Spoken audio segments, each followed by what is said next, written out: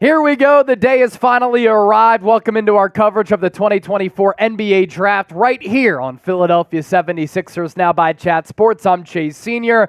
No matter where you are or how you're tuned in, we appreciate all of you for making our draft coverage a part of your night. We're live for round one, and tomorrow we're back at it. Tomorrow afternoon, in fact, for round two, as this is the first time that the National Basketball Association is experimenting with a multi-day draft. We have less than 55 minutes left to go until pick number one, and we have a lot in store for all of you. We're going to take a look at our big board, the NBA draft order. We obviously have a lot of Philadelphia 76ers rumors to get to in the lead up to the draft because Daryl Morey is out here getting lapped by the New York Knicks. Does he have a big move up his sleeve? I'm Chase Sr., Jake Chipper on the ones and twos. You'll see him and hear from him shortly. First, let's get the comment section going. We're emanating live from the Chat Sports studios, but where are you? Let us know where you're watching from. We'll start to give you some shout-outs. This is the first time that we're going live for the NBA Draft on 76ers Now, so we're really excited to give you our coverage.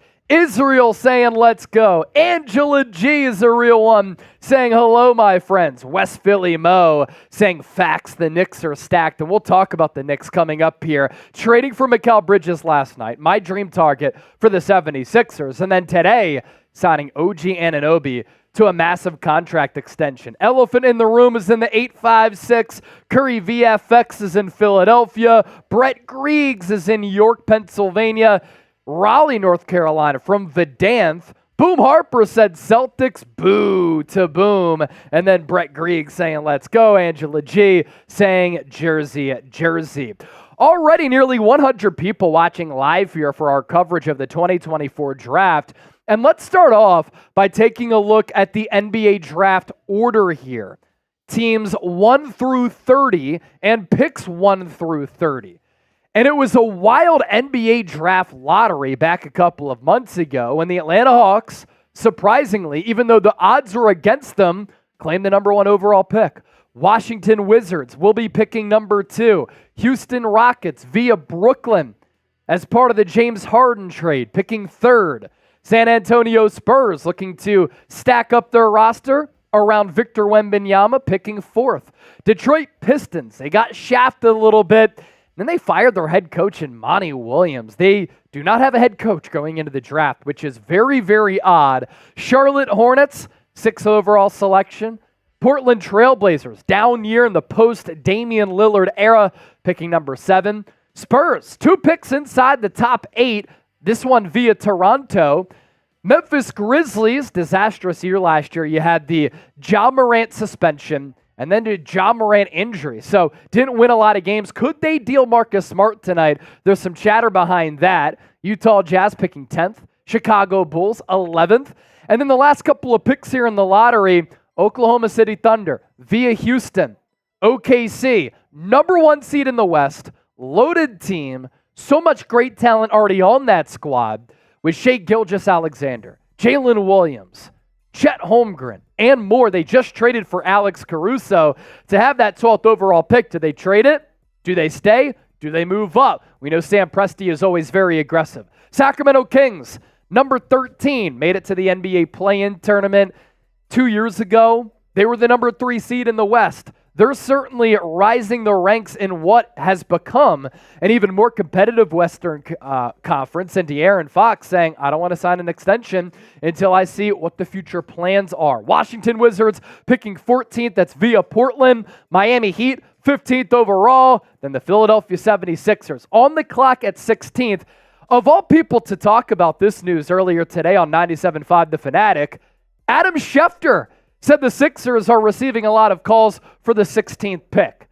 If you're Philadelphia, you see what the Knicks have done, trading for Mikal Bridges, bringing back OG Anunoby. They beat you in the first round. You look at the Boston Celtics, loaded at the wing spot. Jaylen Brown, Jason Tatum still young. That team not going anywhere. If you're Philadelphia, do you try to compete for the next couple of years down the road and you use the 16th pick at your disposal? Or do you try to trade that away and bring in another superstar to try to compete in the East with Tyrese Maxey and Joel Embiid is getting older. Fascinated to see what Daryl Morey has up his sleeve. He better make some moves because right now he's getting lapped by the New York Knicks. Los Angeles Lakers picking 17th. They hired J.J. Redick officially the other day. Orlando Magic, 18th pick. Toronto Raptors on the board here at number 19. Cleveland Cavaliers at 20th. New Orleans Pelicans via Milwaukee with the 21st pick. Phoenix Suns will be on the clock, 22nd overall. Will they trade Kevin Durant or will they run it back with KD, Devin Booker, and Bradley Beal? They got swept in the first round by Anthony Edwards and the Minnesota Timberwolves. Milwaukee Bucks picking 23rd. You have to imagine they're going to be better when Giannis comes back and Damian Lillard is in better shape. He admitted wasn't in great shape because of the trade speculation. He didn't want to get hurt, so he didn't work out as hard as he had been accustomed to working out. New York Knicks with the 24th pick via Dallas and the 25th pick as well. So New York trading for Mikal Bridges, re-signing OG Anunoby, and they keep their 2 first-round picks. Washington Wizards on the clock again, 26th overall. Minnesota Timberwolves at pick 27. Denver Nuggets at 28. And then the Utah Jazz at 29. And the Boston Celtics, the NBA champion Boston Celtics, rounding out the first round here tonight, as it is a 2-night NBA draft for those of you not familiar. So we're here tonight live. We'll be back tomorrow live for the 2024 draft. The big question, in which we don't know the answer to now, but we'll know soon, and the big question that a lot of Sixers fans have, will the 76ers trade the 16th overall pick? Type Y for yes, or type N for no. Let us know down in the comment section. We'll give you some shout outs, and let's bring on producer Chip. He's rocking the Sixers hat, looking fresh. What do you think the Sixers and Daryl Morey do tonight? My gut tells me he's going to trade the pick. Now, what for? I don't think a Jimmy Butler trade happens tonight, although there is a little bit of buzz trending in that direction that we'll talk about coming up. A lot of trade targets I would have liked to see. Alex Caruso. Yep. Now Mikal Bridges, gone. So do you go after a Brandon Ingram? Very, very possible. Do you go after a Kevin Durant, trying to make a big splash? Then the Suns, as we'll also talk about later, there's been some conflicting reports whether they want to move KD or run it back. I don't know why you want to run it back with a team that can't get any better, that lost in the first round, but Suns can do as they please. And the comment section right now, mostly yeses, that they think the Sixers will trade the pick. A couple no's. Leo says no.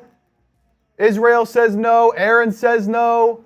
Peter Thurman, one, says they're going to trade it. Vedanth says yes. Curry VFX. Brett, Tyler. West Philly Mo. Love that name. Yeah, so Leo, as you said, typing no. Leo also saying, I'm a big fan, bro. Thank you for being here, Leo. Real one, Peter Thurman. Always funny sending me great messages on Instagram, typing why, Israel no. Peter Thurman saying, what's good, my guys? Damon Williams, Morey's job is on the line. He has to do something. I agree. The only thing is last offseason, he signed a contract extension. And he's part of the reason why Nick Nurse came to Philadelphia, because they overlapped long ago when Nick Nurse was a G League coach as part of the Houston Rockets organization. William Fulford said, do not trade the pick. I'd like to see the Sixers keep the pick.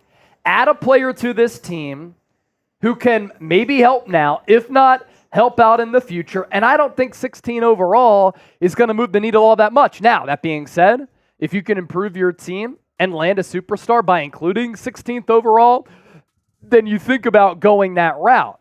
But the reporting as we get closer and closer to the draft, Paul George wants to stay on the West Coast. Miami Heat just re-signed and gave a huge extension to Bam Adebayo. Heat aren't going to trade Jimmy Butler. Mikal Bridges traded to the Knicks. OG Anunoby.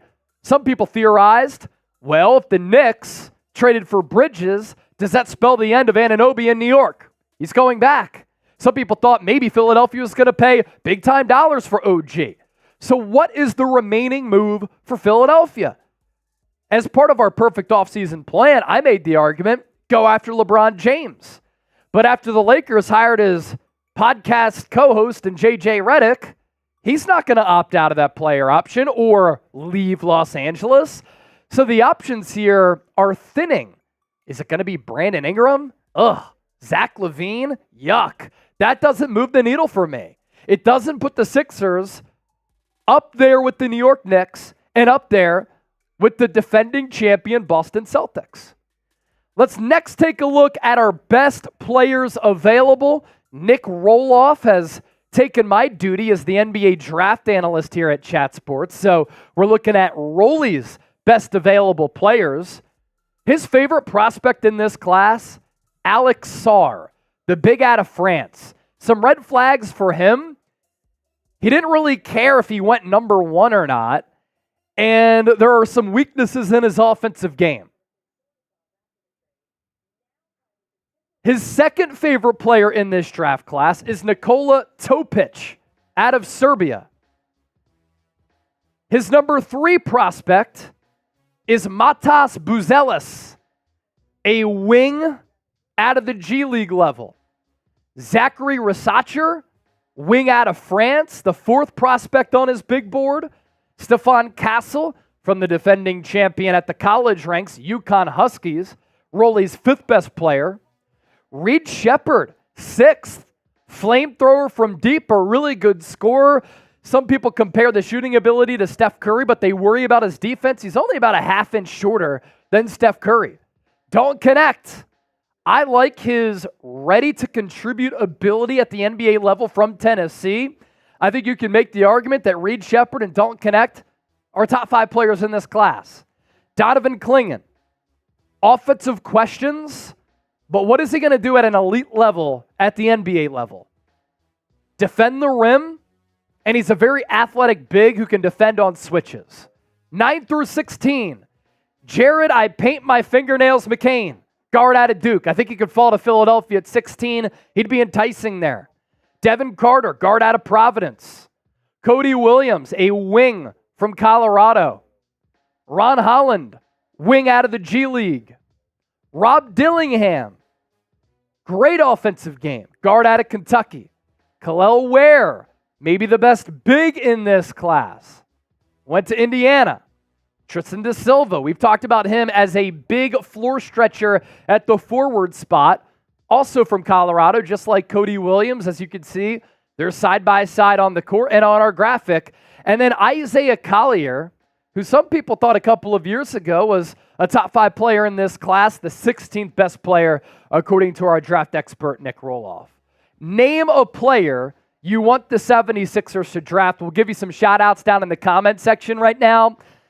Chip, the one thing about this draft class, and I guess I'll say a couple of things about this draft class. It is the least hyped NBA draft that I can remember. This is an event that I have watched and paid attention to every single year that I've been a sports fan, and I've been watching sports since I was 3-4 years old. Not a lot of great American-born players. There isn't that Victor Wembanyama generational player. Because of that, I think we might see some reaches.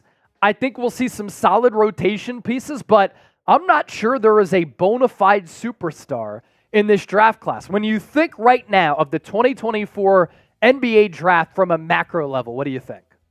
Yeah, definitely not the top-end talent that we're used to seeing at 1, 2, 3 overall. Every year, we have a good idea. Who's going to go 1? Who's going to go top 3, top 5? We always kind of know where these guys are going to go. Tonight, we have no idea. From 1 all the way to 58, the entire draft, no idea where people are going to go. Yeah. And I think that does speak to the lack of true superstar potential power in this draft. But I think it also speaks to the depth of the draft. I think the draft is a little deeper than people tend to think. You know, they think it's this terrible draft, and it's not quite as good as it has been in recent years, but this is why I like where the Sixers are, because there's a lot of good players in that middle round that are going to fall to Philly. I'll say this too. We've kind of already seen NBA teams' perceptions and opinions on this draft through the Mikal Bridges deal. The Nets didn't get back any of the Knicks picks in this draft, 24 or 25. Yep. That tells me they didn't really care to get more picks in this draft because they don't really see players right now that they think are worthy of getting those picks for. They'd rather get picks for next year's draft, which is supposed to be really good and further on in the future, as opposed to the Cooper Flag draft right now. The Cooper Flag draft, going to be a big deal. So, kind of a weird, interesting draft. But again, I like what the Sixers are. Whether it's someone like Tristan Silva, Jared McCain, and our poll question right now in the chat, very, very close. I asked, who should the Sixers draft at 16? Listen, a few options: Tristan Silva, Jared McCain, Isaiah Collier, or other. It is dead even. Dead even. Jared McCain, 31%. Tristan Silva, 30%. Other, 30%. And Isaiah Collier hanging out there with 8%. So. And let's get to those others, because people are in the comment section. We prompted you with this question here on your screen right now. Let us know. Also, by the way, 280 people watching live. We're off to a terrific start on the stream.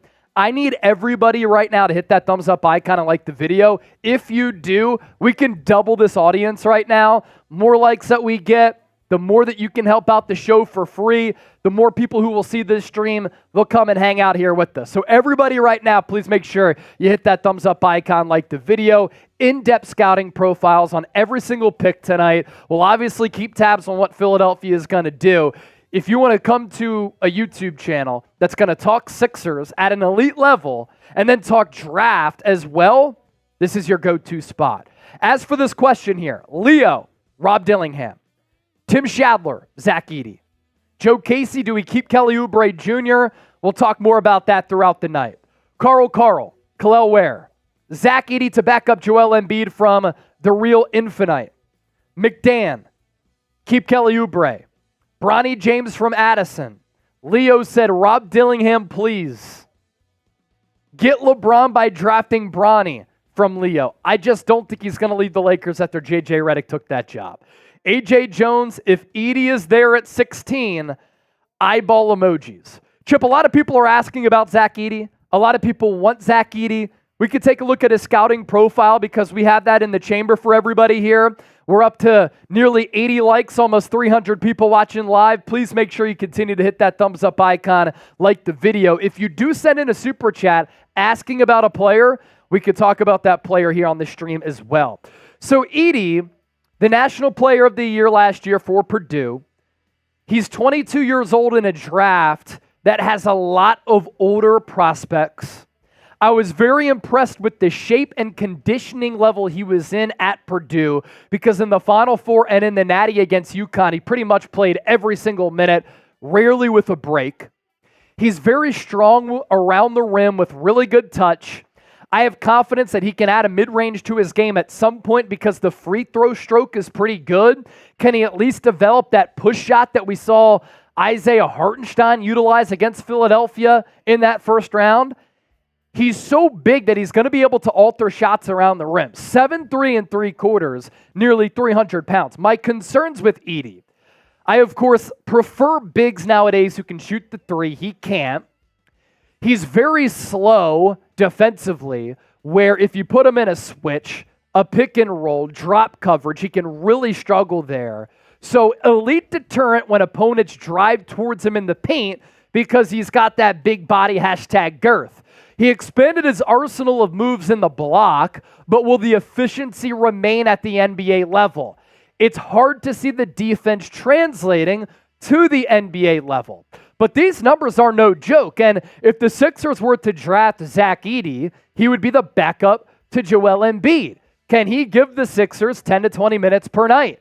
He's, of course, not going to put up this production, but this is what he did last year at Purdue, which was highly, highly productive and impressive.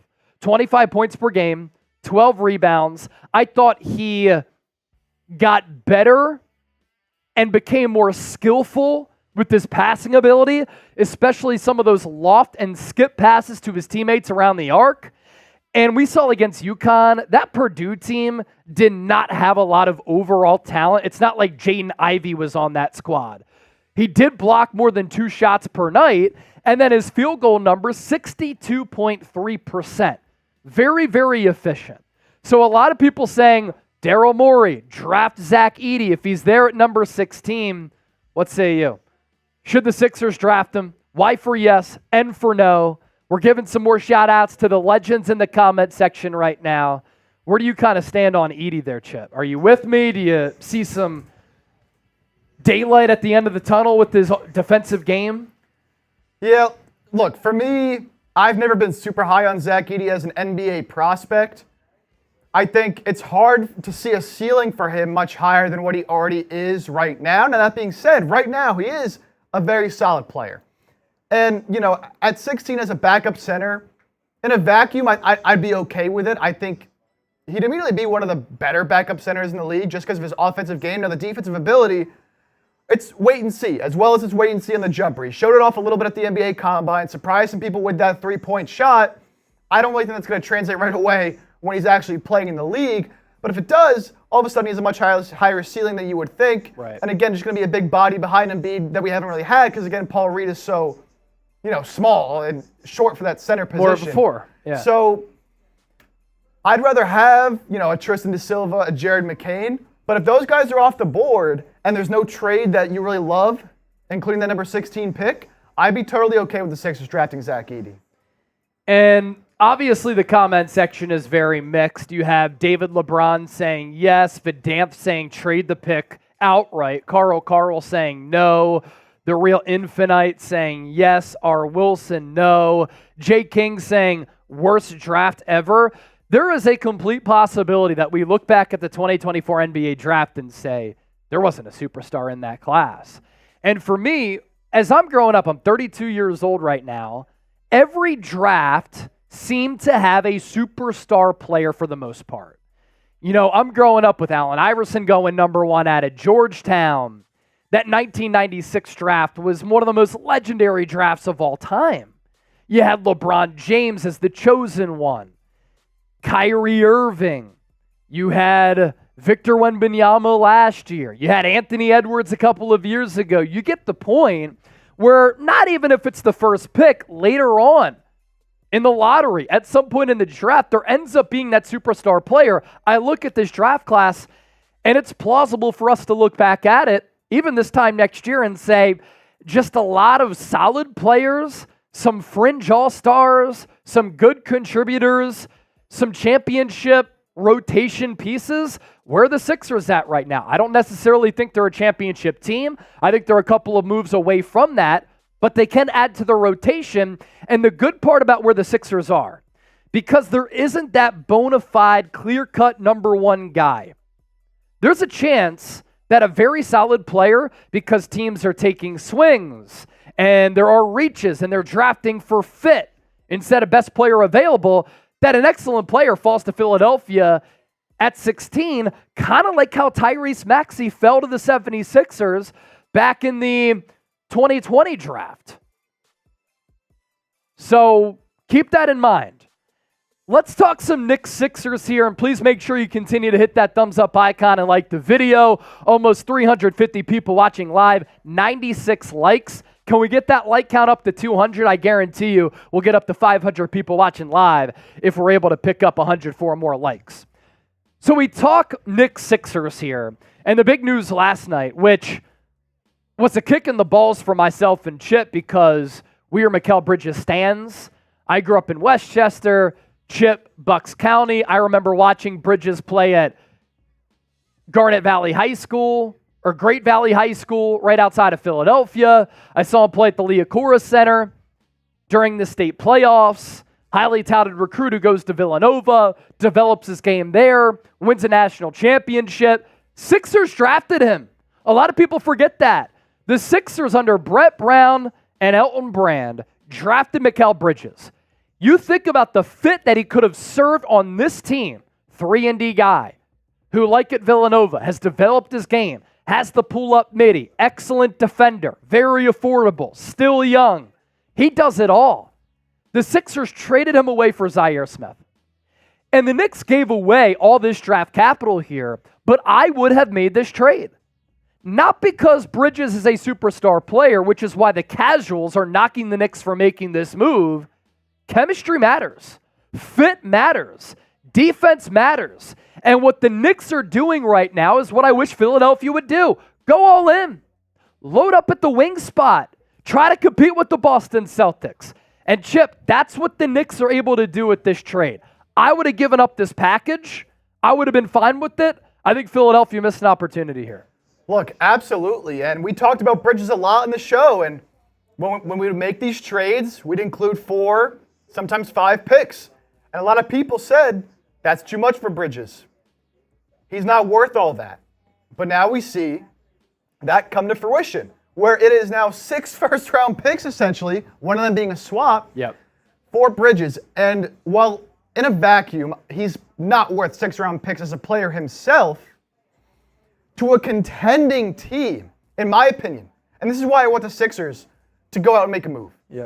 When you're a contender and you feel you're 1 or 2 pieces away, it's fine to overpay. Because if the Knicks end up being, for the next couple of years, Mikal Bridges under contract for the next 2 seasons, I assume he'll then re-sign. These picks they're giving up, if all works out, are going to be at the end of the draft anyways. So, are you missing out on being able to get these cost-controlled rookies on cheap deals and help build the edges of your team? Yes. And could it certainly come back to bite them in 2031 when they don't have a first-round pick? Sure. But that's not what the Knicks and teams like the Knicks are concerned about right now. They're not concerned about 2031. Nope. They're concerned about next season. And that's the mindset the Sixers need to have, because Embiid's not getting any younger and he's constantly injured. You have a rising superstar in Tyrese Maxey. You need these pieces that you feel like complete your team, and if you can get them, you can overpay for them because they are worth more to you than they are worth to these teams that are taking and rebuilding. The Nets were very strict and very stingent on trading Mikal Bridges. They were asking for this level of picks, and they ultimately got it. And now the Knicks, who already beat you this past season, going to be even better, especially because they're going to be holding on to OG Anunoby. Yeah, as we flip the page to the news today, after the news last night of the Bridges trade, some people speculated if the Knicks traded for Bridges and now they have the Villanova Knicks, now they just have to sign Ryan Arcidiacono and Chris Jenkins. Does that mean that OG Anunoby is going to go elsewhere because he's going to demand too much money? Well, OG Anunoby is getting the largest contract in the history of the New York Knicks. This just happened about an hour and change ago. He intends to sign a 5-year, $212.5 million contract to return to New York. Deal will include a player option as well as a trade kicker. Ian Begley with the local insight, as Woj had the national perspective. OG Anunoby would have had max offers coming from other places per sources, monitoring the wing market. But Anunoby saw the vision with the Knicks and wanted to help build a true contender in the Garden, SNY sources said. And for New York, you gave up all that you gave up, Emmanuel Quickley, RJ Barrett, and more, to bring in Anunoby last year when you had your entire team healthy with Julius Randle and with OG Anunoby. The Knicks were arguably the best team in the NBA. They did not want to give all that up and then lose OG Anunoby, so they make the trade for Bridges, and then they bring in Anunoby. And then last thing, before we get to our Super Chat menu, draft capital in the NBA is not like draft capital at the NFL level. It's just not. You don't get generational players oftentimes at the hit rate and as consistently at the NBA level that you do in the NFL level. Now, of course, 2 rounds as compared to 7, 53-man rosters at the NFL level, much bigger than an NBA roster. But there are other team-building ways and strategies that you can go about roster construction and looking ahead into the future outside of the draft. So for the nerds who are saying you gave up all those draft picks, the Knicks are going all in because they know they're this close. And now I think they're going to be able to compete with the Boston Celtics. I really do. They're the clear-cut top 2 teams in the East. And is Philadelphia even third? Giannis, Dame running it back. Year 2, Giannis healthy. Where do the Sixers stand? You have the Cleveland Cavaliers. You have the Orlando Magic. Where are the Sixers in that grouping? Now, we have nearly 400 people watching live. We're so glad that all of you are hanging out here with us live on 76ers Now for the 2024 NBA Draft. As you can see, first round getting underway in 25 minutes. Regardless of where you are or how you're tuned in, thank you for making our coverage a part of your night. If you want to further support the show and donate to the show, we do have a super chat menu. You see the comment section where you can obviously put in your comments? There is a dollar icon there. And YouTube has actually changed that icon to make it a little bit more visible. It's nice and green. It's a dollar icon. If you hit that, you could donate to the show, like basically sending us a tip to say thank you to your bartender. And here's our super chat menu. All super chats get a shout out. $5 super chat will give you a beer cheers. I'm waiting to crack this right here. $10, we will talk about a player who you want us to talk about. $20, Chip takes a shot. And for a $50 super chat, we're doing a beer bong or a shotgun. So that's our super chat menu here at Chat Sports. We like to be informative, entertaining, insightful, but we also like to have fun. We're kind of a hybrid between ESPN and Barstool in that way. Here's a look at our super chat battle. The NBA champion Boston Celtics have just $4 in super chats. I think that we can beat that right now. New York Knicks now has been live longer than us, and they're celebrating the Bridges trade and bringing Anunoby back. They have $360 in super chats. Can we compete with these two rivals, F New York and F Boston? We also have another draft night trade to touch on. As the Blazers and the Wizards make a move, Portland gets Denny Avdija, I think is the correct pronunciation. Avdija. And then the Wizards get Malcolm Brogdon, a first-round pick in the draft, 14th overall, a 2029 first, and 2 second-round picks. This screams Malcolm Brogdon buyout, maybe.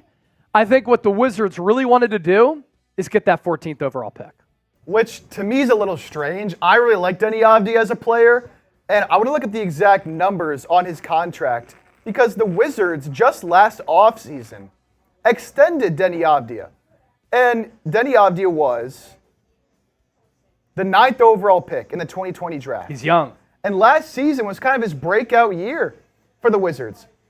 He finished 6th in most improved player voting, 14.7 points, 7.2 rebounds, and he was really able to improve his shooting ability. A big concern for him his first 3 years was he's not an aggressive enough offensive player. He's not showing the development you want offensively. A great defensive player, but never had really reached that step. This season, increased his field goal percentage from 43 to 50%. Yep. And the big one is increased his three-point percentage from 29 to 37%. If I'm the Wizards, I get wanting extra picks, helping this rebuild, but why couldn't Denny Avdija be a player that you hold on for your rebuild? He's still so young. This is why bad organizations stay bad for a long time. And what's crazy is that Denny Avdija is younger than a lot of players in this draft class. His points per game have gone up 6.3 to 8.4 to 9.2 to 14.7. He's still only 23 years old. As Chip had noted, he was the 9th overall pick in the 2020 draft. And you're giving him away, hoping that maybe with that 14th pick, you're going to get a better player there. Now, you might want to reset the contracts if you really think you're going to be in the dumpster for a long time, but that's where the Wizards have been. Don't you want a player development story? Don't you want a player who finished 6th in most improved player voting last year to continue to be a part of your organization to build for the future? Because Malcolm Brogdon is an old and injury-prone player. Again, that tells me that Brogdon's going to get bought out and maybe he becomes a free agent. If I'm Brogdon, I don't want to play for the Wizards. Oh, definitely not. So keep an eye out for Brogdon, a player that could get bought out, Sixers could trade for. We'll see what happens there. The other reason it doesn't make sense to me, Denny Avdija, before the season signed a 4-year, $55 million contract that is descending in value. So he'll make $15 million this year, $14 the year after that, $13 the year after that, and just $11 million in 2027, 2028. This is a young player who, as he gets better, he will cost less and less. It's a bargain of a contract. Everyone applauded the Wizards for this deal when they signed it, and now he's just gone. A little bit weird to me, especially getting a pick in this draft and then a 2029 first, 5 years out. You know what's funny, too? Is the Blazers give up 14th overall. If Philadelphia can't land a star player, are you looking at a player like this? A small forward who's blossoming, who's under team control, who's somewhat affordable? This is the type of route that you want to go as far as that plan B, plan C instead of that plan A, which looks to be not working out for Philadelphia right now because they haven't been able to land that star, or some of the good players that they could have been interested in have gone elsewhere. And what's sad is that you look at the comment section right now, and the excitement from Sixers fans about this team is so down. And it's unfortunate because I was feeling this way this time last year, but then my excitement for the Sixers was reinvigorated. You hired Nick Nurse, who on this show I said outside of Jay Wright was my number one coaching candidate. You were playing team-oriented basketball. Joel Embiid was averaging 35 points per game. We got the Tyrese Maxey leap. Kelly Oubre was playing very well. You got rid of the drama in James Harden. This team was fun to watch. Embiid goes down, then he comes back. You end the season on a tear, and then you lose a very frustrating series to the New York Knicks, in which you could have won that series, putting you up against the Indiana Pacers in the second round, which would have been a winnable series. I know the Celtics won the title. Sixers could have matched up with Boston, or at least made that a competitive series. I don't think they get swept like the Indiana Pacers did, even though those games were competitive. And I'm looking at the comment section. King Shit said, this was the year to win it. Damon Williams, Morey got me feeling clueless.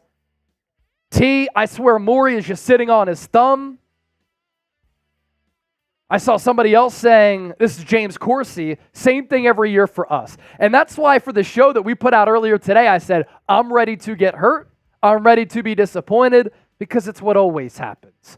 We got some super chats coming in. Under 20 minutes to go until the start of the draft.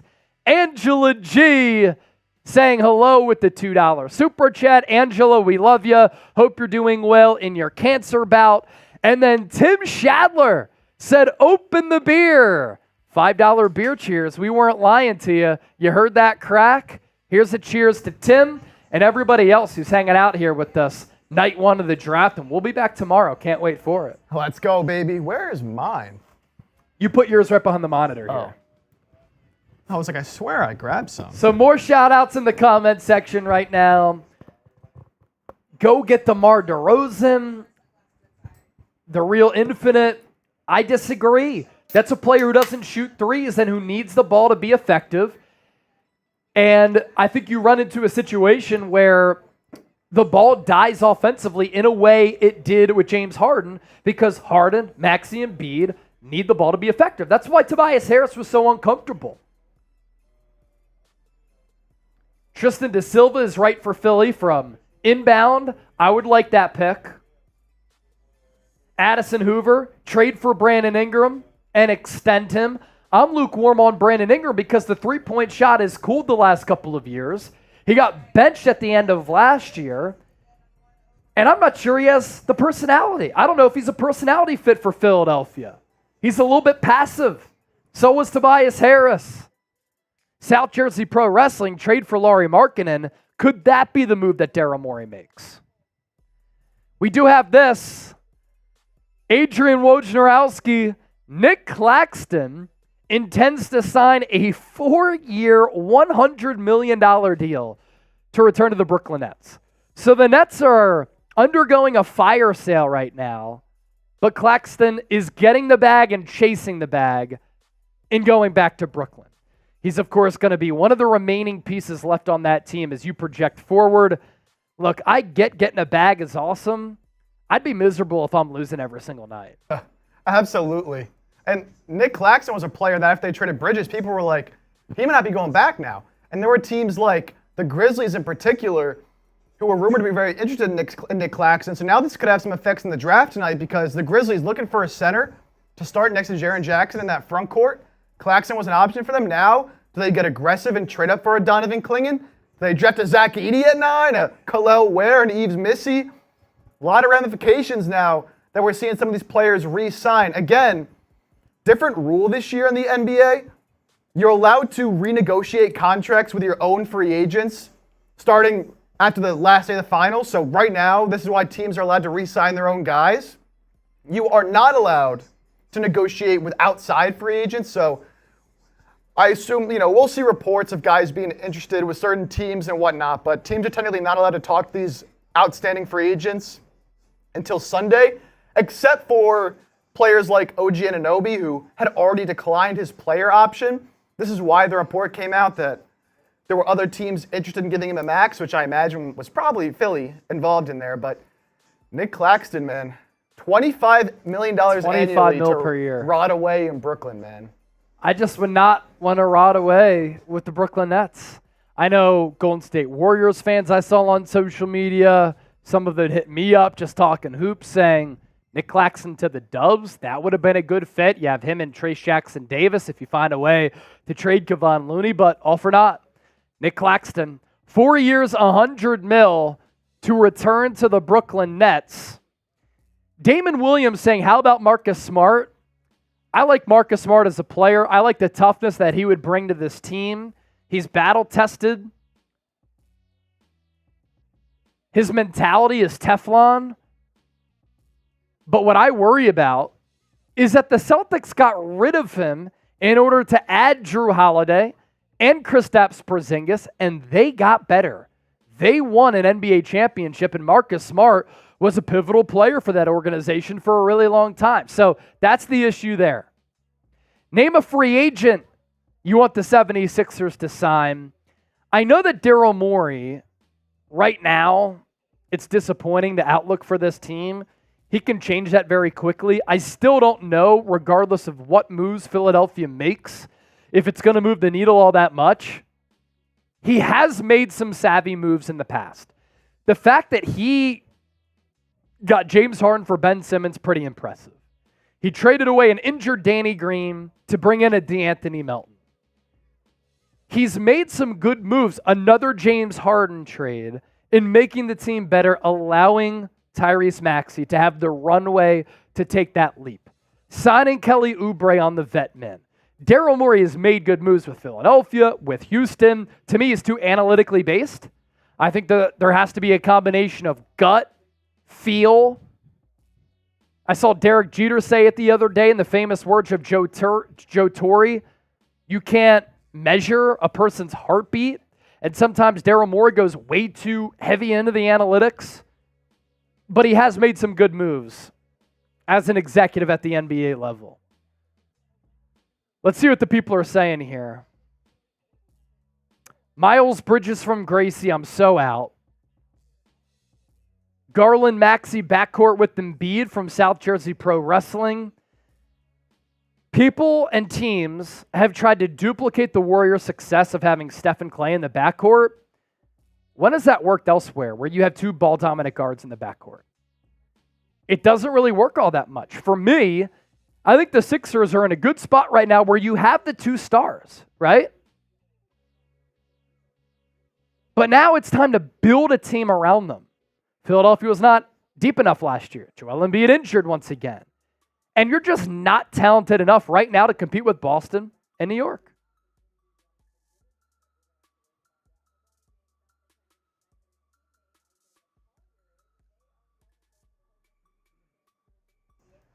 Not a lot of free agents out there either right now that are truly at that star level.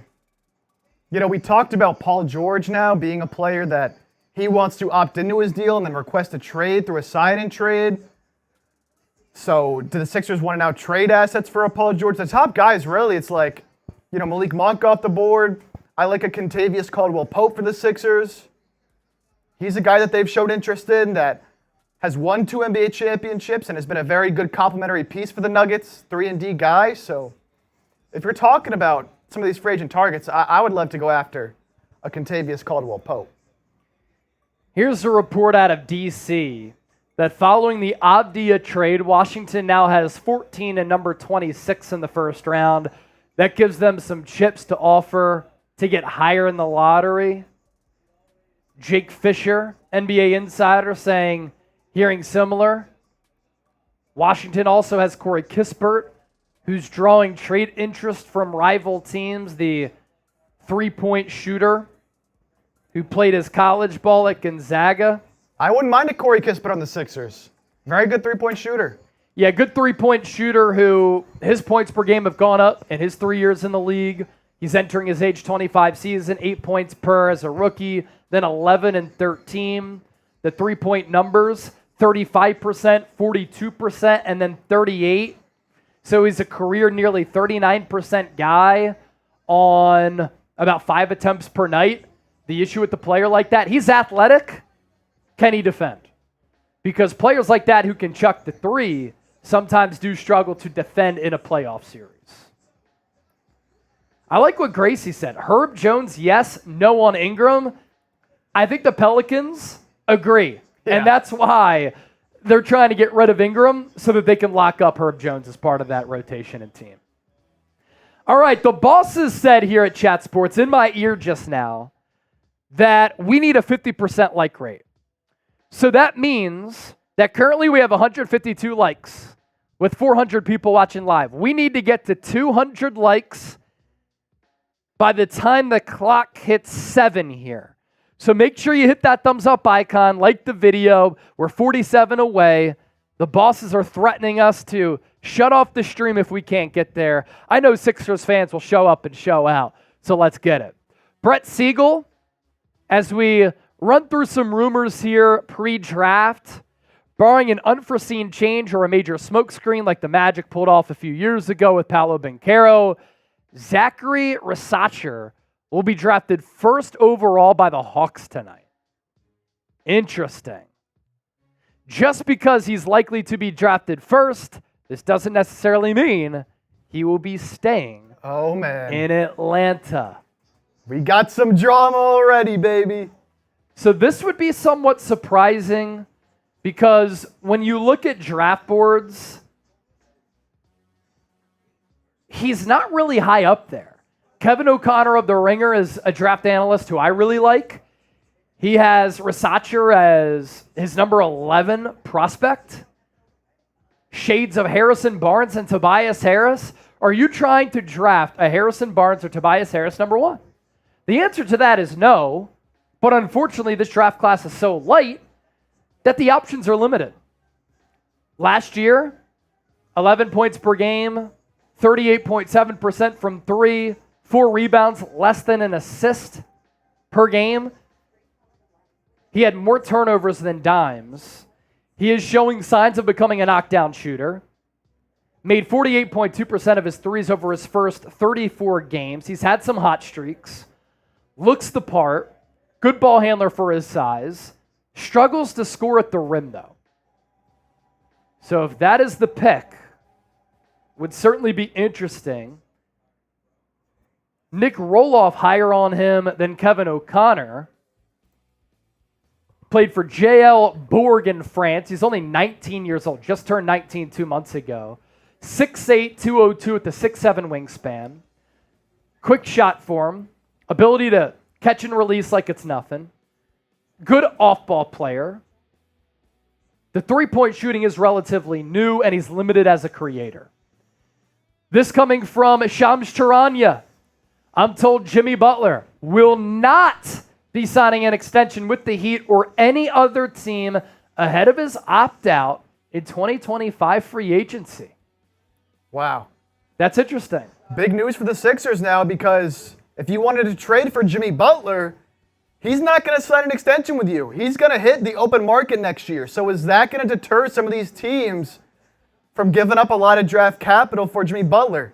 Very interesting. Certainly very, very risky as well if you were to pull off this move. So a big update from Shams here on Jimmy Butler. And you know what's interesting too? And you know this is going to happen, right? It's interesting that he's not going to sign that deal. But this is probably why he's not going to sign that deal. Jimmy Butler is going to go savage mode this offseason. He's going to rehab that knee that Kelly Oubre hurt. And he's going to be in great shape. He's probably going to play 70 regular season games, which is an extreme rarity for him. And he's going to put up massive numbers. And then next offseason, after having an impressive playoff stretch for whatever team, probably the Miami Heat, he's going to land a bag. It's all too predictable. By the way, thank you to everybody for supporting the show, for being here tonight. We got to 200 likes. Good job by you.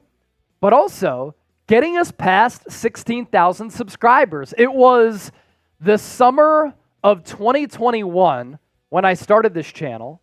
So for us to already get past 16,000 subscribers, it's pretty incredible. So continue to hit that subscribe button. How many new subs can we pick up here today? I'm Chase Sr. from Westchester. He is Jake Chipper from Bucks County. Both lifelong Philadelphia 76ers fans who give you informative, entertaining, insightful Sixers content year-round. So hit that sub button. Yes, sir. Let's go. So we can get you caught up on some trades. We showed you the Alex Caruso trade between Chicago and OKC. Really like that move for OKC. They needed to get better defensively, especially after getting exposed a little bit against Dallas. And then the Bulls, when they had Lonzo Ball, it's crazy to think, halfway through that year, when they reconstructed that team with DeMar DeRozan, who was hooping, Zach LaVine, Billy Donovan as head coach, they were the number one seed in the East. Lonzo Ball went down, and things hit the fan. So they're trying to bring in a player who's similar to Lonzo, who can create and be the key distributor. And I think that's the thought process here in sending Caruso to the Thunder for Josh Giddey. And I like Giddey. He needs to develop a shot. He's Ben Simmons without the defense right now. Good size, special vision, can really command the floor. Giddey can't defend. Ben Simmons, an elite defender, but they both can't shoot, and they're both Aussies. The Houston-Brooklyn trade. This was made in addition to the Mikal Bridges trade last night. Rockets received the right to swap 2025 first-round picks, 2027 first-rounder via Phoenix, the two most favorable 2029 first-round picks. And then the Nets get a first-rounder in 2025 and in 2026. So we're up to $7 in Super Chats. If you want to send in a donation and say thank you, you enjoyed the show, or if you want us to talk about a player, you want us to drink, we could certainly do that. Any Super Chat gets a shout out. We feature them all here on the show because we appreciate your support. $5, we'll give you a beer cheers. We gave a beer cheers a little bit earlier to Tim Shadler, who sent in a $5. $10, you want us to talk about a player? We'll talk about a player. $20, Chip will take a shot. $50 Super Chat, I'll do a beer bong or a shotgun. I'll make a deal here too. We got about 3 minutes until the start of the first round here of the NBA draft. If we can get to $50 collectively before this draft starts, I'll do a little beer bong here. So we can get there together. Let's get it. But we only got 2.5 minutes now. King shit, I'd like to see Simmons bounce back. I think it's all up to him. If Ben Simmons wants to be a good player, he was an all-NBA player early in his career. But he was always content with being that and never being great. That's why I never worked on his jump shot. And now he's barely played over the last couple of years. That right there is a stiff. All right, Chip, I want you to pop this up. It's about 80 degrees in our studio, so I need to get some more water to get ready for the draft. If you're ready for the NBA draft, under 2 minutes to go, I want everybody right now to type go, and then that'll make me go faster in getting my water, and I'll be right back. Let's go, baby. Under 2 minutes to go until the draft. If you're ready, spam those goes. I'm giving shout-outs. Lamont Lancaster, Gracie, ready for the draft. A.G. Day, Felix Torres, Diomedes, Josh Pitt, Addison Hoover, Ryan Rowe, AJD again, Mr. Cliff, David LeBron, Charlie Beckert, Noah Cruz, Peter Thurman, Eric Wimbush. Let's go, baby. Let's get it going. If you're ready, spam those goes. Kenny Flo, Billy Bob Joe, Yo 4, Damon Williams. Let's go, baby. 1 minute left. What will Daryl Morey decide to do? How will he put this Sixers team in a position to make a move and make a run towards the NBA Finals next season? Because that's the ultimate goal. That is the ultimate goal. Tyrese George, nice with it. Oh!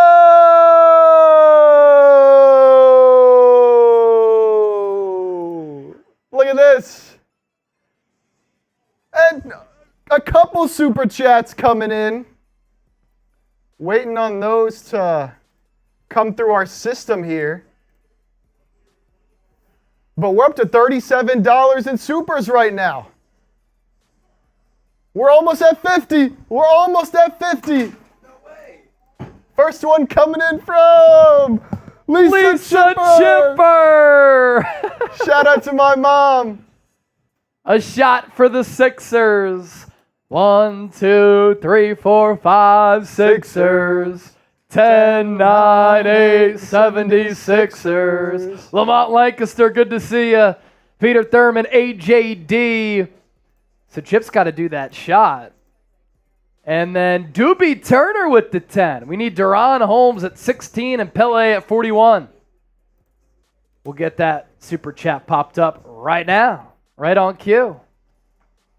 So we said for $10, we talk about a player. The draft, officially 7 o'clock, it's underway. They're at commercial right now. Yep. So we can talk about Duran Holmes. Since you said in that 10, I want to talk about Duran Holmes, but here's the shot.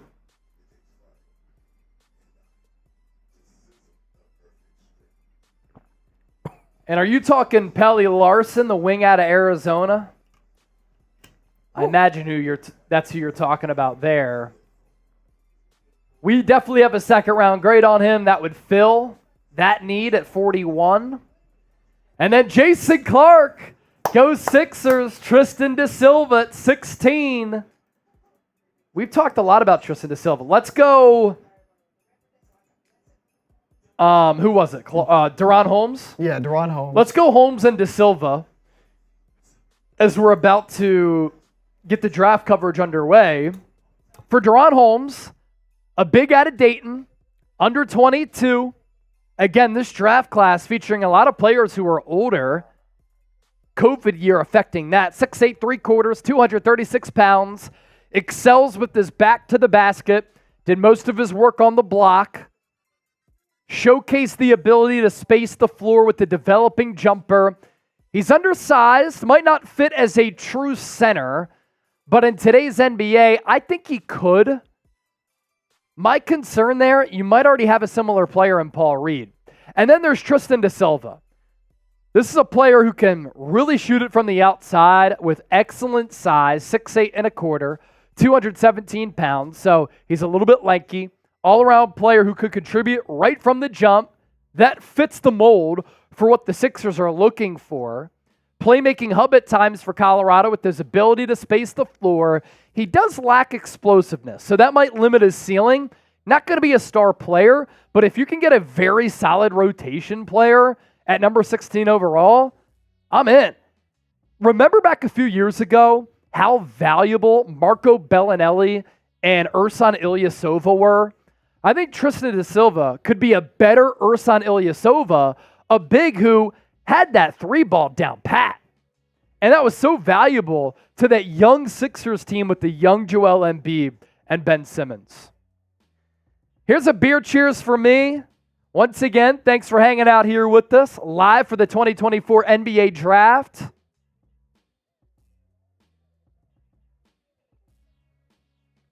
As the Atlanta Hawks will soon be on the clock, or are they on the clock already? Should be starting any second now. Here we are.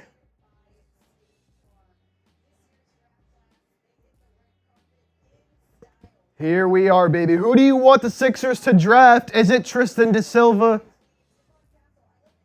Is it somebody else? A Rob Dillingham? A Jared McCain?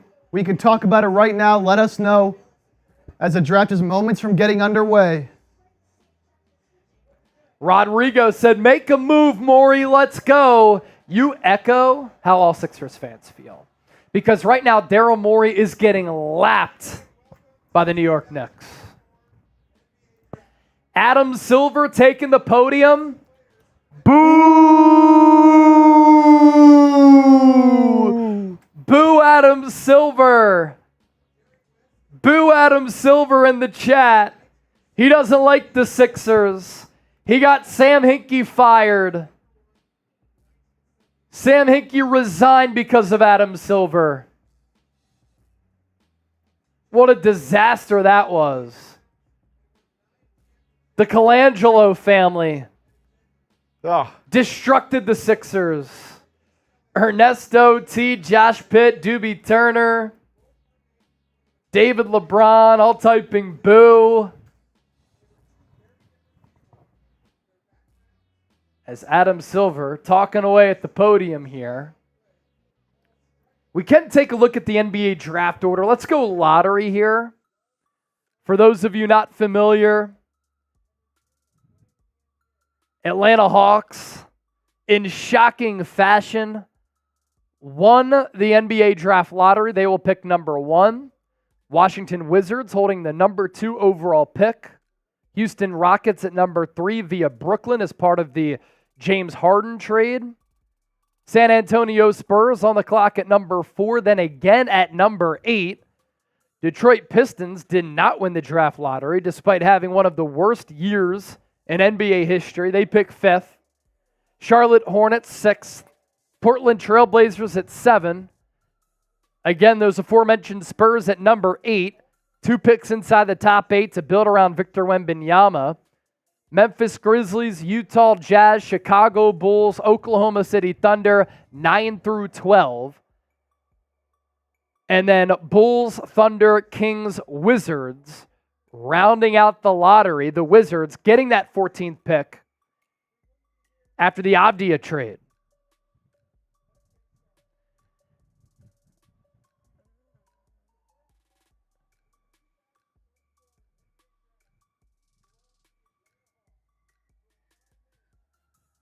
Five minutes between each pick. The Atlanta Hawks officially on the clock right now. And they will make their pick in 5 minutes. Who will go number 1? Let's pop up our poll question here. Will it be Alex Sarr type AS? Will it be Zaccharie Risacher type ZR? Or will it be Donovan Clingan type DC? Who will go number 1 to the Atlanta Hawks? And will the Hawks hold on to the pick? Billy Bob Joe, here we go. Billy Bob says Reed Sheppard. Can you imagine Reed Sheppard shooting alongside Trae Young? That's some offensive firepower right there. Don't think he'd go number 1, but he seems like top 5 is his floor. A lot of buzz that this number 1 overall pick is going to be Risacher. Risacher, is that the correct pronunciation? Yeah, what were you saying? Risacher? Oh. So it's French. Yeah, Risacher. Risacher. Risacher. Zaccharie Risacher. I would go Alex Sarr, but...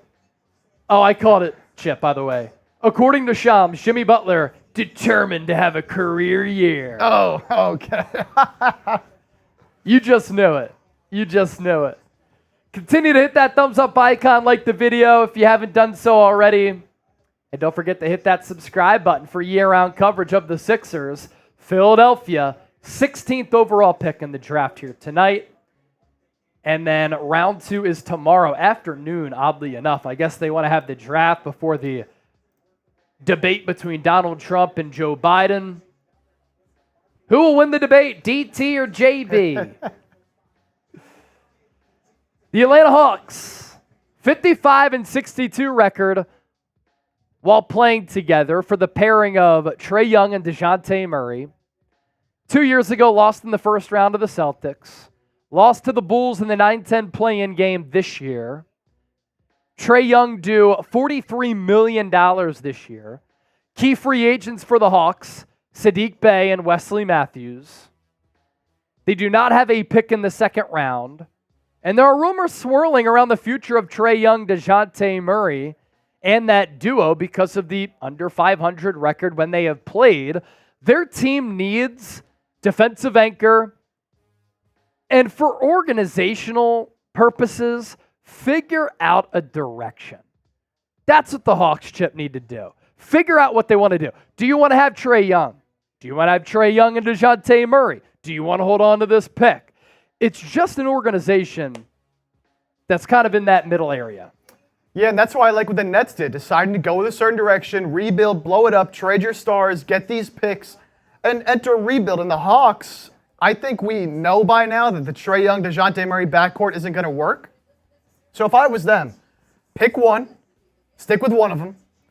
You can get more for Trae Young. Trae Young might be the better player. Maybe DeJounte Murray is a better impact on winning because Trae Young is a liability on the defensive side of the ball. But trade one of them and build up that young talent that you have. Jalen Johnson, Onyeka Okongwu, whoever you take with the first pick here, and then whatever you're able to get for either Trae Young or DeJounte Murray. But it's teams like the Bulls and the Hawks and the Nets until now that really frustrate me with this. Yeah, we're content being a 8, 9, 10 seed sitting in the middle for all these years. Look, I understand wanting to push for the playoffs and wanting to win games and give your fans something to believe about, but how many years can it go on where you're just a middle-of-the-pack team? I think the Hawks sort of had a little bit of a mirage when they made that run in the Eastern Conference Finals and thought, okay, this team, like, we can really have something here. Hasn't turned out that way. So, look, if you want to go all in, if that's what they want to do, then trade the first overall pick away. But if I'm them, I'm retooling, resetting, getting younger, and forming a more well-balanced team. And another reason why you should continue to hang out here with us tonight, night one of the draft, we have the picks before they will be announced on the broadcast. And ladies and gentlemen, the pick for the Atlanta Hawks is in. With the number 1 pick in the 2024 NBA Draft, the Atlanta Hawks are selecting Zaccharie Risacher out of France. So he's from Lyon, France, just turned 19 years old a couple of months ago. He is 6'8.5", gonna have to add to that frame because he weighs in at under 200 pounds at a $195. Very interesting selection here for Atlanta, especially considering we're not sure what the future direction is of this organization. Now, for Risacher, such a France last name, he's a really good off-ball player with a quick shot who knows how to space the floor well, decent first step in the athleticism to finish above the rim. And as I mentioned just moments ago, in order for him to be an impact player for a long time, he's going to have to add a little bit of bulk to his frame. Because at that height, when you're sub 200 pounds at the NBA level, there's going to be a little bit of a learning curve there, and you're going to get pushed around physically a little bit. Last year, playing for JL Borg, 10.5 points per game, 3.5 rebounds, less than a steal per game, 46% from the floor, and 39% nearly from three-point range. And for Risacher, oftentimes, and he's a 2-time medal winner in the FIBA World Cups, by the way, with Team France, who outside of the U.S. might have the best international team. This is very reminiscent of what this draft class is. There's not that bona fide number 1 prospect. Here's what the Ringer's Kevin O'Connor had to say about him. He certainly looks the part with the diverse shooting skill set, backpedals into threes, gets his feet set off screens or sprinting to the wing in transition, solid ball handler for his size, capable of bringing the ball up the floor off the defensive rebound and steals. In the half court, more of a slasher who can attack closeouts. Now, if the Hawks plan on keeping Trae Young and or DeJounte Murray, this is a player who can play alongside Trae Young and DeJounte Murray. So grade the pick. A, B, C, D, or F. What do you think about the selection here for the Hawks? This does make the draft board pretty interesting. Yeah, again, I would have gone Sarr, so I'd probably give this a B. You know, you can't criticize it too hard because it's not like they just passed on some obvious number 1 overall pick, right? So I don't think it can be too harsh. He was pretty much a consensus top 3, top 5 guy, but again, I think I would have gone Sarr. Only reason I wouldn't give it a higher grade, but I'll give it a B. We got C from Real Dreamers Change the World, C from D'Angelo, and a C from Bruce Davis. Now, he's definitely a very versatile defender who has a lot of upside on that end of the floor. With that wingspan, has an opportunity to deflect passes, get in the way of passing lanes, poke the ball loose. The jump shot is pretty clean. He's comfortable on the dribble pull-up. He can hit the fadeaway. Because of that size, has a pretty high release point, making it difficult to defend.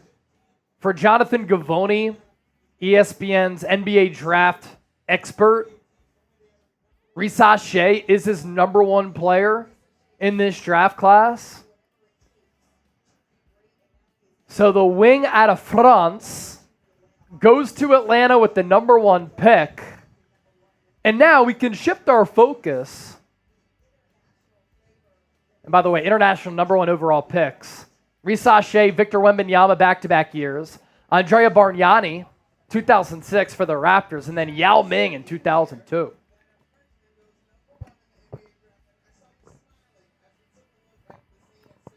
A good point brought up here by T. Didn't Sarr say he wanted to play for the Wizards and not the Hawks? Sarr did say his preferred destination was the Wizards. But look, I don't really think these NBA prospects have too much sway over where they go, honestly. Stephon Castle says he wants to go somewhere where he can be a lead guard. Sorry, Stephon, it's just probably not going to happen. Now, the Hawks were not able to get Sarr in for a workout, so it's tough to spend all this, the first overall pick and invest your old franchise into a guy that you haven't even met. So I guess I understand now why they did go Risacher, but going to be a great pick here for the Wizards if they do indeed go Alex Sarr. How about Brian Doherty saying if the Sixers go about the draft in this way, he'll be happy. Draft the slam dunk king Chase Sr. and the three-point king Jake Chipper. Yes, sir. It's your boy B-Doc in the building. Love y'all. What up, B-Doc? Ali G in the building. What up? Now let's flip the page here and shift our focus to the Washington Wizards here.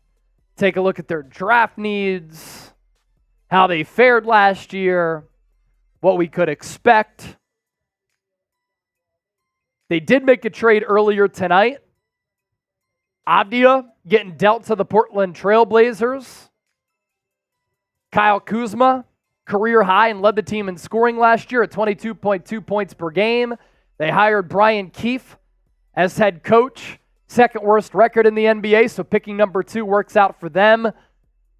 They also have pick 26 and 14 after that trade with Portland. ESPN didn't have that on the graphic. That's why we're better. As for the Wizards, key free agents, Tyus Jones, Richaun Holmes, Sixers legend, holding the number 2, number 14, 26th pick in the NBA draft here tonight, also 51 in round 2, third straight season drafting inside the top 10. And again, you continue to hang out here with us during the draft. We're going to have the picks before they are announced on the broadcast. The pick is in with the second overall pick in the 2024 NBA draft. The Washington Wizards are taking the man that we predicted just moments ago, Alex Sarr. Played in the NBA last year with the Perth Wildcats. He is from France, 19 years old. Atlanta Hawks, as Chip noted, could not bring him in for a workout. Some people had red flags because he was asked once, do you want to be the number 1 player picked? And he's like, I don't really care. You think about what Anthony Edwards would say, right? Are you the number 1 player in this draft class? He would say, hell yeah, I'm the number 1 player in this draft class. Alex Sarr is a superb athlete. He has great lateral quickness, has the ability to be an elite rim protector right from the jump.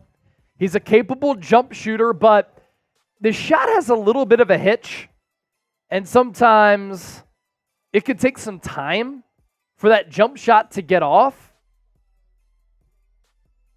Kind of has shades of a Nick Claxton or a Jaren Jackson Jr., a skyscraping wing who's kind of trapped inside a center's body. Just a rare blend of size, athleticism, explosiveness, finesse. Good on-ball defender, really good shot blocker, positional versatility. He does have some hustle. Here's what Kevin O'Connor had to say about Alex Sarr. athletic finisher who is always looking for opportunities to cut to the rim, including baseline cuts behind daydreaming defenders. He's so mobile that he'll be at his best in a switch-heavy scheme.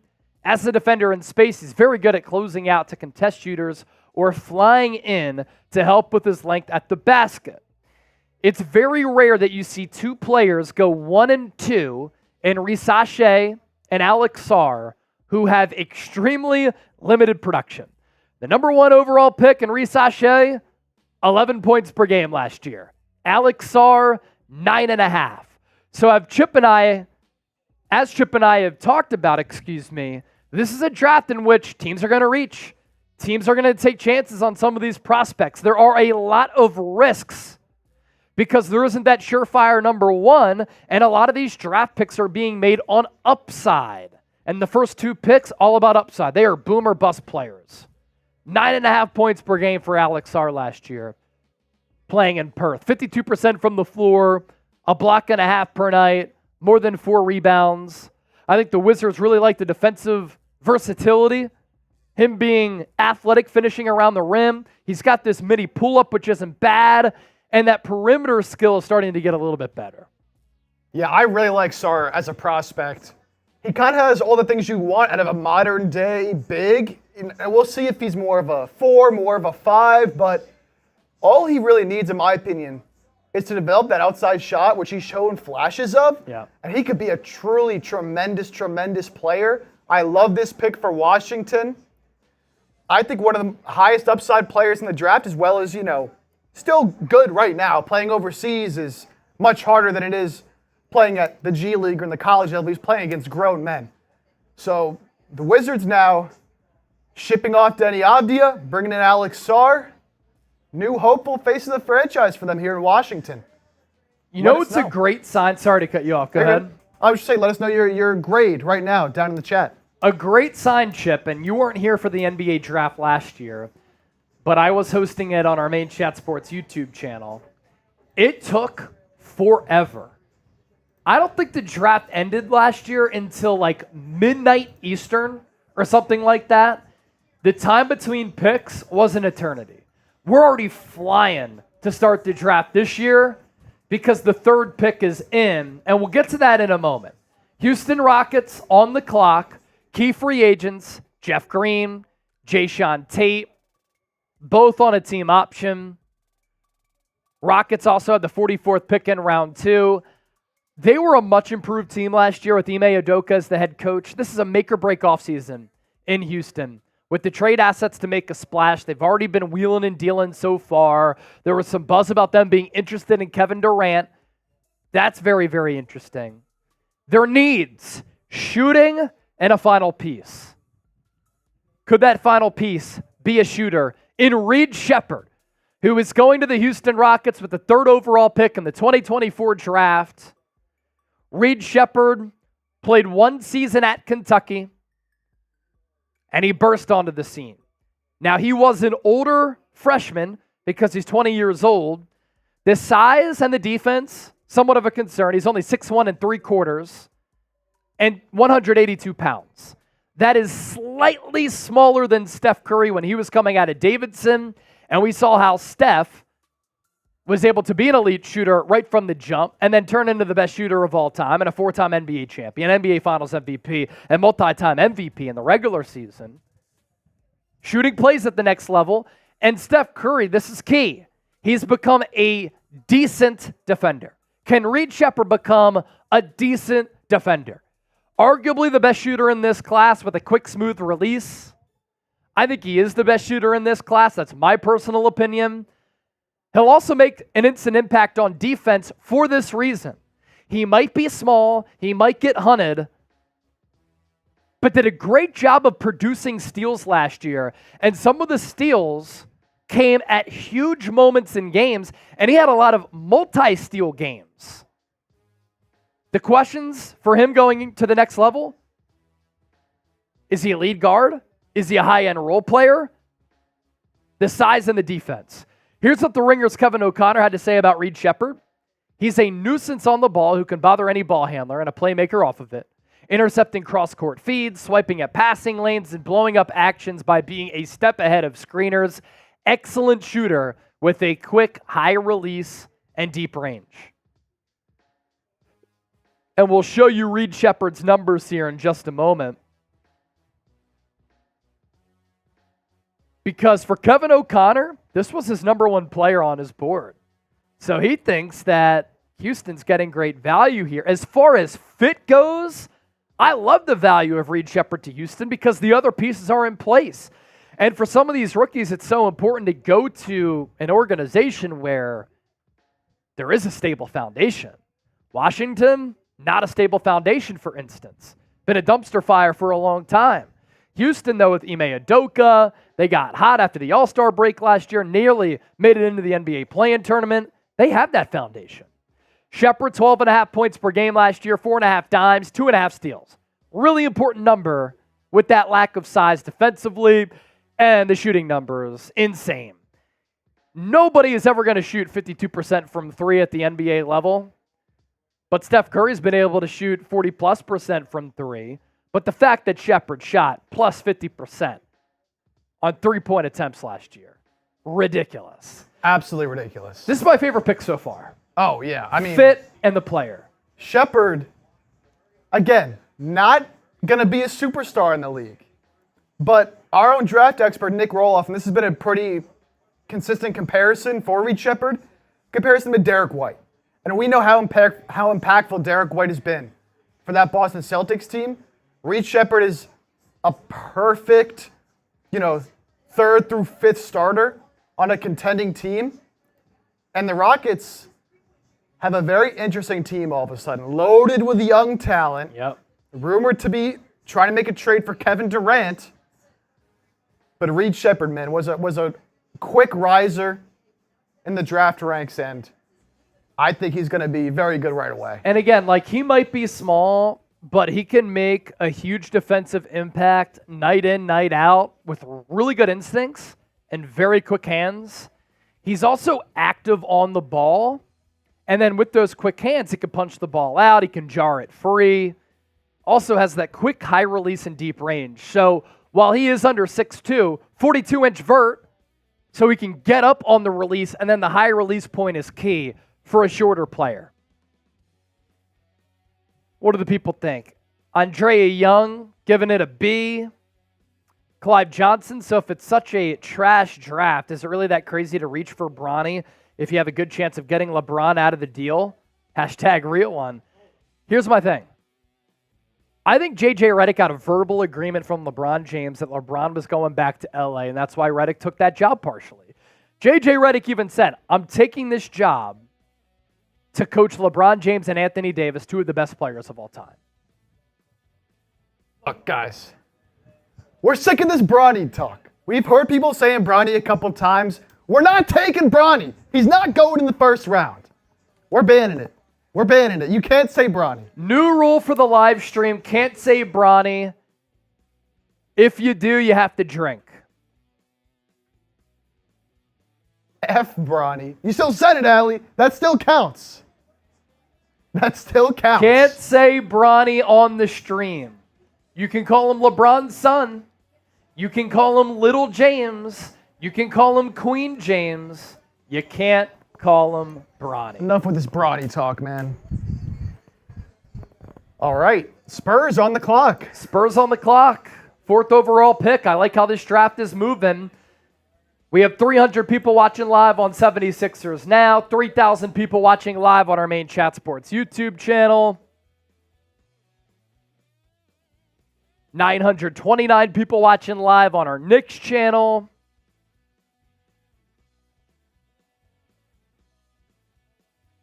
We have 197 people watching live on our Celtics channel. We're crushing the Celtics finally. They've owned us since the 1980s.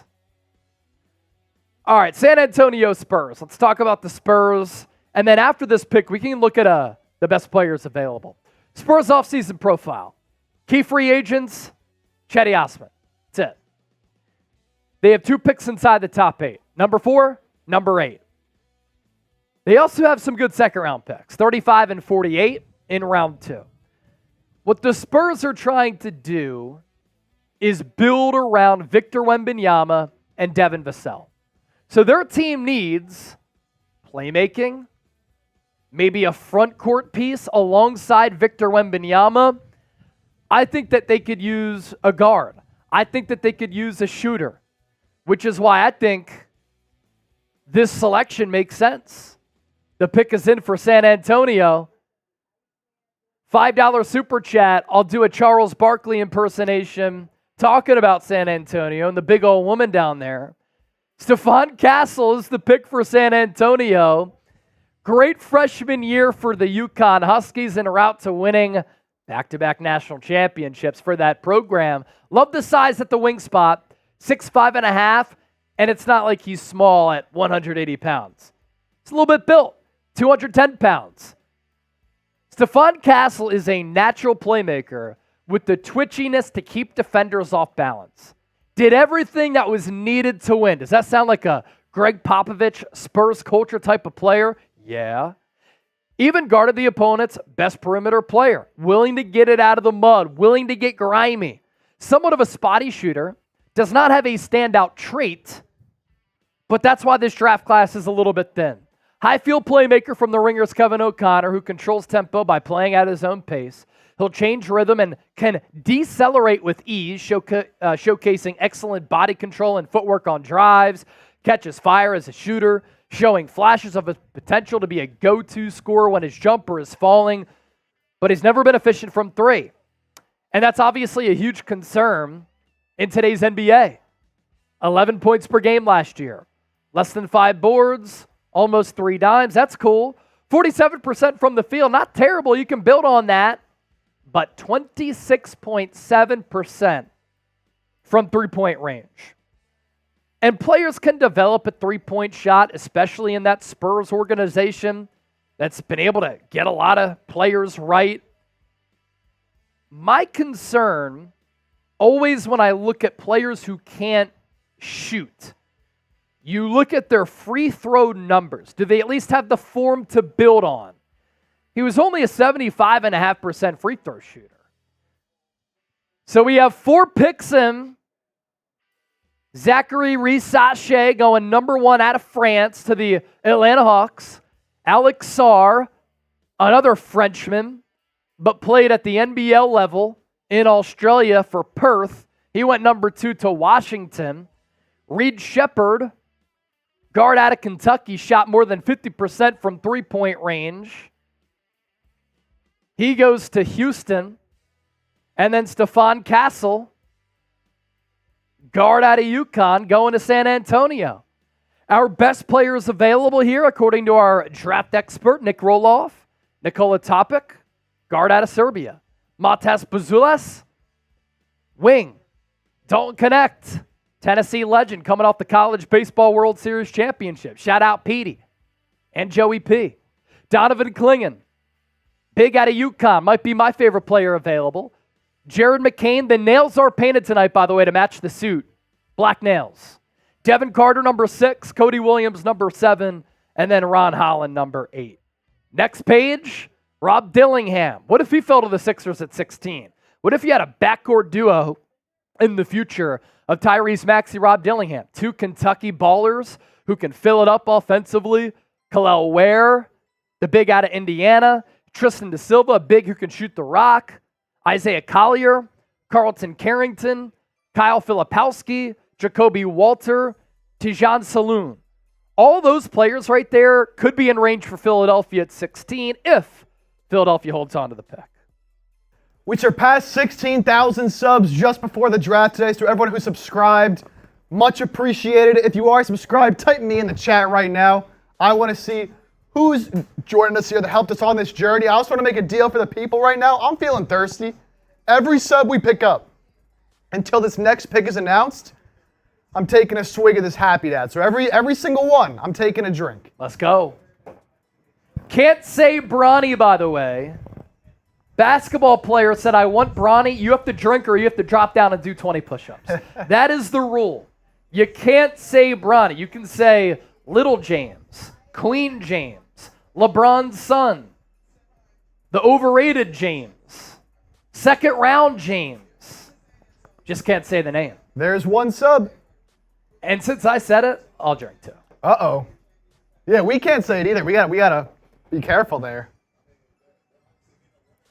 AJ Jones just subbed this week. Salute, my brother. Salute. We'll also be live tomorrow, night 2 of the draft. And then we're going to be live on Sunday for night 1 of free agency. I don't know if we talked about that, but we are. Yeah. Night 1 of free agency. Day 1 free agency. Gonna be live, exciting. 76ers now. Hopefully Daryl Morey does something. Cheers to another sub. I love what T said. He said, Bronny? Damn, guess I got a drink. That's what I'm talking about right there. There's another sub. 2 more subs. Sub for Chip Chugs. X1 Yardski. We're not saying that one, brother. I don't get it. Oh, I get it. Okay. Combining LeBron's name with Yes. X1 Yardski. Pause. Israel Millward said, been sub since 2002. Let's do that. What year did you subscribe to us here on 76ers Now? And you can't lie to me because I launched the channel in 2021. So you can't say, been a real one since 2018. I was in Scranton, Pennsylvania on television then at my previous job. Skip Carl, where's my drink? Right here. Caitlin Clark still on the board. Seems like the best pick at 16 from Clive Johnson. Sixers could use another shooter. Adrian Wojnarowski saying the Pistons are receiving a lot of calls right now for this number 5 pick. Teams are trying to trade up for Donovan Clingan. Interesting. Keep your eyes on the Grizzlies here. Looking to get a big. Only a minute and change left on the clock. And I believe that's the Pistons locker room. Looks like they're excited about something. They don't even have a head coach. They don't have a head coach. Whoever they hire as head coach, this is the draft. You make it work. You have no say in who we pick. Brian Doherty, Chase, if Jared McCain signs with the Sixers, will he get a nail polish deal? I imagine.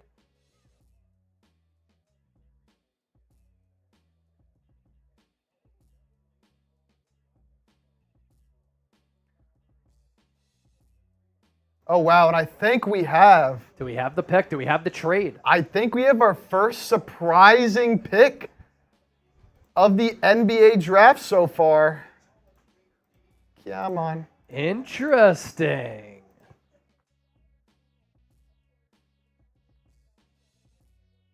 This is a surprise. With the 5th pick, the Detroit Pistons, as Chip alluded to, pulling off a little bit of a shocker here. It's not Donovan Clingan. It's Ron Holland, wing from the G League Ignite. Chip, we talked about him on the show the other day where at one point, the youngster out of Dallas was the number 1 overall player in his high school class. And then he was extremely inconsistent while playing at the G League level. He's an outstanding athlete, 6'6.5", 197 pounds. He's extremely explosive, and because of that, can finish in a variety of ways. Really good anticipation, can jump passing lanes on defense with ease and create easy, fast break opportunities for himself and teammates. This is my issue, and this is why I steer clear of a lot of players who are like this. Almost every player at the NBA level is a really good athlete. If you can't shoot, I worry. And he has a really bad jump shot, raises issues on whether he could play in crunch time. And when you're a wing and you can't shoot, you can't just be a high flyer, Duncan. Here's what the Ringer's Kevin O'Connor said. Explosive finisher at the basket. He can hang in the air and score through contact, giving him the upside to become a foul magnet. Better shooter off the dribble than he is off the catch, though. Shots of any kind have yet to fall for him with any consistency. And the numbers back that up.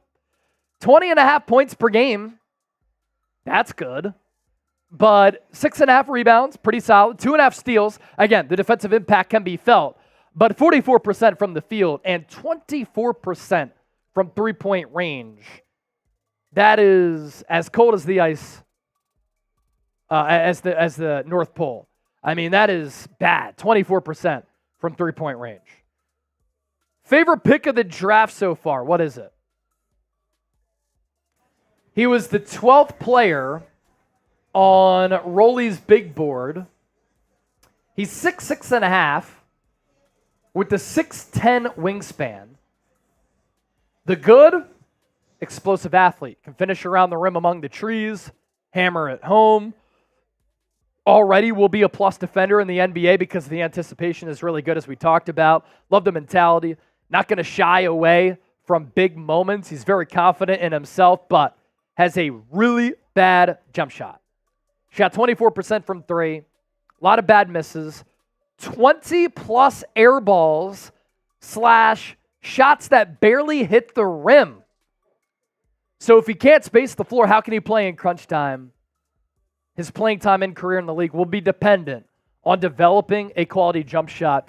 The comp, Derrick Jones, and we've seen Derrick Jones go from high flyer, almost out of the league, to being an integral player on a Dallas Mavericks team that made it to the NBA Finals, where he could be a roll man, a backdoor cutter, but he could knock down the three. Josh Jackson, if he ended up being good in the league, which he did not, another comp there for Ron Holland. D'Angelo Abdul, the star, said that's an E pick. Not even A, B, C, D, or F, just E. Yeah, very interesting. Ron Holland, before he was at the G League Ignite level, was the number 2 player in his high school class. In that environment this year, we've seen some good players come out of the G League Ignite, but it was just not a good environment this year. We saw multiple players, including Ron Holland and Matas Buzelis, go to the Ignite and just not have good seasons. They were counted upon at the highest of levels for that team, and both of them were very poor offensively. Buzelis as well was a very good three-point shooter in high school and was atrocious at the G League level, so apparently it wasn't a great environment there. I don't think Detroit is all that great of an environment either, so We'll see what kind of development they can do with Ron Holland. They haven't had much success yet, but high upside for sure. And we'll see who the Pistons hire as coach, because they fired Monty Williams last week. No head coach. After giving him a record deal. Ridiculous. Only team in the NBA without a coach, because the Lakers hired J.J. Redick this week.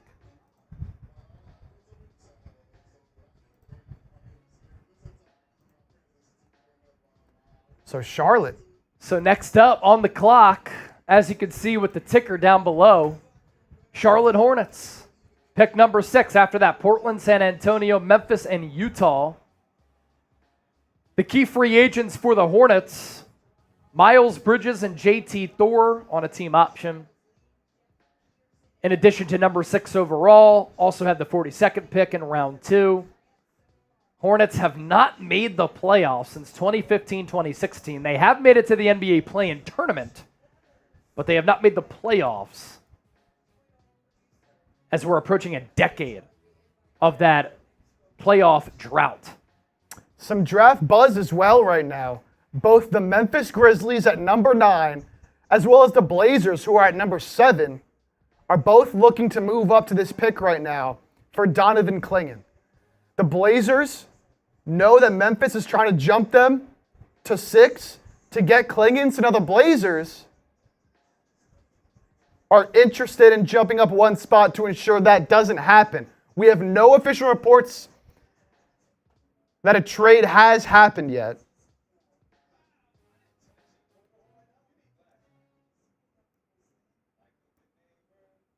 We have some reporters who are relaying fake information.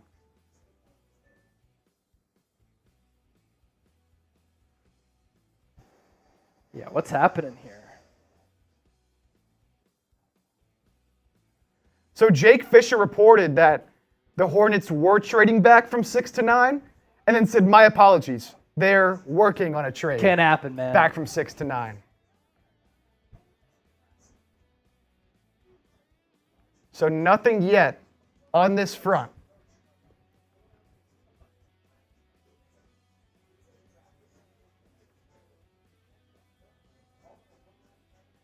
Nothing yet on this front. Sixers quietly, we're only 10 picks away here.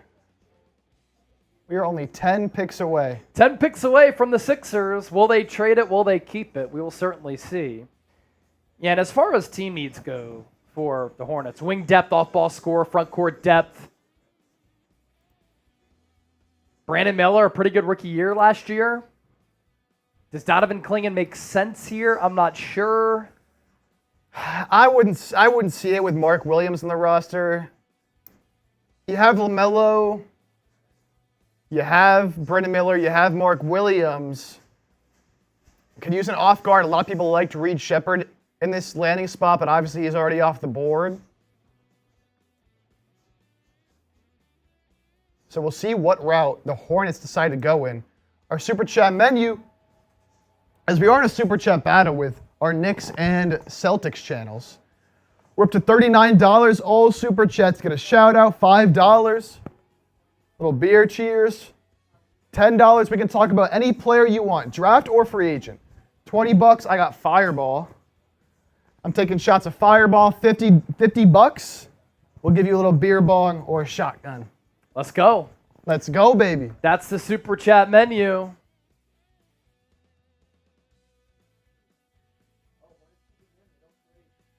So the Hornets do not trade their pick. And we have another surprising selection here.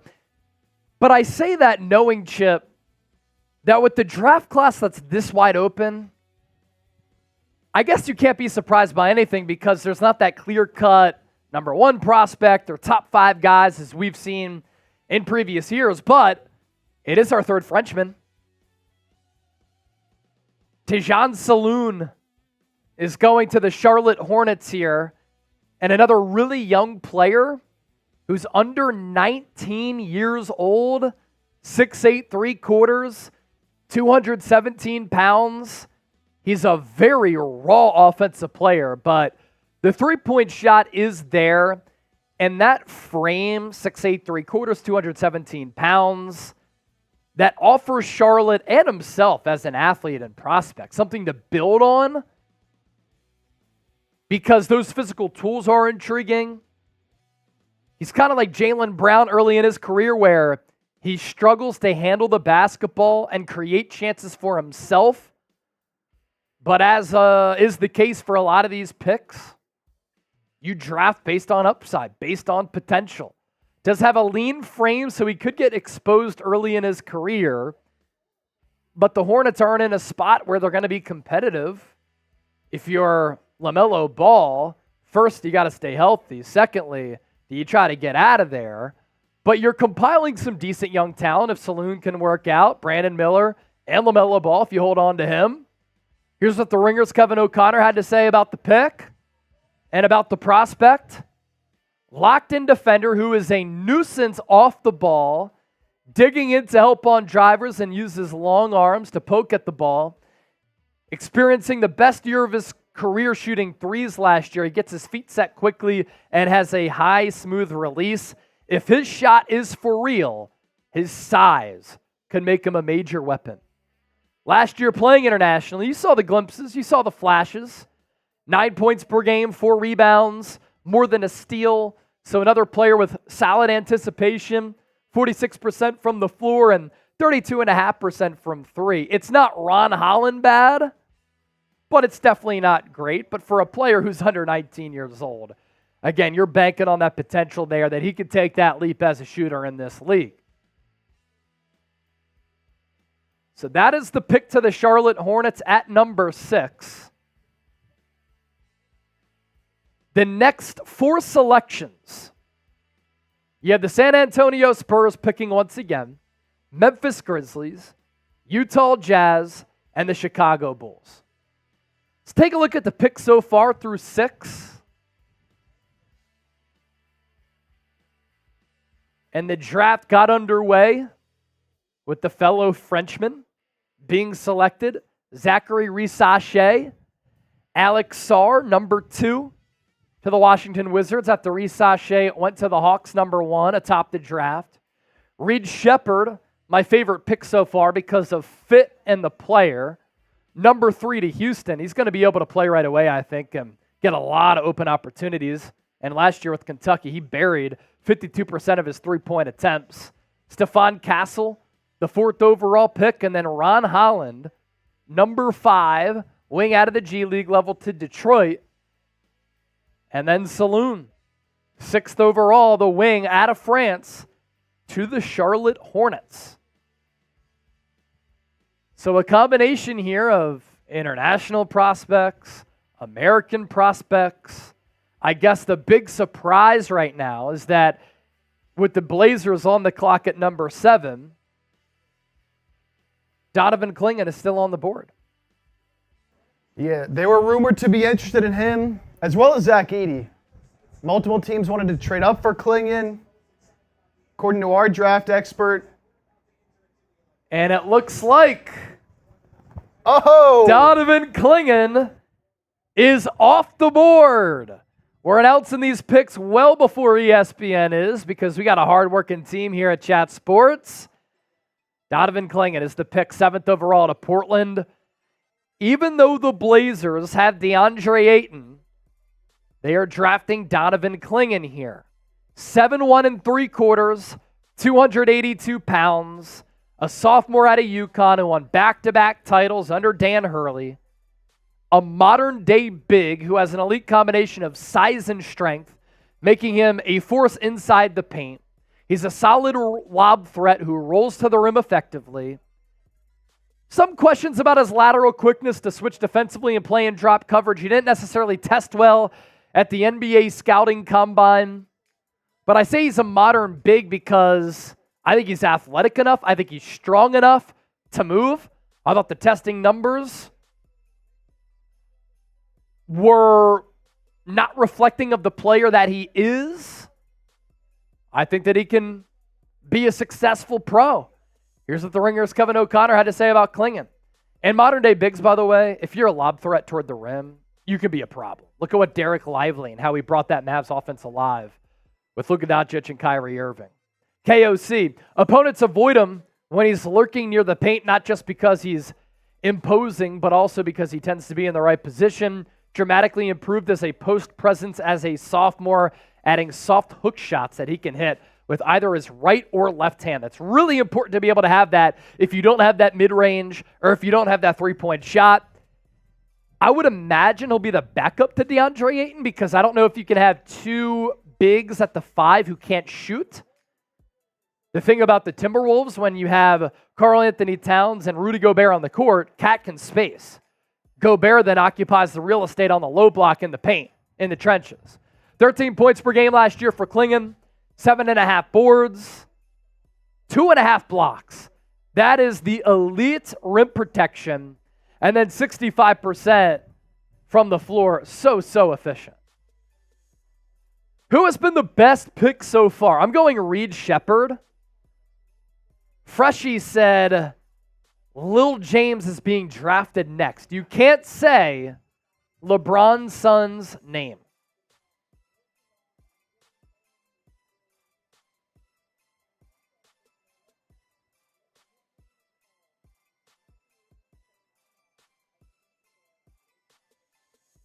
Spurs now going to be up again. Already took Stephon Castle. Now up here with the 8th pick. Who could they take to pair up with Stephon Castle? Some good players still left. We still have a Dalton Connect, Nikola Topic, who is, of course, dealing with a partially torn ACL. Yeah. Matas Buzelis, Jared McCain, Devin Carter. Real Dreamers likes what the Blazers have done. Made that trade with the Wizards. Draft Donovan Clingan, who's going to be a rim protector, an efficient scorer, playmaking hub. 56% from the foul line for Clingan is a little bit worrisome for sure. But he can pass.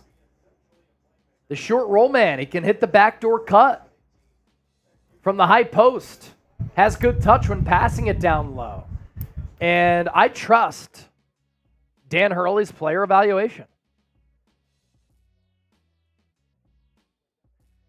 San Antonio Spurs on the clock next. They already picked number 4. And then after that, Memphis Grizzlies. They were rumored to maybe be trading up. They did not with the Pistons. Utah Jazz, Chicago, and then the Oklahoma City Thunder. So the Sixers pick at 16th overall is quickly approaching. D'Angelo said Edey to the Sixers. That wouldn't surprise me. I'm curious, where does Kevin O'Connor have Zach Edey on his big board here? 7th player. Wow. Really? 7th player, and then Rolly is not a big Edey guy. Yeah, I'm He has some 32nd. Oh, my goodness. 32nd. Yeah, he really doesn't like Edey's defense translating to the NBA. And here's the thing with Edey. I mean, I mentioned this earlier, but I like the stamina. 32 minutes per game last year. That is rare for somebody his size. The concern for me, the lack of outside shot, but he's a good free throw shooter. And is he a little bit too slow defensively? If Boban Marjanovic can get minutes, Zach Edey can get minutes, and I think that Edey can be better. He's probably somewhere between that 7 and 32. Just somewhere between it. Somewhere in there. I don't think he's quite 7, but I don't think he's as low as 32 either. Yeah, I wonder if DeAndre Ayton could be a potential trade candidate now.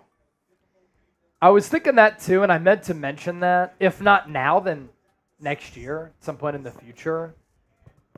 Once Clingan is ready. Him going number 1, man. In the Trae Young, Luka Doncic, Marvin Bagley draft is not great for Phoenix. No. Because Luka has owned the Suns in the playoffs too, by the way. That Game 7 back during 2022 when the Mavs made it to the Western Conference Finals blew the doors off of Phoenix. A Luka Devin Booker backcourt would be ridiculous.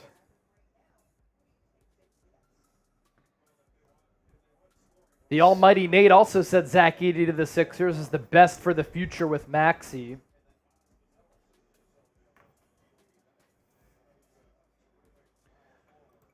Everybody chime in. Who do you want the Sixers to take here?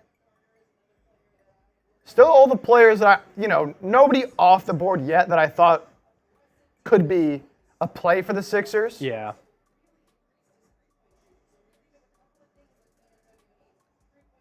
They're showing the Spurs draft headquarters right now at the Victory Capital Performance Center in San Antonio.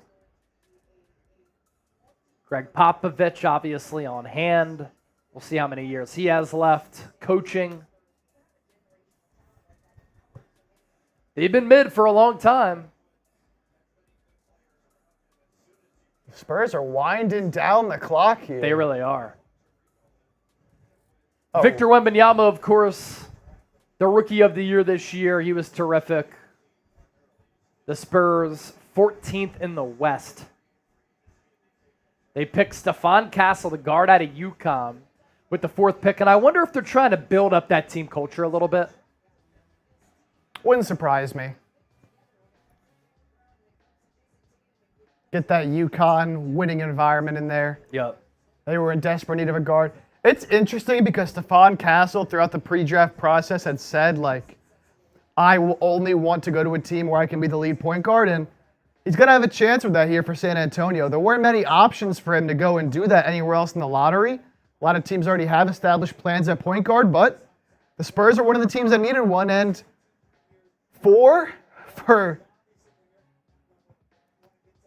Stephon Castle, probably the highest he could have gone, and that's where he goes. All right, the San Antonio Spurs loading up at the guard spot. Wow. And another player who's going pretty high here, Rob Dillingham to San Antonio with pick number 8. As Charles Barkley would say, I love them big old women in San Antonio, but they got to stop eating them churros. 6'1", 164 pounds. And Chip and I have talked about Rob Dillingham here on 76ers Now as him being a bucket getter, him being a flamethrower, him being a firecracker on the offensive end of the floor, but he's small. And is he going to be a Lou Williams type who can fill it up scoring-wise coming in off the bench at that size because he's going to get hunted on the defensive end? We'll certainly see. But this is a playmaker, and I think he's going to be able to make Victor Wembanyama better. Might be the best ball handler in this draft class. Great three-point shot. Can shoot off the catch. Thrived creating looks off the dribble with that tight handle. Small frame, though. Could cause problems on the defensive end against NBA talent, but you know what the Mavericks did a lot defensively throughout the entire playoffs? They knew that they had Daniel Gafford or Derek Lively protecting the rim. And what did the Mavs do? They had a defensive scheme in which if Luka Doncic got blown by, they knew they had rim protection around the 10. The Spurs have that given the wingspan, the size, and the length of Victor Wembanyama. So did that go into the thought process here for San Antonio in taking Dillingham? The Ringer's Kevin O'Connor. Dynamic shot creator who uses shifty change of direction moves to slither wherever he wants on the floor. He can get into the paint for runners and crafty layups or pull up from beyond the arc. Skilled playmaker who can smoothly make passes off the dribble, including cross-court kickouts and lefty wraparounds to cutters. Now, Reed Sheppard stole a lot of the headlines offensively for Kentucky last year because he shot 50-plus from the field and three. But Rob Dillingham, with more volume, shot 44% from three and almost 48% from the field. 15 points per game. And we have a trade. Everything that we said about Dillingham fitting on the Spurs, forget about it. He's getting traded to the Minnesota Timberwolves. So now he's going to be a backcourt running mate with Anthony Edwards. You want to talk about fireworks? That's fireworks right there.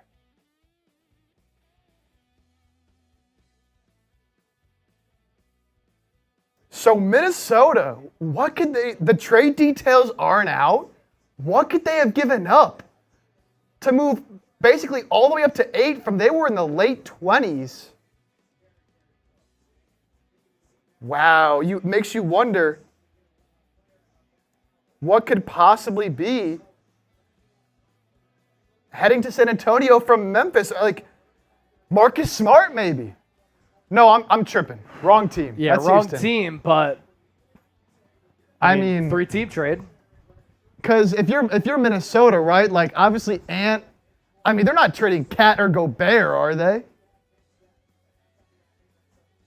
There's no way. No, I don't think this affects that.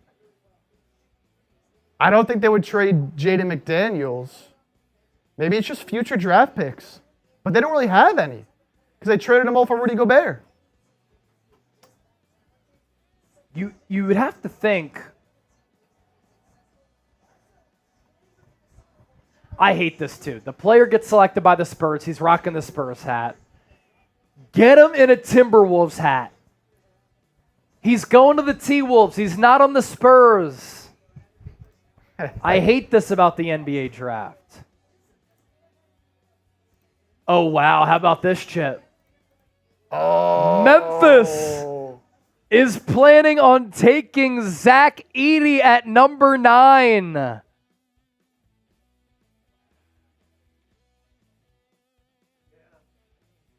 Zach Edey to the Grizzlies at number 9 overall.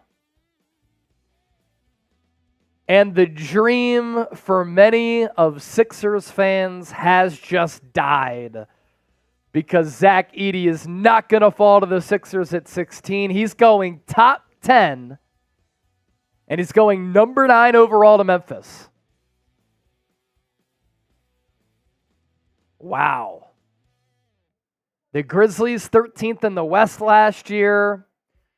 In addition to pick number 9, they have 2 second-rounders, but let's talk about the man of the minute, Zach Edey, National Player of the Year, 7'3", 300 pounds. Will he work at the next level? That's the big question. Elite deterrent when opponents drive towards him in the paint. Occupies a lot of space in the trenches and is tantalizing because of the size and the shot blocking ability. What was great about Edey's development last year, and I'm glad that he returned to school, he expanded his arsenal of moves in the block. Was very efficient, but will that efficiency continue at the NBA level? It is hard to see his defense translating to the NBA level because he's a little bit slow, but he can protect the rim at a really high rate. Scouting profile on Edey from KOC. Hard to stop interior score, not just because of his sheer size, but also because of his skill and touch. Does a great job of using his massive frame to seal off positioning and make himself available for interior feeds. Doesn't have advanced footwork, but his gigantic presence is enhanced by his agility, and that agility helped him play 32 minutes per game. For a player who is 300 pounds and 7'3", that's very impressive. 25 points per game last year, 12 rebounds.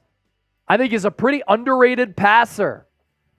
More than 2 blocks per night, 62% from the field. Zach Edey to the Memphis Grizzlies, number 9 overall. As for that trade, this is weird for San Antonio. Timberwolves receive Rob Dillingham. The backcourt of Rob Dillingham and Anthony Edwards, fireworks. They're going to be able to combine for 50, 60 points on many nights. The Spurs receive a first-round pick swap, top 1 protected in 2030, and then a 2031 first-round pick. So for a team that's in this rebuilding phase, I thought they could have added more talent to that team. They said, you know what? We'll take some first-rounders 6 and 7 years from now.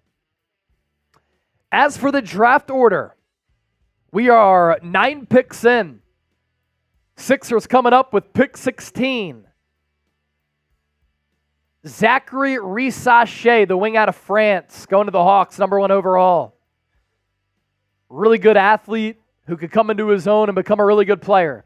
Alex Sarr, big out of France. We have 2 Frenchmen going 1-2. He goes to the Wizards. He played for Perth in the NBL last year. Reed Sheppard, elite shooter, more than 50% on his threes last year, going to a Rockets team that needs shooting and is on the up and up. Stephon Castle, kind of a glue guy guard who doesn't have much of a three-point shot, going to San Antonio. I would have loved Dillingham going there if they held on to the pick. Ron Holland,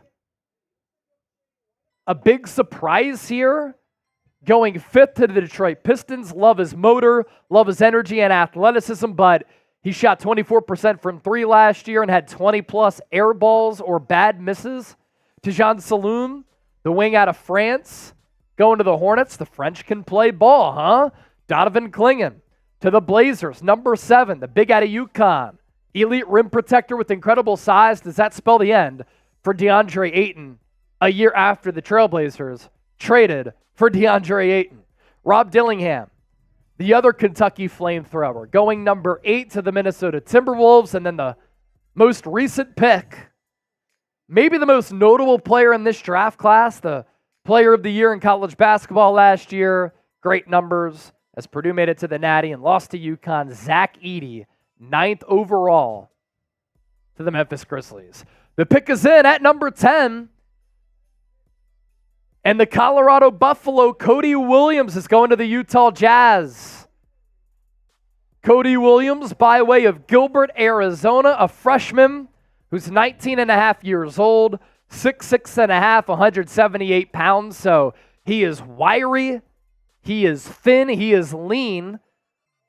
We'll need to add a little bit to his frame, but he'll be able to do that as he progresses in his NBA career. He's one of 2 Colorado Buffaloes who could go in the lottery alongside Tristan Silva. He's a lengthy wing, strong defensive chops, similar to his brother Jalen Williams, so they look very similar, and they play somewhat similarly, although I'll say Jalen Williams is a little bit bigger than Cody Williams. They can both play the 3, both play the 4. Some people look at Jalen Williams as a player who can maybe become a Jaylen Brown light type of prospect. Cody Williams is versatile, smooth shooter off the catch, but the volume's going to need to increase. Fluid ball handler with the ability to get to the basket while using either hand and finish with touch from challenging angles. He takes long strides and changes directions. He's capable of rifling passes around the floor. He's an alert defender who hustles and brings length, which gives him some on-ball versatility in a switching defense. Last year for Colorado, great run in the NCAA tournament, by the way. About 12 points per game. Not a good rebounder at that size, even though he's athletic. Only 3 per night. 55% from the floor, though, and 41.5% from three-point range. So the efficiency certainly there for Cody Williams, the brother of Jalen Williams of the Oklahoma City Thunder. And that is the 10th overall pick in the 2024 NBA Draft. If you're enjoying the show, make sure you subscribe. We're talking ball on the program here, or as some people say, program. And we talk Sixers year-round right here on 76ers. Now, I'm Chase Sr., grew up in the Philly area. I've been a tortured Sixers fan since I was 4. Same with producer Chip, who's younger, but grew up in Bucks County. How many subscribers can we pick up tonight? Today we surpassed 16,000. So continue to hit that sub button for entertaining, insightful, informative Sixers coverage that involves you, the real one. The pick is in at number 11 for the Chicago Bulls. And we'll give you that breakdown coming up here in just a moment. I will say, I like this pick for the Bulls, a player who many thought could go top 5, who fell after some surprising picks like Salün, Rob Dillingham, Zach Edey, Ron Holland, guys that we didn't think were going to go as early as they did. Not allowed this player here to fall to the Bulls, a team that needs to start their rebuild. I think this could be a pretty good start for them. Out of the G League Ignite, the Chicago Bulls with the 11th pick are taking Matas Buzelis. And let's talk about the prospect here. Decides to go the G League route. He's from Chicago, Illinois, so he stays home. Pretty cool story there. I'm always a fan of going to the college level. I think coaching is better. Some make the argument, well, if you play at the G League level, it's the pros. It's a bad level of professional basketball. Plus, you become more marketable and well-known. I think that's advantageous for these prospects. But he decides to go to the G League, Ignite, 6'8", 3/4, 197 pounds. He's one of the most versatile defenders in this draft class with the length to take on centers. So in today's NBA, it's very important to have players who are versatile, who are able to switch and fulfill different roles. He's an elite athlete who can finish on top of the rim. Does have an inconsistent jump shot that feels a bit robotic at times. Here's KOC on him. Versatile offensive player who can be used in any scheme because of his high feel as a passer. Has upside as a shooter. He's fluid, dribbling into a step back from both mid-range and the 3. Loves utilizing shimmies and ball fakes to create space from the mid-range, and that'll play at the next level for sure. With the G League Ignite, he played alongside Ron Holland. 14 points per game, under 7 rebounds. His ability to rebound the ball, pretty impressive because he's got pogo sticks for legs. 2 blocks per night, too. You look at the frame and you think he's too small for that. No, 2 blocks per game. He can get up. He can climb the ladder, which also helps that finishing ability. 44.5% from the floor and 27% from three-point range. Our draft expert, Roley, had him as the number 3 prospect in this class. A steal. Willing passer. Will he be able to create for others? We'll see. Good mid-range jumper, especially in rare post fadeaway attempts, 10 to 14 feet. Almost 52%. Does not have a good handle. Dribbles high. Could be a turnover machine early in his career because of that. Needs to add weight. He can be bullied by physical players. But again, if you could jump, that does help you out in the immediacy. Wow, we are 5 picks away. Thunder, Kings, Wizards, Heat, Sixers. And we could take a look at some of the best players available, just 5 picks away. Almost 380 people watching live. Make sure you hit that thumbs up icon and like the video. Can we get to 300 likes before the Sixers pick at number 16? It's quickly approaching. Look at the ticker down below me. On the clock, OKC. Then Sacramento, Washington, Miami, and Philadelphia. Best players available here. Nikola Topic, Don't Connect, Jared McCain, Devin Carter, Khalil Ware, Tristan Silva, Isaiah Collier, Carlton Carrington. Chip, I don't know about you, but I think this board is shaping up pretty nicely for the Sixers if they decide to hold on to the pick. Yeah, look, a lot of guys that we had talked about coming into the draft, and some guys that are falling a little bit. Like, I don't think Dalton Connect will make his way to Philly, and we never really talked about him on the show. The Heat will definitely take him if he's there. Yeah, we never really talked about him on the show because he wasn't supposed to last even this long. I think it's hard to imagine that Sacramento or Miami would pass on him. Even the Thunder, I think he'd be a great pick for them right here. But Jared McCain, we talked about a lot, is still on the board. Yep. Devin Carter supposedly got a promise from a team in the lottery. So you think he's going to be going either to OKC, Sacramento, or Washington. Of course, the reports could be true, but supposedly he got a promise from a lottery team. We have Khalil Ware, Tristan De Silva. Khalil Ware, the big from Indiana who we talked about, would be a great backup like Derek Lively. Tristan De Silva was the guy we talked about would be the perfect fit for the Sixers, a win-now player who can do a little bit of everything. Isaiah Collier, Carlton Carrington. Still a lot of good players left on the board, as well as Nikola Topic, who we're seeing him fall right now because of his partial ACL tear. Yeah. I think he's more of a lead guard, so despite him being the number 2 player on our draft experts boards and being a consensus pretty much top 5 player before the injury, I'm just not sure if he fits what the Sixers need, especially because he's going to miss part of the season, recovering from the ACL, and Sixers just need somebody that can play right away. 400 people watching live. We're 31 likes away from 300. As you come in here, make sure you hit that thumbs up icon, like the video. You have Matas Buzelis taking the stand right now after being selected by the Chicago Bulls. We already talked about that pick because we're well ahead of the game. And we'll soon have the pick for OKC at number 12. This pick via Houston.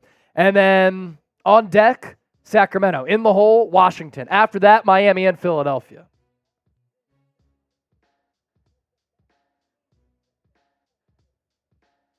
Drop some names in the chat for me right now. With the Sixers coming up, who do you want them to draft? We just went through some of the players still available. Who would you take right now? Doobie Turner wants Deron Holmes. I think it's a little early for Deron Holmes. I agree. I'd probably, a few centers I'd rather go with Khalil Ware, Yves Missy. I'd probably go with over Deron Holmes, although Deron Holmes. You're a big Yves Missy guy. Yeah. Big Yves Missy guy. Deron Holmes is intriguing, especially if he can keep that jumper translating to the NBA. D'Angelo, here goes Washington ready to make the dumbest pick ever. Joe Casey said Chipper out of Pennsbury High School. Hey, draft me, baby. I'm on the Pennsbury clock. High School. I'm on the clock. Shout out to Bayard Rustin High School. That's where I went. 2PA Bulls on the 76ers Now stream. Let's go. Freshie said draft already. By the way, in the comment section and us on the show, we cannot say the name of LeBron's son. If anybody does, you either have to drink or you have to drop down and do some push-ups. Yeah, so Warren Crosby. You said it. We're not talking Bronny in this draft. We're not talking no Bronny. Oh, I said it. You said it. You said Bronny. Oh, shoot. You can say Queen James, Lil James, overrated James. Can't say bruh.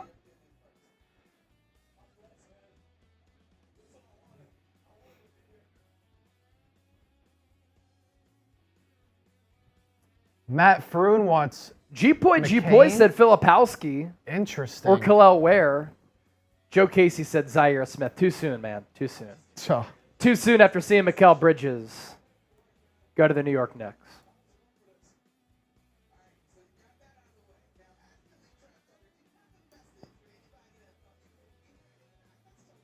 I think your guy's in at number 12. oh, wow. Partially torn ACL, right? Yeah. So the pick is in at number 12 for OKC, and we're at this point under Sam Presti where whenever the Thunder make a pick, you're like, oh, that player's going to hit for sure. I mean, Sam Presti's just a genius. He knows what he's doing. Definitely going to have a high hit rate on all of his picks, right? This is interesting.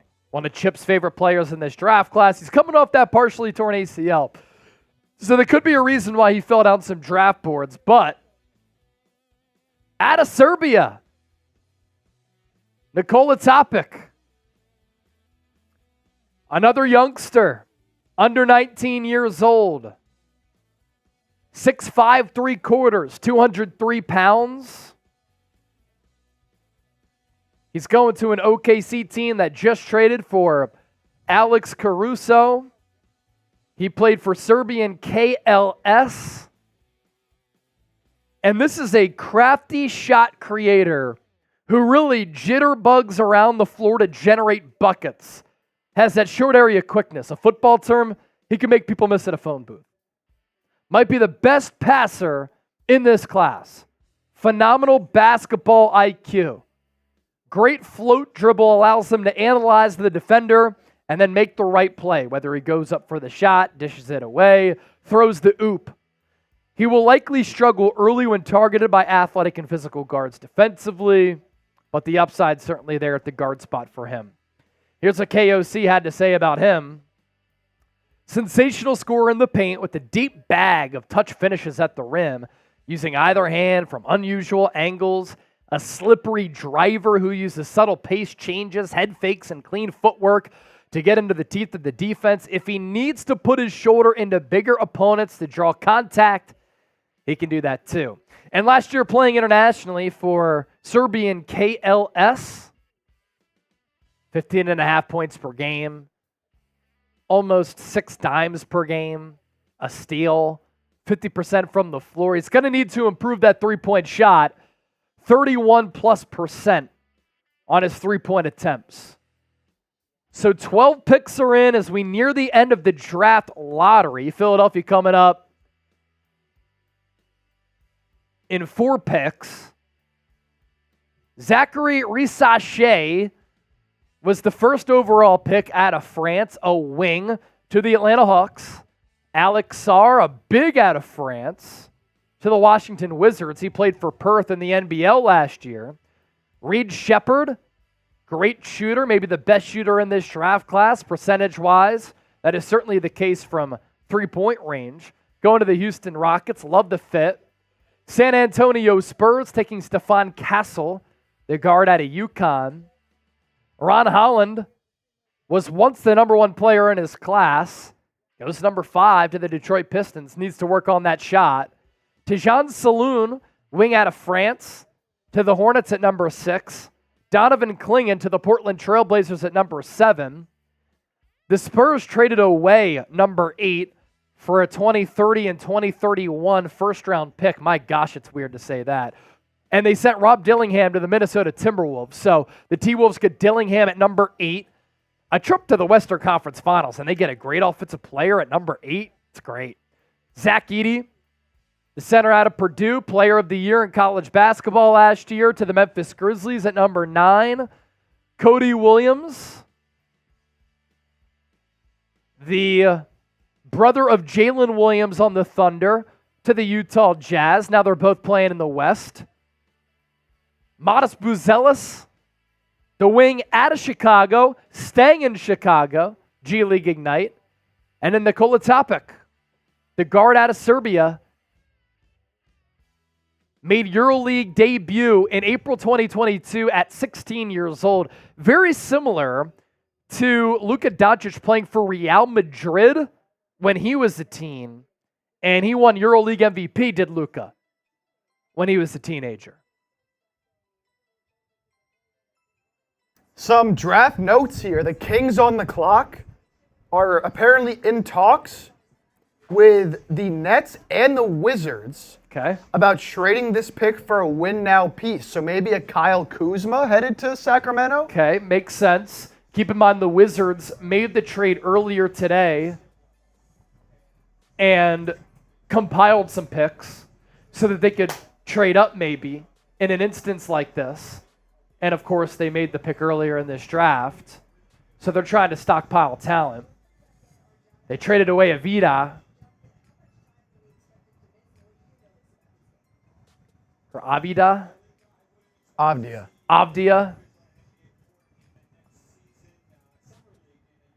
Kuzma possibly going to Sacramento. That would make sense. I mean, he led the Wizards in scoring last year at 22 points per game, but what's the point of Kuzma being on the Wizards if you're Washington? You're rebuilding, you get some more assets back, you get a player here, a future pick. That would make a lot of sense. So will the Wizards trade up after trading Avdia away earlier in order to stockpile picks?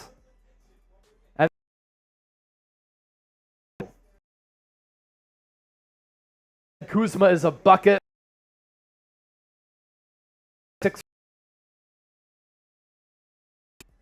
Can he get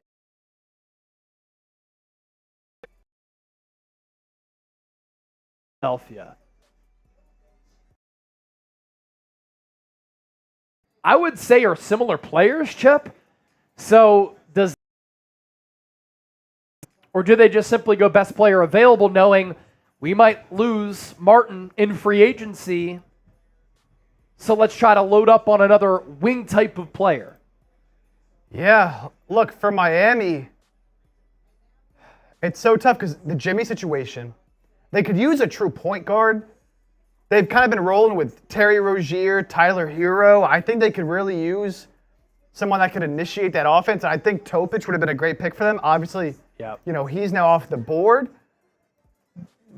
Don't Connect is such a great win-now player. The Heat have also been interested in Jared McCain. Devin Carter is still on the board. They just gave Bam Adebayo that massive, massive extension. I wouldn't be surprised if they were looking at a Jared McCain there. The pick is in for Sacramento. We have almost 500 people watching live. Continue to hit that thumbs up icon, like the video. I did get a message from YouTube that some people are experiencing buffering. So if that's the case, continue to hang out here with us. Should be getting better now. So don't leave us. Continue to kick it with us. And the pick for Sacramento at number 13 is Devin Carter, the guard out of Providence. From Miami, Florida, he's an older junior at 22 years old. Again, the COVID year kept a lot of these players in college and delayed the process. So here in the 2024 draft, you see a lot of older players, 6'2 and a quarter, 193 pounds. This is a player who's malleable when I scout him.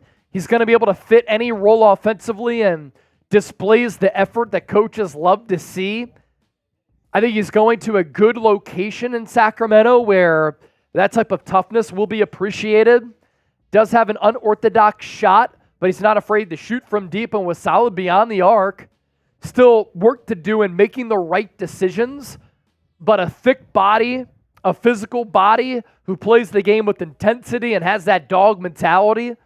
The Ringer's Kevin O'Connor, lockdown point of attack defender who stays seated in his stance and harasses opponents. With the strength, length, and mindset, he's capable of switching to defend larger players, more of a slasher or connector than a lead playmaker because he lacks an elite handle. But his selfless passing vision gives him great value. The production at Providence last year was excellent under Kim English. Almost 20 points per game, almost 9 rebounds. He's so active with his movement, almost 2 steals per night. And even though he had the unorthodox shot, 47% from the field and almost 38% from three-point range. So we go in depth on that selection well before ESPN even announces it. That's why you hang out here with us. Our super chat menu. If you want to donate to the show, it's pretty much like sending us a tip. Any super chat gets a shout out. $5 for a beer cheers. $10, we'll talk about a player. $20, Chip has to take a shot. And then $50, beer bong or a shotgun.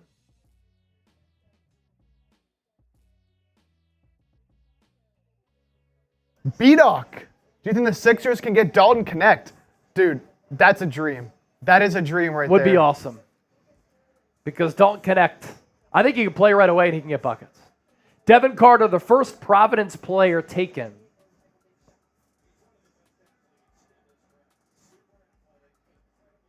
Since Chris Dunn. I mean, if you're grabbing over 8 boards a game as a guard who's 6'2", I like Israel's positivity. We're going to get another steal like Maxey. I hope you're right, dude. If we get Connect, that's a steal. Yeah. And the board is falling that way. So, Wizards on the clock, then Miami, then Philadelphia. Joe Casey already shotgunned for this horrible draft. I'll shotgun for a $50 super chat. I've got a happy dad hanging out right here. And we've been able to pick up almost 100 new subscribers today with our earlier show and live for the draft. So continue to hit that sub button right here on 76ers Now. Got you covered during the draft. And then free agency begins on Sunday night. So ESPN showing that Portland is on the clock. Portland traded this pick earlier today to the Wizards for Deni Avdija. So for those of you who might be confused, if you're watching the draft and watching us right now, this pick, Portland will technically make it, but they're going to pick whoever Washington tells them to take for them. So this is Washington's pick. Yeah, it's Washington's pick.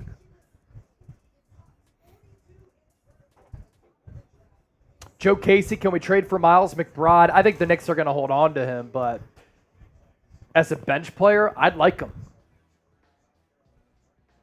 Yeah, the pick is in at number 14 for the Washington Wizards. Whoa.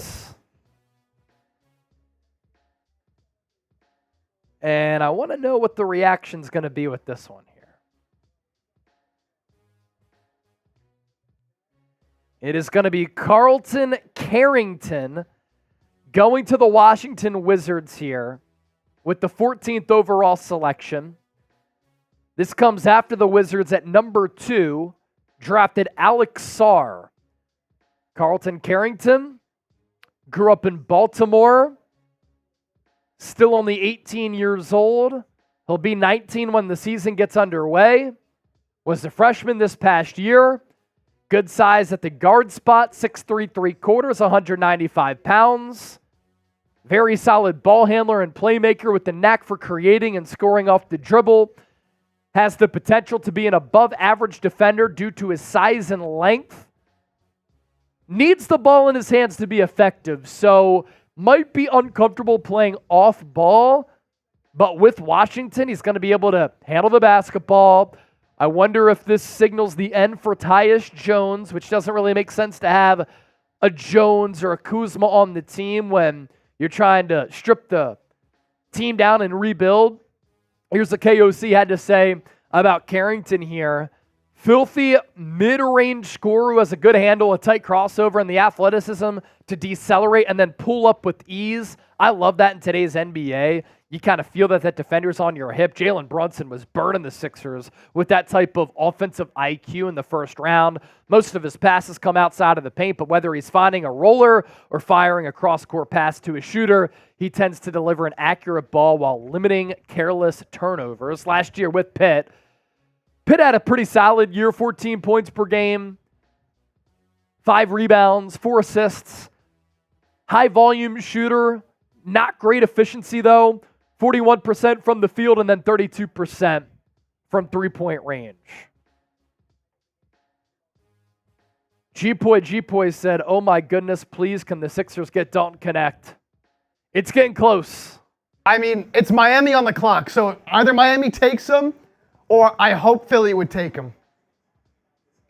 This is crazy to me. Almost 500 people watching live. As you come in here, make sure you hit that thumbs up icon, like the video if you're excited to see who the Sixers take. They are on deck after the Miami Heat here. But will the Heat, a year after taking Jaime Jaquez, take Dalton Connect? Jared McCain still on the board. Tristan de Silva still on the board. Good players available. Khalil Ware still on the board. I like the way this board has fallen for Philadelphia. Now, we cannot rule out the possibility of a trade. Completely possible still once Philly is on the board. Dalton Connect, best volume shooter in this draft class. He put up around 8 3-point attempts a night, was still able to shoot it efficiently, almost 40% from three. Leverages his shooting into attacking closeouts at an extremely high level. Aggressive finisher who uses long arms, 39-inch vert too, to finish on top of the rim. So he's a good athlete for a white boy. Acted as a primary creator for Tennessee, but can play in any role offensively. Would be ideal to fly off screens and pin downs, can get absolutely unconscious and take a game over at any second. The defense, a little bit of a concern. Hopefully Philadelphia wouldn't get scared away by that in trying to compete with New York or Boston. Will be put into a lot of ball screens. Needs to improve the mid-range. Only shot 33.8% in that area. Not the best decision maker in terms of passes, but I don't know if that's going to be the role. His comp, kind of a Buddy Hield, Corey Kispert type of player.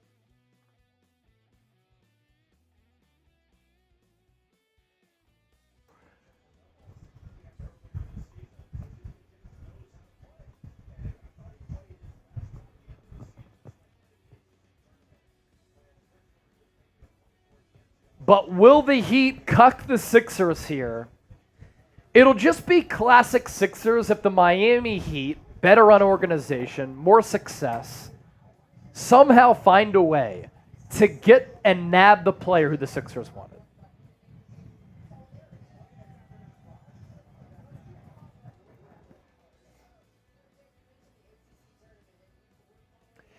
And with that 16th pick for Philadelphia, I'm going to cover my eyes. I'm not going to know it until the pick is made. And then Chip is going to let me know who the Sixers pick. And I'm going to react to it. And then we'll, of course, break it down in further detail for about 10 to 12 minutes here on the shows. You'll hear some analysis and opinions, and we'll give you some great content from myself and producer Chip. And coming up, here we are. We've been talking about it for months. I hope the Sixers hold on to the pick. Me too. Some good players here. You're guaranteed one of Tristan de Silva, Jared McCain, Dalton Connect. Two of those three will be on the board for you at the very least, if not all three of them. Some decisions to make here for Daryl Morey. Chip needs to say Bronny James for the LOLs. Can't say that name. No, I just said it. Chip said it, so he's got a drink. Philadelphia 76ers on deck. The Miami Heat on the clock right now. Oh, man. I'm nervous. What are the Sixers going to do? I'm ready to get hurt. I'm ready to get disappointed. And if it's the Miami Heat who disappoint me, it's just on brand. It's on brand. No, I will say with Dalton Connect, one of the reasons he's probably falling, he's already 23 years old. He's 18 months older than Josh Giddey. Think about that. Josh Giddey's been in the league for, what, 3 years already? Crazy. So he's older, but that's not a problem for the Sixers, I don't think. I'm fine with that. I don't think that's a problem I think for Philly. age is always overrated because let's say Dalton Connect gives you 5-6 really good years. Who cares? Yeah. I got him for those 5 or 6 good years, and he's still in his 20s, right? And he's a developed, seasoned college player whose game, I think, translates, and he can be a high-level player. Tristan de Silva, older prospect. But Chip and I have talked about this ad nauseum. If the Sixers go with an experienced player, that's not necessarily a bad thing because they need players on the cheap if they spend a lot of money to be able to contribute. Isaiah Collier, Another player who people are high on. Former top overall recruit, was projected first overall in this draft, but fell after a tough year at USC. A.J. Jones. Age ain't nothing but a number. Whoa. Unless you're Josh Giddey. Yeah. But I do live by that motto. Because I still feel young. I'm all about longevity and wellness. It's just a number in that regard. And I get 23 isn't young for a rookie, but 23 is still young in terms of your basketball career. Yeah. Long gap here for the Miami Heat. Pick is The in. pick is in. Oh, I'm nervous. The pick is in, and we'll announce the pick before ESPN does. Oh, wow. Did Jake Fisher strike again? Yep, Jake Fisher strikes again. So Jake Fisher is having a nightmare of a night. Jake Fisher initially reported that the Heat were taking Jared McCain at number 15. That is not the case. The Heat are not taking Jared McCain. And just what a brutal, brutal night for Jake Fisher. His tweet is hilarious. He said, "I'm so sorry, y'all." Yeah, it's a rough night. It's a rough night for Jake Fisher. So it's going to be Kel'el Ware. And this is after the Miami Heat just gave Bam Adebayo a massive contract extension. He's making more than $50 million per year on that new deal. Kel'el Ware, some say, is the best big in this draft class. 20 years old, he's young, 6'11", 3/4, 230 pounds. The thing about the Miami Heat, I always have trust in them when they're making these picks. Terrific versatility for his size, along with great feel on the defensive end. He's a great athlete who skies for rebounds and will be a lob threat early in his career. Struggled against top competition in college, but as part of the Miami Heat player development program, I think he's going to be just fine. All right. Who do you want the Sixers to draft? Philadelphia is officially on the clock. Oh. Who will Daryl Morey and the Sixers go with? I will be in shambles if they trade this pick. Please don't trade the pick. There are so many players here that could be so impactful. Jared McCain, Dalton Connect, who we never even put in one of our draft videos because he wasn't supposed to last this long. Tristan Silva is still there, who's kind of been the guy that was supposed to be picked for a month now. So, man, I don't think the Sixers really thought they would have had a chance at Connect here. Leo said Jared McCain. B-Doc said Connect or bust. Let's show the sub count because we have 624 people watching live. The audience is skyrocketing right now. If you haven't hit that sub button, you don't know what you're missing here on 76ers Now. Year-round content. We have you covered for the draft, free agency, off-season, in-season, and all of our coverage. It's a talk show where we share analysis. We talk about rumors. We pass along news. All of the content designed to be as informative, insightful, thought-provoking as possible, and we love chopping it up with all of you. So you see this figure here to my right? A little while ago, we surpassed 16,000 subscribers. How many new real ones can we add to the family? And while you're at it, hit that bell icon there for anytime we go live. We'll be live tomorrow and Sunday. Anytime we push out a video, you will be notified and you'll stay in the know. So I will not know the pick. I'm going to cover my eyes. I'll turn my back. Then once Chip puts the graphic up and says that I'm ready to go, I can turn around and we'll react to it all together. And we're going to have it before ESPN. So hang out with us here on YouTube on 76ers Now. And let's smash that subscribe button to add on top of that number. Kel'el Ware led Indiana in points per game, rebounds per game, blocks per game, and field goal percentage last year under former Knicks coach Mike Woodson, who went to the college ranks to coach IU a couple of years ago. As a freshman at Oregon, 6.5 points per game. It went up to nearly 16 points per game at Indiana. Rebounds went up from 4.1 to 9.9. Then the field goal rate went up from 46% to 59%. Backup center, a huge problem for the Miami Heat. And now the Heat are addressing that behind Bam Adebayo with Kel'el Ware.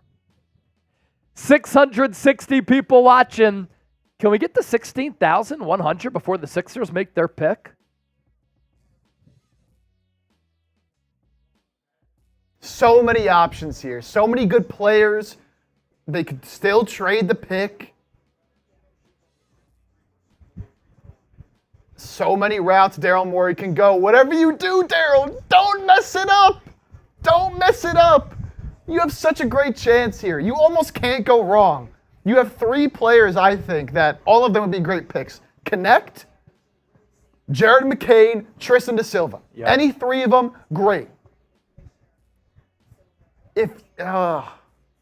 I'm just so worried he's going to try to do too much. Are they trying to cook up a trade? The Sixers are officially on the clock, 4:30 and counting left.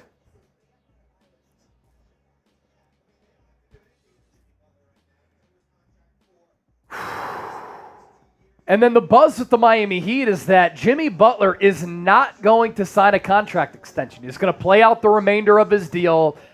And I was talking with Chip as we were live starting off the show. I said, this is classic Jimmy Butler. He's going to be motivated this offseason, rehab that knee, get into great shape.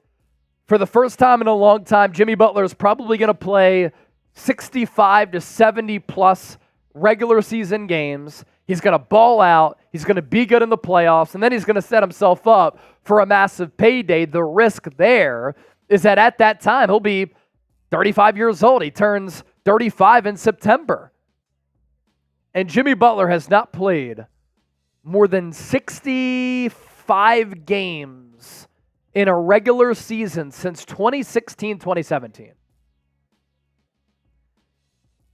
Now let's pop up the Sixers offseason profile here, because Philadelphia is obviously in a tremendous spot in which they can improve their basketball team. They just witnessed the Boston Celtics win the championship. The New York Knicks have gotten better, trading for Mikal Bridges and then re-signing OG Anunoby. Key free agents, Tyrese Maxey is going to get the max, Tobias Harris, Kyle Lowry, Buddy Hield, and Nick Batum.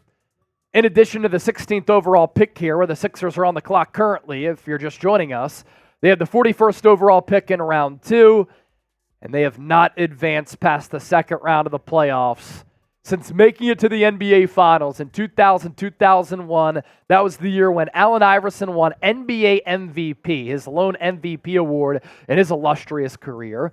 The team needs wing athleticism, true backup to Joel Embiid. Best players available here for Philadelphia, don't connect. Jared McCain, Tristan de Silva, Isaiah Collier, Kyle Filipowski, Jacoby Walter, Johnny Furphy, Tyler Smith. Chip, I might go wing score here because I think that you can get a backup big in free agency. You can get a backup big in the second round with that other pick if you really wanted to. I think offense wins in today's NBA, and I think the Sixers need some firepower on the offensive side of the floor. And if you're talking firepower, you're describing Dalton Connect. Yep. I mean, he is explosive.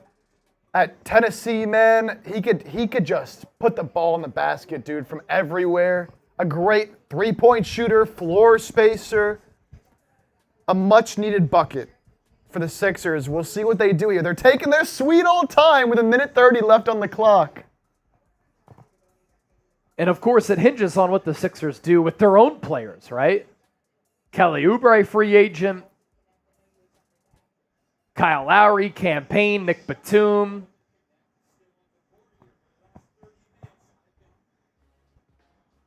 Jonathan Givony, ESPN's NBA draft analyst, saying, I'm shocked that Don't Connect is on the board.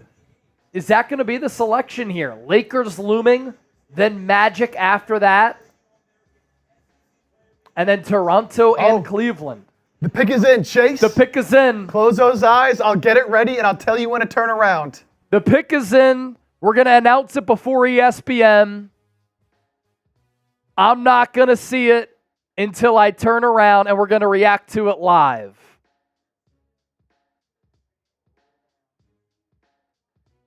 Chip's getting the graphics ready.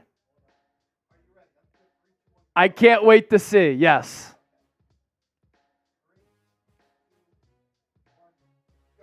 With the 16th pick in the 2024 NBA Draft, the Philadelphia 76ers select Jared McCain, guard out of Duke, who is a high-volume scorer, but Philadelphia is going to have a field day because he paints his fingernails like Caleb Williams. Jared McCain is a player who we've talked a lot about in the pre-draft process. We've touched on him multiple times. 6'2", 203, 14 points per game last year with Duke, connected on 46% of his field goals, 41% from downtown. He has a quick and repeatable jump shot, and he's a great off-ball mover who can play in that Klay Thompson type of role. He can play off-ball alongside Tyrese Maxey. The concerns, he's 6'2". Is he going to revert back to being a point guard, or will he be an undersized 2? And is he going to be able to pressure the rim at the NBA level? He did take some floaters at Duke, but this is a high-quality player for Philadelphia here who, all things considered and jokes aside with the fingernails, very good prospect, although I may have gotten better at the wing with Dalton Connect. The Sixers go with Jared McCain. Good job by Chip, because we've talked about McCain plenty of times.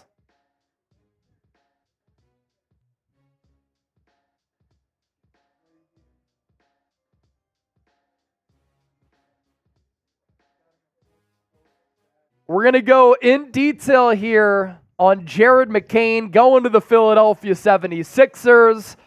Be sure to hit that thumbs up icon, like the video here as we react live.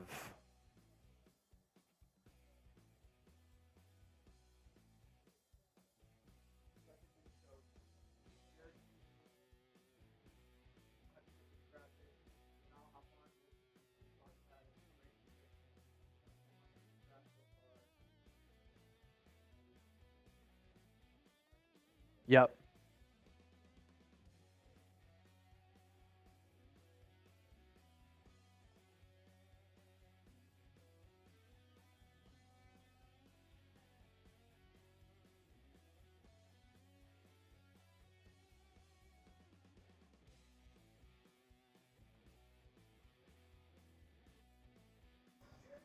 Jared McCain. What does everybody think of the pick? He can ball, man. He can ball. That's for sure. He can hoop. I'm going to put it as our poll question in the chat right now, so everybody go vote. Grade the pick of Jared McCain. We'll go A, B, C, D, or F. And we're about to get into some talking about Jared McCain here. I thought it was going to be Dalton Connect.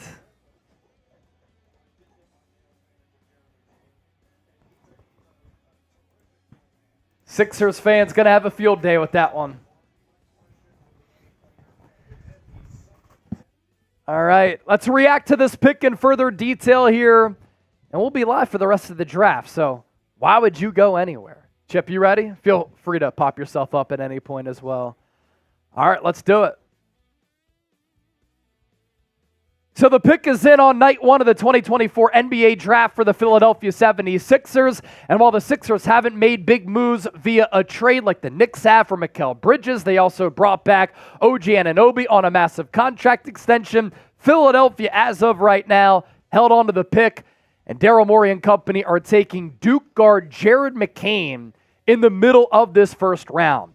Very interesting player for Philadelphia. And when you watch him, He has this charismatic personality, vivacious personality, an energy level that's very similar to Tyrese Maxey. So for the culture of the Sixers organization, which in big games has come up small, in playoff series they have choked, I think it's important culturally to bring in a player like this.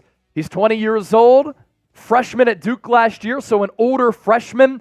There are some concerns about his lack of size and his position at the next level. Is he going to play point guard? Is he going to play off ball? He's 6'2", 203. Frankly, I think that Jared McCain can be a hybrid guard at the NBA level. He can play on ball or off ball, and I like that positional versatility. I also think with his game, he's going to be able to play right from the jump. Great off-ball mover with a quick and repeatable jump shot. He shot 41% from deep last year with the Blue Devils.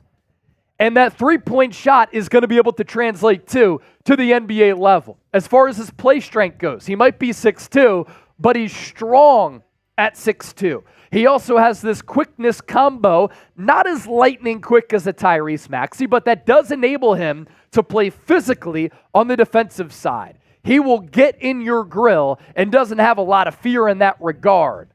The tweener athletic profile for the guard spot, the Sixers are going to have to determine what is he. But in today's positionless NBA, we see that versatility sometimes is a great value. And yes, if the name sounds familiar, Jared McCain does paint his fingernails like Caleb Williams.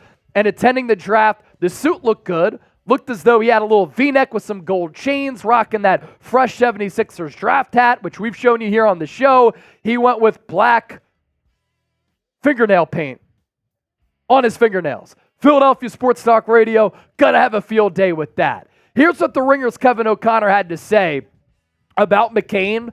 Launches jumpers off the dribble with comfort from all ranges, and he can fire when moving from either side and into a step back. He's talented, selfless passer who runs a composed pick and roll. The pick and roll game with Joel Embiid. We saw how dominant that can be with Tyrese Maxey and Joel Embiid. How about another option? He's capable of making any pass and does a good job of reading the floor. Last year with Duke, here are the numbers. 14 points per game as a freshman. He played 31 and a half minutes per night. Good rebounder for his size, 5 rebounds per. Very active on the defensive end. More than a steal per night. 46% from the deck. And I love how he has no hesitation in letting it fly from distance. And when he moves off ball, he can kind of play in that Klay Thompson role, running off screens, drawing out defenses that can open up looks for Tyrese Maxey and Joel Embiid. He's a natural playmaker going back to his high school days. The comp, kind of like Wesley Matthews, that's been thrown around a little bit. But KOC, Kevin O'Connor, shades of somewhere between Steph and Seth Curry. And Seth Curry, we saw a very, very good player for Philadelphia for a couple of years. And that DHO game, the dribble handoff game with Embiid, proved to be very valuable for Philadelphia. So I like this pick. I probably would have gone with Dalton Connect because I think that you need to get better at the wing spot with Boston winning a title and the New York Knicks loading up at the wing position in what has become an increasingly more difficult to win Eastern Conference. But offense wins in today's NBA. You need bucket getters, and Chip, Jared McCain is a bucket getter. What do you think of the pick? Your instant reaction, your analysis. Yeah, look, I love the pick of Jared McCain. We've talked about him on the show for a while leading up to the draft. The Sixers reportedly had interest in him. And I really think one of the Sixers' biggest weaknesses of last season, they didn't have enough guys that could create plays for others and create their own shots, and they were reliable in knocking down these shots. You know, we saw them try to trade for a Buddy Hield, someone who could knock it down from the outside. Never really worked out. And it was a lot of times down the stretch of these games relying on Tyrese Maxey or Joel Embiid, like, bail us out, go one-on-one, get us a bucket, because no one else can really do anything with the ball in their hands. Jared McCain can be effective with or without the ball. I like him at with a fit as an off-ball player. So Tyrese Maxey can still run that offense. You have to worry about Jared McCain, taking the ball away from him. But a sniper from deep, went to Duke, so it's a good culture there. And, with the players that were on the board here, like a Dalton Connect, like a Tristan de Silva, I think Jared McCain is the perfect blend of a player that is going to be good enough to play right now, but also a player that maybe has a little more upside than some of the players that we talked about, like de Silva, like a Dalton Connect. So I'm a big, big fan of the pick. We were a little scared that maybe Miami was going to take him right in front of the Sixers, but I think Jared McCain, I think he's going to be a player Sixers fans like because of his game, the way he plays, the reliability, and just that three-point shot, which the Sixers have been looking for somebody to knock down a corner three when they're open for a long time. And look, Jared McCain's going to be able to do that. I love the pick. And somebody who can complement Tyrese Maxey a little bit. And I'm not a huge fan of having a championship team led by two small guards. I don't think that's a great way to build your ball club. I think it is a wing-driven league. You look at the history of the NBA with players like LeBron James, Kobe Bryant, Kevin Durant, Kawhi Leonard. The list goes on and on and on, right? It has been a wing-driven league with winning titles. Jason Tatum, Jaylen Brown. So when you have two smaller guards, that's a concern. But you also have the two small guards with the big in Joel Embiid. And a lot of people are concerned about the size. Let's talk more about that coming up here in a second. Grade the pick first and subscribe to the channel as we continue to build upon 16,000 subscribers. A, B, C, D, or F. I know we're going to get a mixed bag here. Some people are saying it's an F pick because the Los Angeles Lakers, right after Philadelphia, took the player who I wanted the Sixers to take in Dalton Connect, and a player who is a wing, who when he gets hot can hit shots from anywhere. I thought that would have been a better pick than Jared McCain. And people are worried about the size. Let me just talk about the size real quick here. So he's a below-the-rim finisher, right? That doesn't always play at the NBA level. How can you get away with being a below-the-rim finisher? Being crafty. People said the same thing about Tyrese Maxey, said the same thing about Steph Curry. Tyrese Maxey can finish around the rim with the speed, the explosion, the reverse lay, being crafty with whatever hand he decides to use, going off the off leg, hanging in the air, being tough at the 10. Steph Curry, in that same way, is very shifty, short area quickness, gets very creative with how he can finish. That's what Jared McCain's going to have to do. And it might be a little bit of a challenge, but when you're getting some Steph Curry comps, and when you're shooting 41% from three, you can play on ball, off ball, and you're comfortable with both of those, and you stretch the floor, defenders are going to have to face you. And with that quickness, you can beat them off the dribble, which then can lead to mid-range, floater game, and more open opportunities around the rim. So there are ways around that. I get the concerns, but this is a really solid player here. As you look ahead, and remember, Tyrese Maxey was a steal in the 20s back a few years ago. It's altered the course of this franchise. Imagine where the Sixers would be if they didn't have Tyrese Maxey.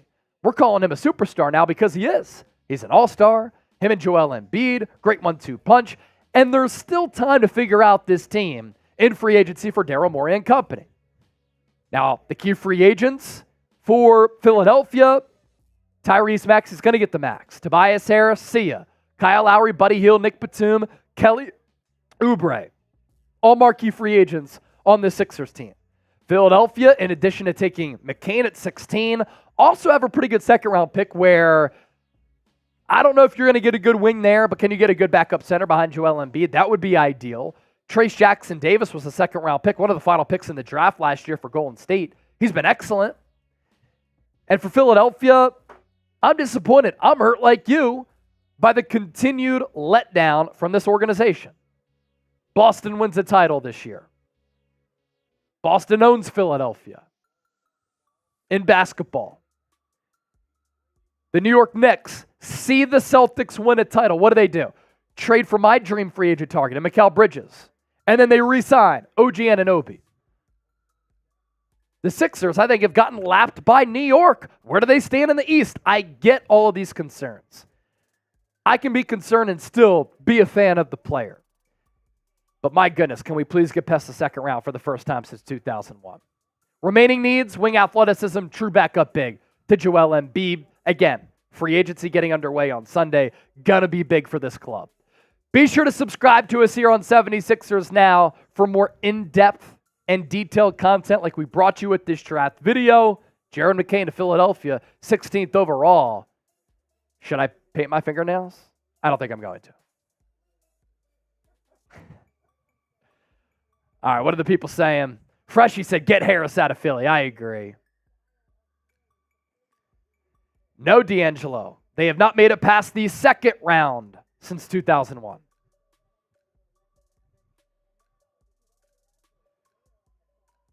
Taking a look here now. Recapping the draft. Zaccharie Risacher, number 1 to the Hawks. Alex Sarr, number 2 to the Wizards. Reed Sheppard, number 3 to the Rockets. Stephon Castle, number 4 to the Spurs. Ron Holland, surprise pick. First surprise pick of the draft, number 5 to the Pistons. Salün, another surprise pick, going to the Hornets at 6. Donovan Clingan at 7 to the Blazers. The Spurs trade number 8 to the T-Wolves.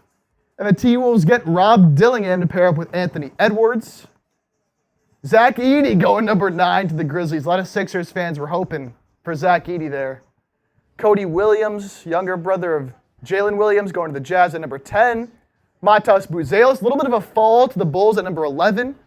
Nikola Topic suffered a partially torn ACL, was once a top 3 to 5 player in the class, falls to OKC at number 12. The rich get richer. Of course he did.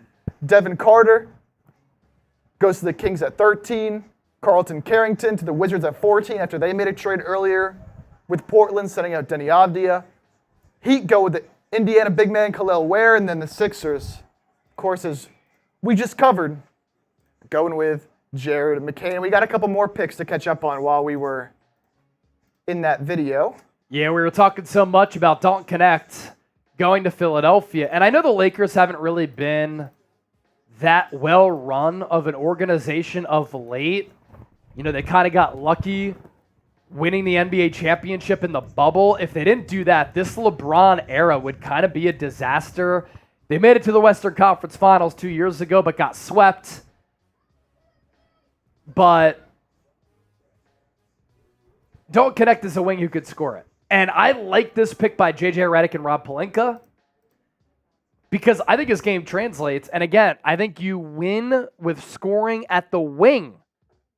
So the Lakers got a really intriguing player at 17 overall. And Chip, we also talked a lot about this. It might turn out, given the weakness of this draft class, that a team in the middle of the draft gets the best player because there are no sure things and a lot of people are unsure about these prospects. Don't Connect. Maybe Jared McCain. Interesting stuff.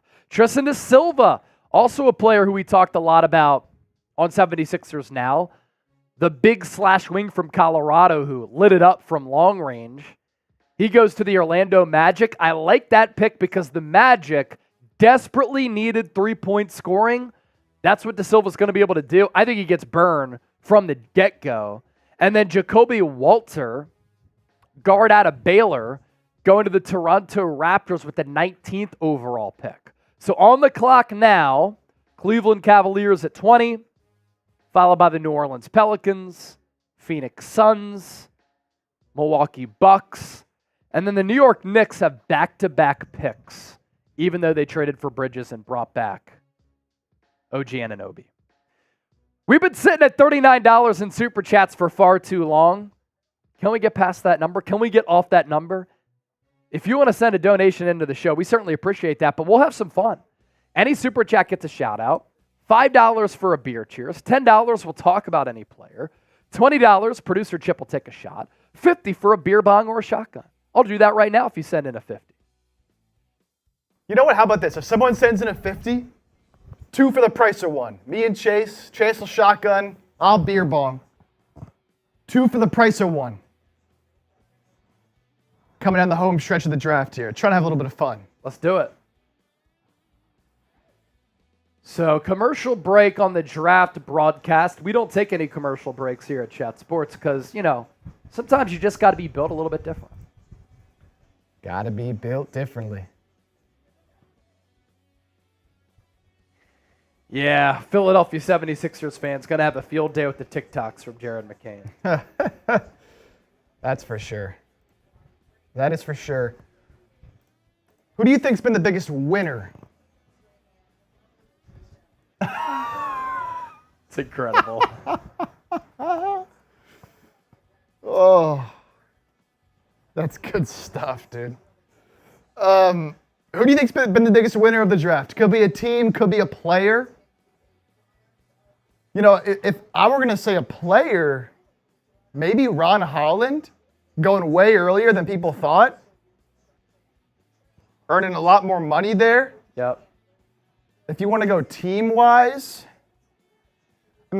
a big dub for the Lakers to get Dalton Connect. He's really going to be able to help that team. So we have that Toronto Raptors selection. Long gap for the Cleveland Cavaliers. De Silva would have been a better choice. Different skill sets for sure. De Silva's more that off the ball, do a little bit of everything, complementary role piece. I think McCain is a little bit of a higher upside, but you could. I wouldn't be mad if you argued wing was a bigger need. Chase, are you painting your nails? I am not painting my nails. No, I am not painting my nails. From Angela G. B-Doc, who can the Sixers get in free agency? Share your thoughts. I've always been big on Kentavious Caldwell-Pope. Yep. I think it still makes sense, even though you went with Jared McCain. I think KCP can run the three. He is pretty tall. He's 6'5". Yeah, he's 6'5", 6'6". He can run the three. And plus, it's not like McCain is guaranteed to start right away anyway. So you could start KCP at the 2 and then bring McCain off the bench.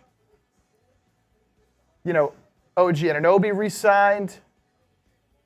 The Sixers reportedly have interest in Najee Marshall, a very underrated player for the Pelicans. He could run the 3, he could run the 4 as well, and shouldn't cost too much money, although he will have some suitors because he's a player that under the radar but does impact winning. Yep.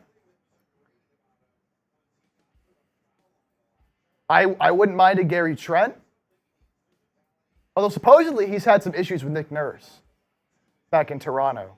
Not sure how true that is, but apparently he didn't really like him. I definitely want Kelly Oubre back. Kelly Oubre at the wing spot. I'm not a... Are you saying... Which Bridges? Are you saying Mikal Bridges? He's been traded to the Knicks, B-Doc. And OG re-signed with the Knicks as well. Oh, you're just saying that because... Oh, I see what you're saying. All the 3 guys you wanted are all off the table. Yeah, it's tough. But I like to pick a McCain, and now you have this free agency period to per Woj, this team. Jalen Tyson is at the top of the Cavaliers board here. Interesting.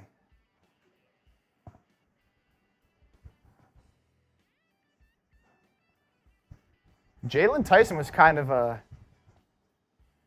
Some people had him as high as 20 on their board. Some people had him as a second-round prospect.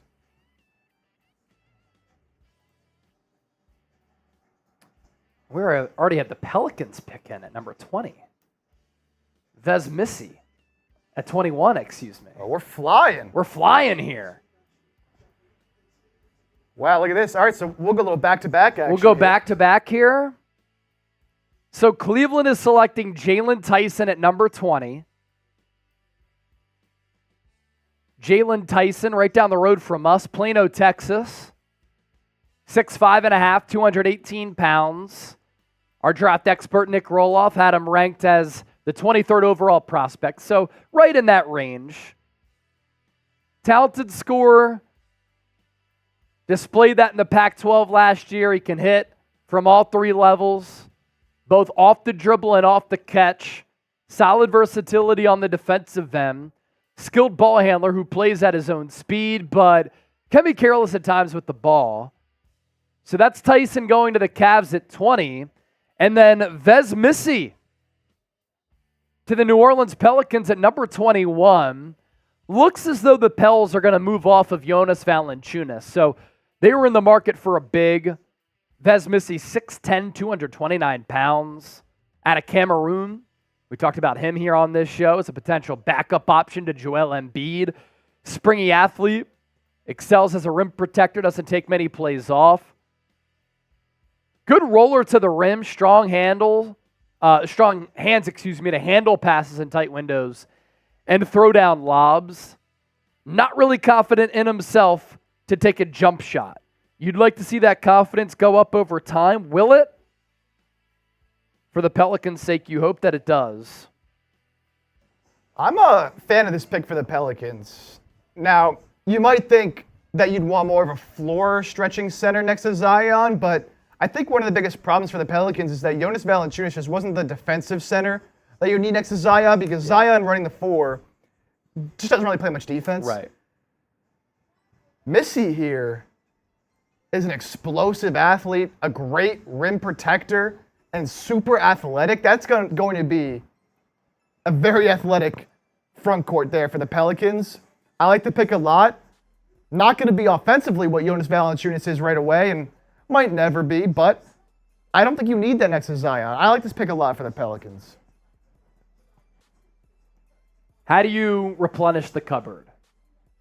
You lose Valanciunas, maybe not the best fit. You take Vez Missy. Next up, are the Pels going to trade away Brandon Ingram? Could he be traded to the Philadelphia 76ers? The Suns here are set to make their first pick in the first round since 2020. That's crazy. F. Chillaxing does not like the pick for Philly. But it's interesting, our poll question, 41% voted A for the pick of Jared McCain. Yeah, it's wild. There are so many videos on social media right now from radio stations, local content creators, Outkick, putting out TikToks from Jared McCain with him dancing on the TikToks. It's going to be classic sports talk radio tonight and tomorrow and moving forward. I like this tweet. Jersey Shore is going to love this dude. That's good, yeah.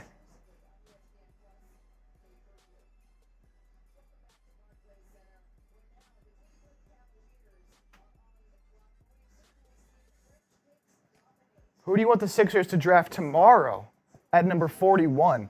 That's interesting. You know, it's tough to say who's going to be there around 41. You know, I like Dylan Jones from Weber State. Although a little bit of a shorter wing. He's 6'4.5", but 237 with a 6'11 wingspan. So, you know, maybe you'd want a little bit more of a prototypical wing size there after you already went guard here. I like Harrison Ingram out of North Carolina. 6'5", but a 7'3" wingspan. Shot 38.5% from 3. Last season at North Carolina. He's one of those impact players. Not an upside shot, but he'll be an impact player. Sort of a Jay Crowder type. The Sixers worked out Trenton Flowers, who could be a target at 41. Very, very young, just turned 19 years old, but a great athlete, a great cutter, plays above the rim. Developing jump shot. He's more of a long-term play. Jalen Bridges from Baylor. If you want to go back up big, Oso Ighodaro from Marquette. He's more of a versatile, undersized shooting big.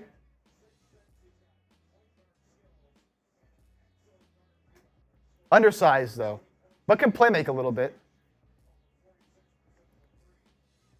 So I think someone in that range. Maybe my guy PJ Hull from Clemson, baby. Little bit of PJ Hull, tweener. your guy. You think he's where do you think he's going to go? I'd probably guess 50-ish. I'd say around the 50s. Yeah, 47 to the end of the draft at 58. PJ Hall, great player at Clemson, 18 points, 6 rebounds. Just kind of weird because he played center, but he's only 6'8", so not really going to be able to play center at the NBA level, and he can't really defend on the wing either, so where's his role going to be? He's a good athlete for his size. But if he can really polish that three, he could be good. Yeah. Carter Boy Fresh, Sixers are becoming a desperate franchise. Yeah, it's tough times out on these streets, man. Kenny Atkinson, by the way, getting a 5-year deal from the Cavaliers. Former Nets head coach and then Warriors assistant. Man, we are way ahead of this ESPN draft coverage. Yeah, we're just in a standstill right now. Yeah, they still have New Orleans on the clock, but the Sun should be on the clock right now.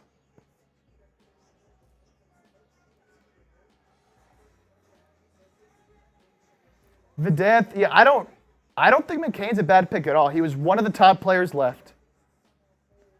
A lot of teams, and I think this is a smart draft strategy, you use the draft to draft for talent. You take whoever is the best available player left on your board, unless you really have one missing piece. But the Sixers have nobody on the roster. So take whoever your best player available is, and then you use free agency to fill out your needs. Some people making this argument too and trying to find reasoning with the McCain pick is that in a draft with a lot of question marks with these prospects, is it smart to take a player with an elite skill? And does Jared McCain have an elite skill of shooting? And could the Sixers become one of the top shooting backcourts in the NBA? Jay Billis saying the Sixers got a winner, a leader, and one of the best shooters in the entire draft class. One of the hardest workers you're ever going to see. Infectious personality, a spirit and an attitude that you don't see that often on the court.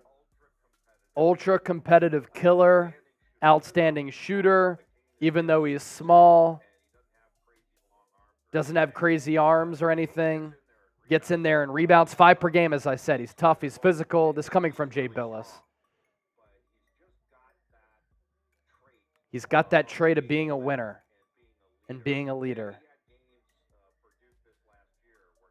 Had games with Duke.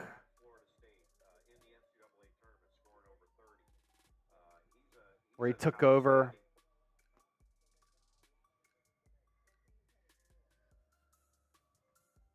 I will say, I think him and Maxey, they're going to be great friends.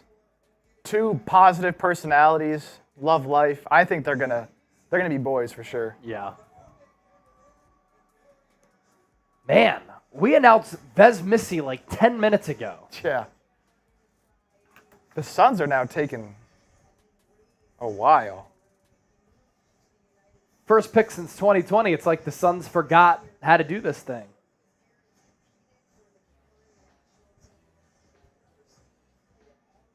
We can pop up a picture real quick. I see a picture of Jared McCain with the commish after being drafted.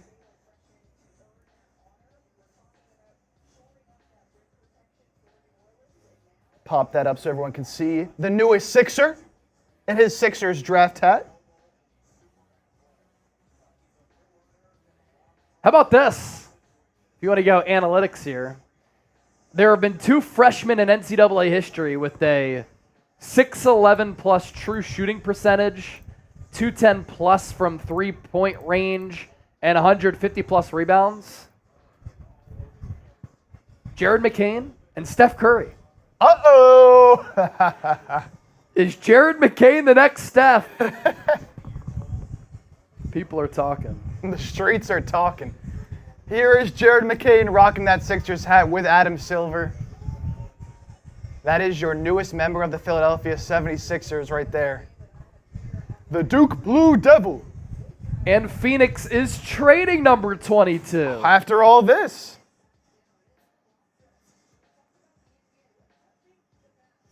And then Denver's going to take Daron Holmes. Wow. Great pick.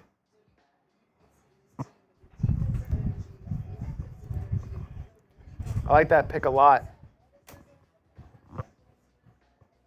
For Denver, man. They needed another center behind Jokic because they were running out. DeAndre Jordan in the year 2024. Unbelievable. Unbelievable. So I like the fit for McCain. That's good. He did have the black fingernails with this outfit, but I like the black suit. I'm a simple black suit, white shirt, black tie guy. And I'm a big black suit guy just in general. Shout out to Johnny Cash. The gold is a good compliment. A little bit of silver there on the bedazzles, whatever you call it. It's a fresh look. Adam Silver wearing the classic like presidential nominee outfit. Blue suit, red tie, white shirt. I feel like Trump wears that all the time. Every Joe time. Biden too. Just classic. So trade alert, trade alert. Phoenix Suns were making their first round pick since 2020, and they traded the pick. Traded it to the Denver Nuggets, and the Nuggets take Daron Holmes, the center out of Dayton.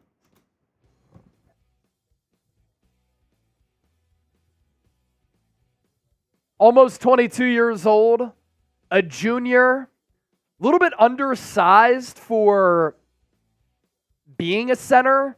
We kind of just classify him as a big. I think that he can play alongside Nikola Jokic, and that gives you an intriguing front court for sure if you want to move forward with that on-court pairing. He's 236 pounds, excels with his back to the basket, did most of his work on the block, showcased the ability to space the floor with a developing jumper. Undersized and might not fit as a true center, but with Nikola Jokic, I think it can make some sense here. So here are the trade details. Nuggets receiving the pick at 22, and then they take Daron Holmes. And then the Suns move back a few picks to 28. They get a second-round pick this year, 56, and then 2 future second-round picks.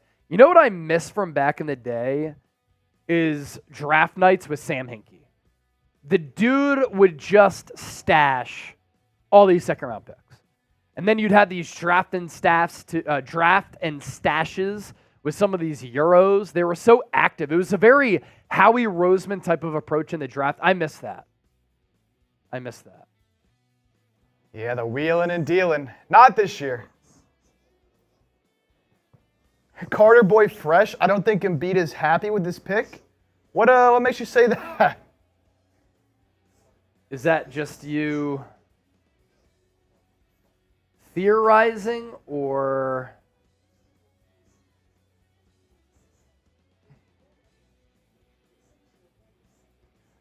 did he tweet anything? Let's see. Real quick, if you want to go relive Chase's surprise reaction to the Sixers drafting Jared McCain, I'm putting the link in the chat right now. And while you're at it, go follow us on Twitter as well. Chase is at Chase_senior. I'm at Jake Chipper. Embiid hasn't tweeted since June 12th. And that's when he tweeted out something that was interesting at the time. And it had to do with Jrue Holiday and the impact that he had with Boston. Embiid said, did the Bucks give them the championship by trading him away?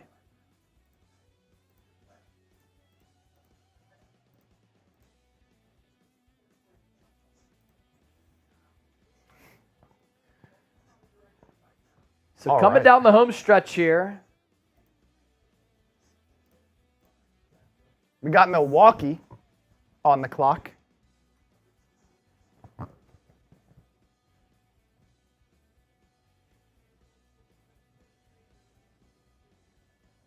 Again, make sure you follow us over on Twitter or X. Sixers content all year.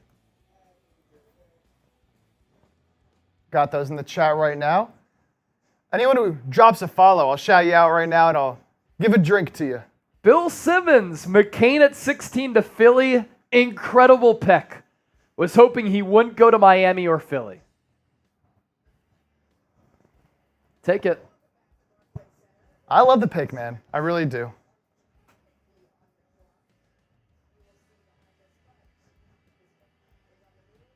I got a good feeling about him.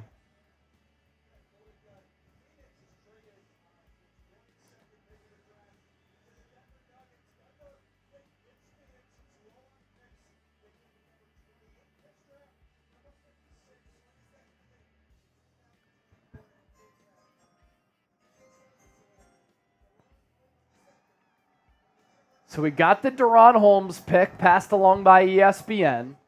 And now we have Bucks on the clock via New Orleans. Knicks, Washington, Minnesota. Well, I think this Minnesota pick, I believe this should be, or no, they just got 2 future firsts in that trade with the Spurs. So yeah, this is still Minnesota's pick. That's right. Tell you what, I mean, Jerry McCain can really shoot it. He shot 41% from 3 on nearly 6 attempts per night. Very quick release, too. There just isn't fear when he shoots the rock. I mean, catch and shoot, off the dribble. He's got that maxi multi-step back to his game. In transition, on the run.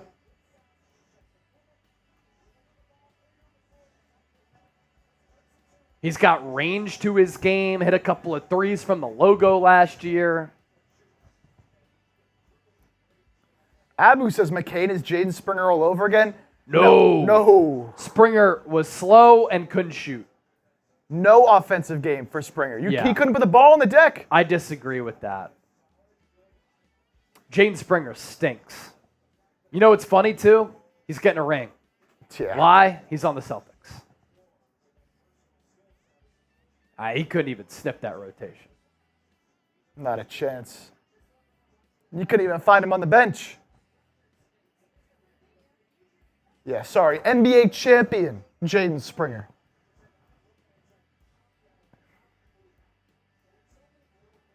B-Doc, I would draft the big guy from Marquette, Oso Iguodala, or Harrison Ingram, or Jalen Bridges. Yeah, would like all 3 of them at 41. The big man from Marquette, Iguodala, kind of a versatile big. I think I said earlier he can shoot. He's not a shooter. He's not going to space the floor.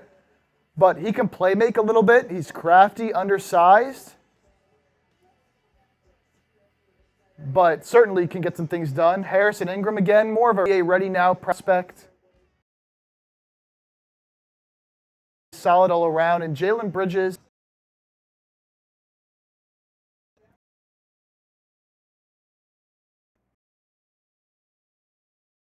rebound shot. Any offensive skill.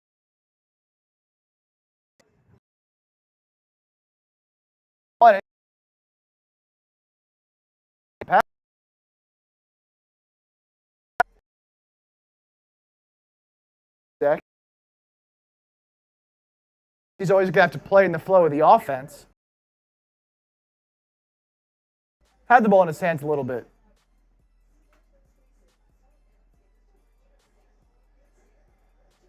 Doobie Turner just really wanted Deron Holmes. And again, there's still free agency where you're going to add all the players that you need. Yeah. Still free agency. Is Doc Rivers not even in the war room with Milwaukee? He might be on the phone. He wasn't there. Maybe he was on the phone with a prospect, but maybe he's like, y'all got it. Y'all got it. Yeah, run back his highlights, D'Angelo. Go look at Jordan McCain's highlights, man. He's a shot maker. By the way, this ESPN coverage is bad. It's bad. What has happened to ESPN? It's brutal. That's why you watch us. That's why you watch us. I think part of ESPN died when Stuart Scott passed away. ESPN has not been the same since Stuart Scott passed away. It has been downhill since. And it's crazy to me because in an era where there are so many talented content creators, where it's easy to find talented people online like us, some of these hires are atrocious. And it's everything from SportsCenter to some of their on-set shows to the drafts to the radio lineup. The radio lineup used to be incredible. You had Rosillo SVP, Colin Cowherd, Stephen A. Smith, Mike and Mike, and now it's unrecognizable.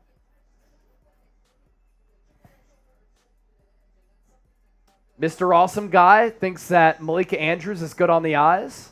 Pretty lady. Pretty lady. And look, I'm in broadcasting, so I like to scout talent. I think she's a better reporter than host. I think she is an elite reporter. Fantastic. As a host, not as good. Hardworking hustler. Appreciate the follow, man. Appreciate that. Much love.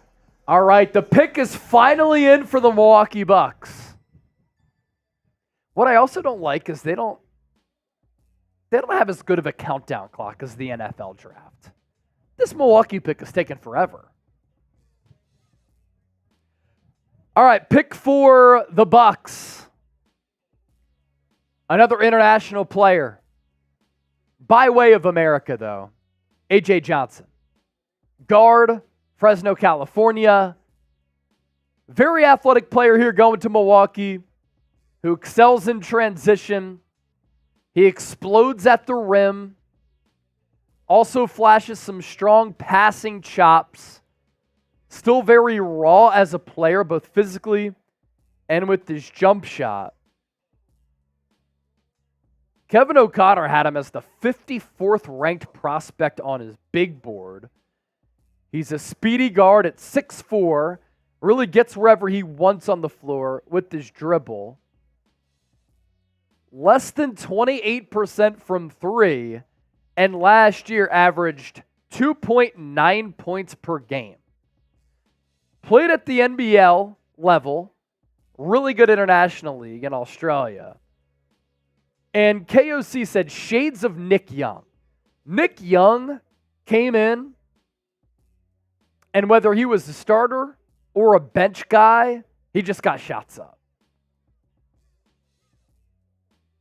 A.J. Johnson is a guy who barely played last year. Bucks taking him 23rd. Struggles to finish with the left. Sometimes dribbles too much. A little bit lean. He's 167 pounds. Got some weight on that cat. All right, let's take a look at the draft up to this point. As the Bucks just made the 23rd pick. The Knicks are trading 24 to the Wizards, by the way.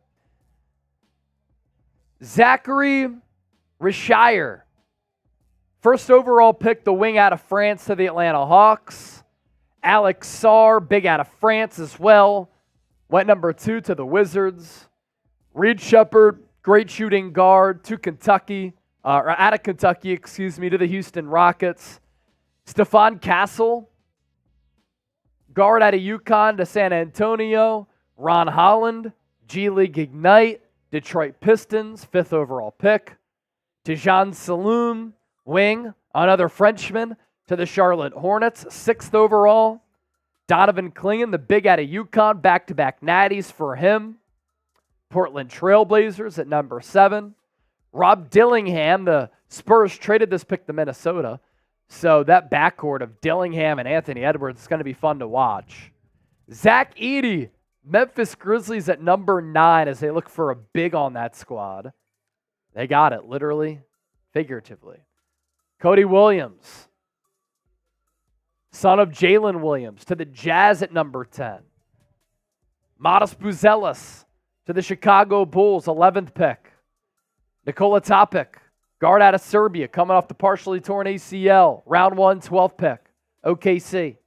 Devin Carter, the Providence guard, to Sacramento with the 13th pick. Carlton Carrington, Final pick in the lottery here to the Wizards, number 14, the guard out of Pitt. Kel'el Ware, Miami Heat. They get a big behind Bam Adebayo, who's really good at Indiana after he transferred from Oregon. Jared McCain to our Philadelphia 76ers. Getting some Steph Curry comps. 42% on his threes last year. Guard out of Duke to Philadelphia. Don't Connect, who Chip and I were very high on to Philadelphia. Wing, Los Angeles Lakers, 17th pick. Tristan de Silva, another Sixers target. Wing out of Colorado to Orlando. They get much-needed shooting there. Jacoby Walter, the Baylor guard to Toronto, 19th pick. Jalen Tyson, round 1, 20th overall, wing out of Cal. Vez Missy, the big out of Baylor to New Orleans with the 21st selection. Deron Holmes at 22 to Denver. Another big to play alongside Nikola Jokic. A.J. Johnson to the Bucks, 23rd pick. The guard who barely played in the NBL last year. And then Keyshawn George, the wing out of Miami to the Washington Wizards with the 24th pick as the Knicks traded out. And that was the trade alert that we alluded to just moments ago, in which the Knicks, who have the 25th pick, traded out. And here are the trade details here. Wizards receive 24. The Knicks will now have 25 and 26. And then they get a second-round pick at number 51. So clearly the Wizards really liked Keyshawn George. He is from France, was a freshman at Miami, 6'7", 209. He's a confident shooter, not afraid to pull up from deep or bother by a good contest either. Has a natural feel of where his teammates are. Not the twitchiest athlete, may struggle getting by defenders off the dribble in the NBA. Wizards making multiple picks in this first round. Just not in love with what they've done.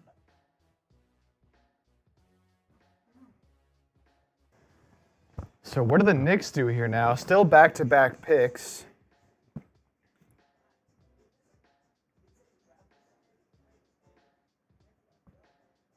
Got to fill that roster around Bridges after trading for him. Nearing the end of night one. Nearing the end. Pick 25 of 30. Coming up here with the New York Knicks on the clock, trading for Mikal Bridges, bringing back OG Anunoby. What a draft for New York.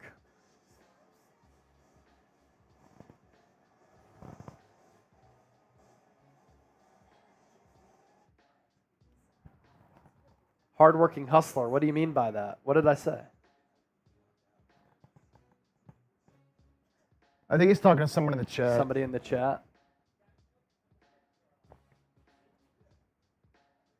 Chai Sun, I don't understand OKC taking Topic with SGA and Caruso. You know, a couple of different options. Topic's coming off a partially torn ACL. Might not play year one. That's a possibility. He could be a draft and stash. Stays overseas. Continues his development. Or you do what OKC has done and just load up that roster. Terry, NBA weird foreigner obsession. The game's definitely gotten more global, but it's also gotten more talented. A global league now. A lot of talent overseas.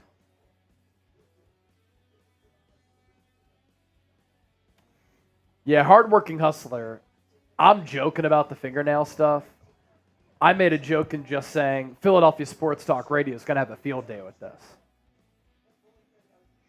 But the player, I like it. I'll probably give it a B for our draft grades after the draft is done.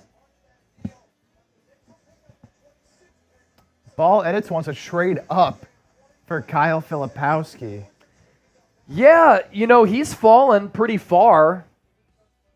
I'd like him as a young player on this team in the front court, But I don't think he falls to Philadelphia. You would have to trade up. I think you're right on that.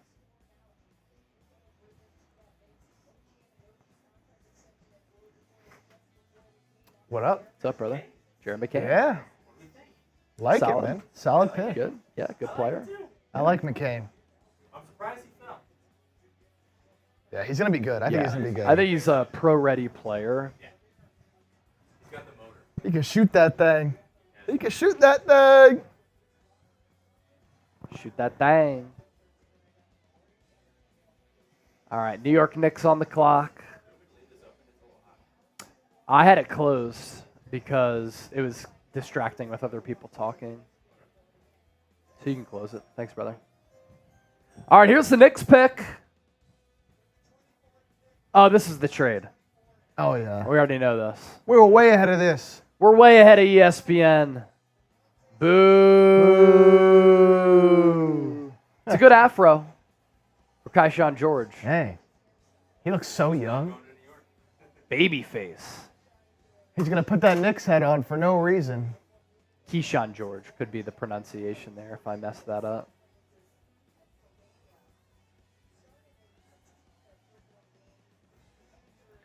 Hometown is Switzerland. Attended high school in France. What's up with all these Frenchmen getting drafted? Crazy. It's historic. Does anybody want to make things interesting here? If someone sends in a 50, me and Chase will race shotgun versus beer bomb. Let's go. If someone sends in a 50. $50 super chat. I love it. He's walking up to, now you're in New York. He's not in New York. Empire State of Mind. That's funny. Yeah, it's so stupid. The trade is done. He knows, and the NBA knows, and everybody knows he's not going to the Knicks, yet he's wearing the Knicks hat. He's traded to the Wizards. Why does the NBA do this? Before the Sixers pick, Adam Silver announced a trade that happened hours ago. Like, take a page out of the NFL's book, which runs the country, as far as sports fandom and popularity goes, and stop being so idiotic.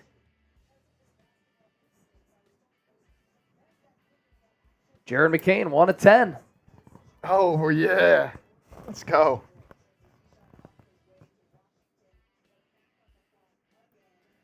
The Knicks are expected to pick here at 25, but they're in talks to trade 26. So a lot of moves here for the Knicks. What spots do they have on the roster? I guess that's the thing, right?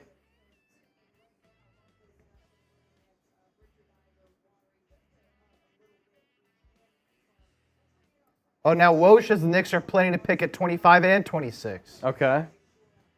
They have such a loaded team that they could trade the picks away for future draft capital.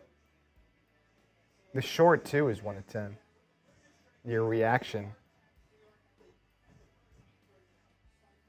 76ers select polarizing Duke guard.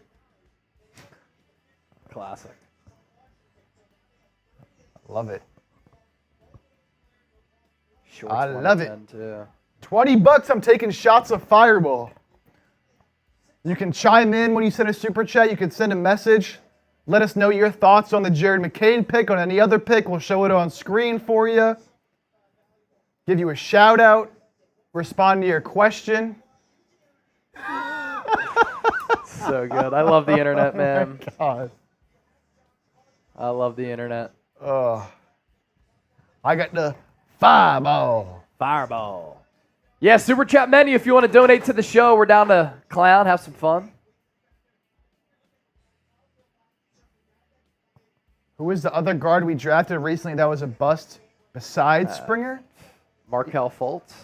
You want us to go down the list? Are you talking super recently? Like- Zaire Smith? Yeah, he could be talking Zaire Smith. I don't think Isaiah Joe can be classified as a bust because No. he's Sucks. been awesome. Sucks that you let him leave, but he's good. Let's see. I can't think of who you'd be talking about. Got to be Zaccharie Smith he's talking about, right? Are we right, Terry? Talking about Zaccharie Smith? Yeah, I mean, in recent memory, it's Jaden Springer. That was the 28th pick.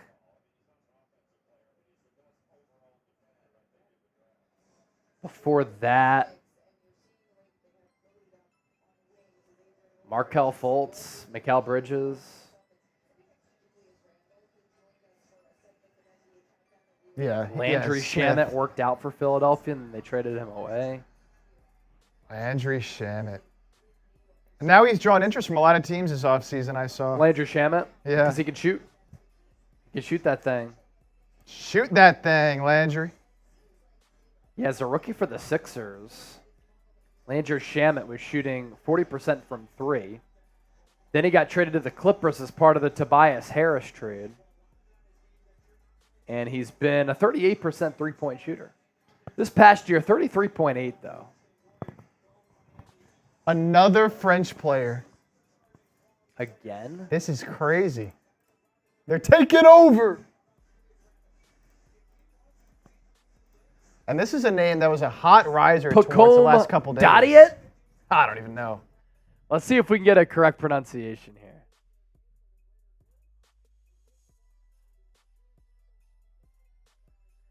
Rolly had him as the 35th overall prospect. Pacome Dadiet? If he's French, I would imagine that's it. Pacome Dadiet from France, 19 years old when the season begins. 6'7", 3/4, 217 pounds. Good movement shooter in a limited role. Has the chance to improve defensively over time as he learns to play more physically. Great size and athleticism for the two spot. Plays a lot smaller than he should. I thought the Knicks were going to go front court depth here, but they don't. All right, Chip, pop yourself up. I'm going to use the bathroom real quick, and then I will be back here very shortly. So Knicks will be on the clock again with back-to-back picks, and Woj said that their plan as of now is to use both picks. So we will see what they do here. Hey, when Chase leaves, we like to get a little crazy, a little producer takeover. So here's what I'm going to do. Every sub we pick up, I'm drinking. And every super chat of any amount that we pick up, I'm drinking. And I'll do a beer bong for a 20. Until Chase comes back. Every super chat is a drink. Every subscriber is a drink. And if we get a $20 super chat, a single $20 super chat before Chase comes back, I'll do a beer bong. So, Pacome Dadiet. More of a 2, despite being 6'8". A 61.3 true shooting percentage is very, very good. Almost half of his shots came from behind the arc. But again, a long-term pick. This is an upside pick for the Knicks, which is smart because they just traded away all of their draft picks for like the next 5 years. So they already have a loaded roster. It's very, very smart on their part here to take a player who can develop over time because they're not going to be able to bring in rookies over the next couple of years. And I imagine they probably do that again with this next pick. Tyler Smith. I like Tyler Smith for the Knicks here. Out of the G League Ignite. Our draft expert, Nick Roloff, compared him to Kevin Herter, talking about Pacome Dadiet.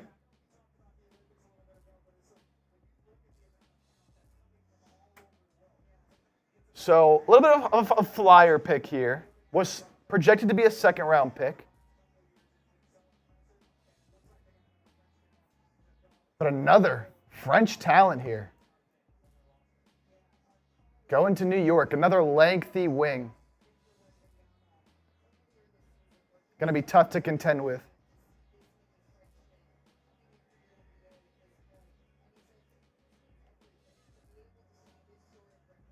So coming up, Knicks on the clock again, Minnesota, Phoenix, Utah, Boston, and that'll close out the first round of the draft. 2-day event now, so that'll be it.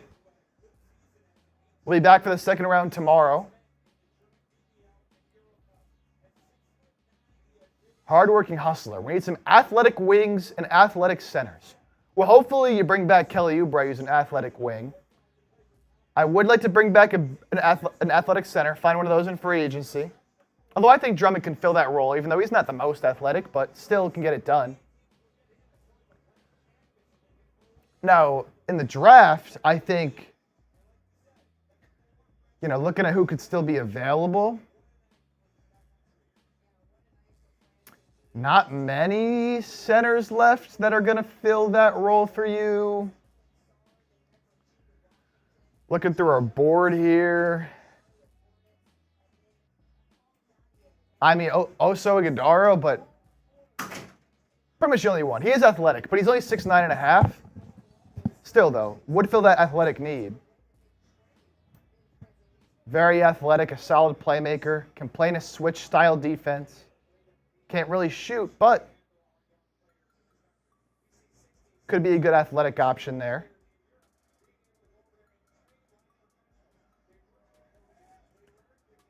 If you want a big that's athletic, Adem Bona out of UCLA, an unreal athlete, 40-inch max vert, and is very fast for being 6'8", 243, with a 7'4" wingspan, will block a ton of shots, can finish at the rim, doesn't rebound quite as much as you'd think someone his athletic profile would, and not going to take any jumpers, but Montrezl Harrell comp, who in his prime was pretty solid. Not very solid in the Sixers, though. I will tell you that. N'Faly Dante out of Oregon, 6'11", with a 7-foot wingspan. Averaged 17 and 9 at Oregon. Physical freak, twitchy, great strength, a rim protector. 25 points in the Pac-12 title game. Had 23 and 28 points in 2 March Madness games, but is really just a lob threat on offense, doesn't have any offensive game. Injury history. Tore his ACL as a sophomore. Battled injuries every year of his career. Compared to a Mitchell Robinson. We have pick 41, hardworking hustler. We have pick 41.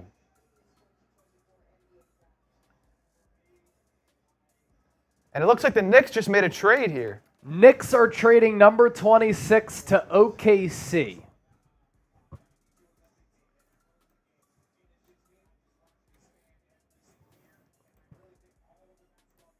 So Knicks trading 26 to OKC. Wheeling and dealing.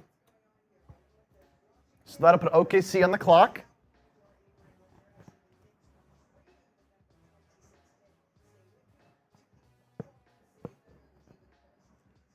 So looks like the pick is going to be Dillon Jones. Dillon Jones.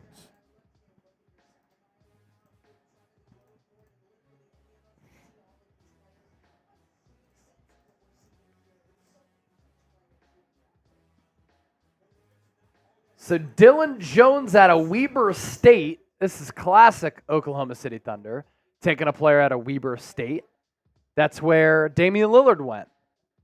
A wing. 22 and a half years old, junior. Columbia, South Carolina. He's got some really good size. 237 pounds at 6'4". He's physical. Definitely utilizes that weight to throw it around inside. Good playmaker, good temperature of the game where he plays at his own speed. Solid assist to turnover ratio, so a smart player too. Sometimes can struggle as an on-ball defender due to his lack of agility, but sometimes he can make up for that with some of the physicality to his game. So Dillon Jones at 26 to OKC, the pick out of Weber State. And now we have 4 selections left in the 2024 draft for the first round. We'll be back tomorrow for the second round.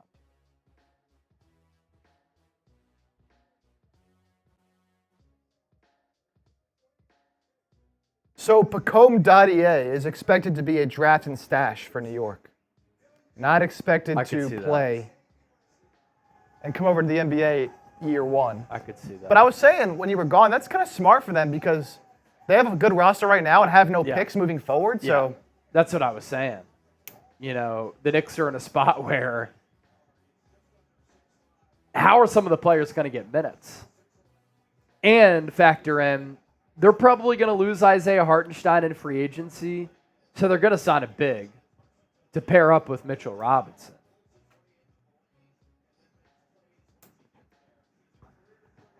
Johnny Furphy still available. Some good players still available. Isaiah Collier still available.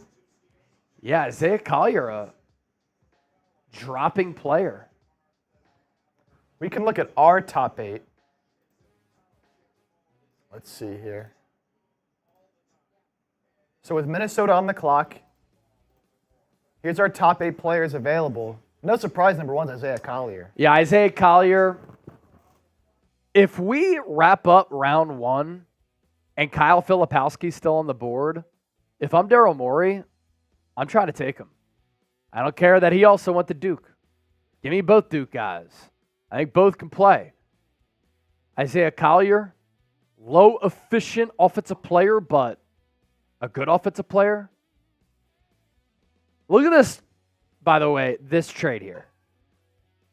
The Thunder getting the 26 overall pick, and the Knicks are receiving 5 future second rounders.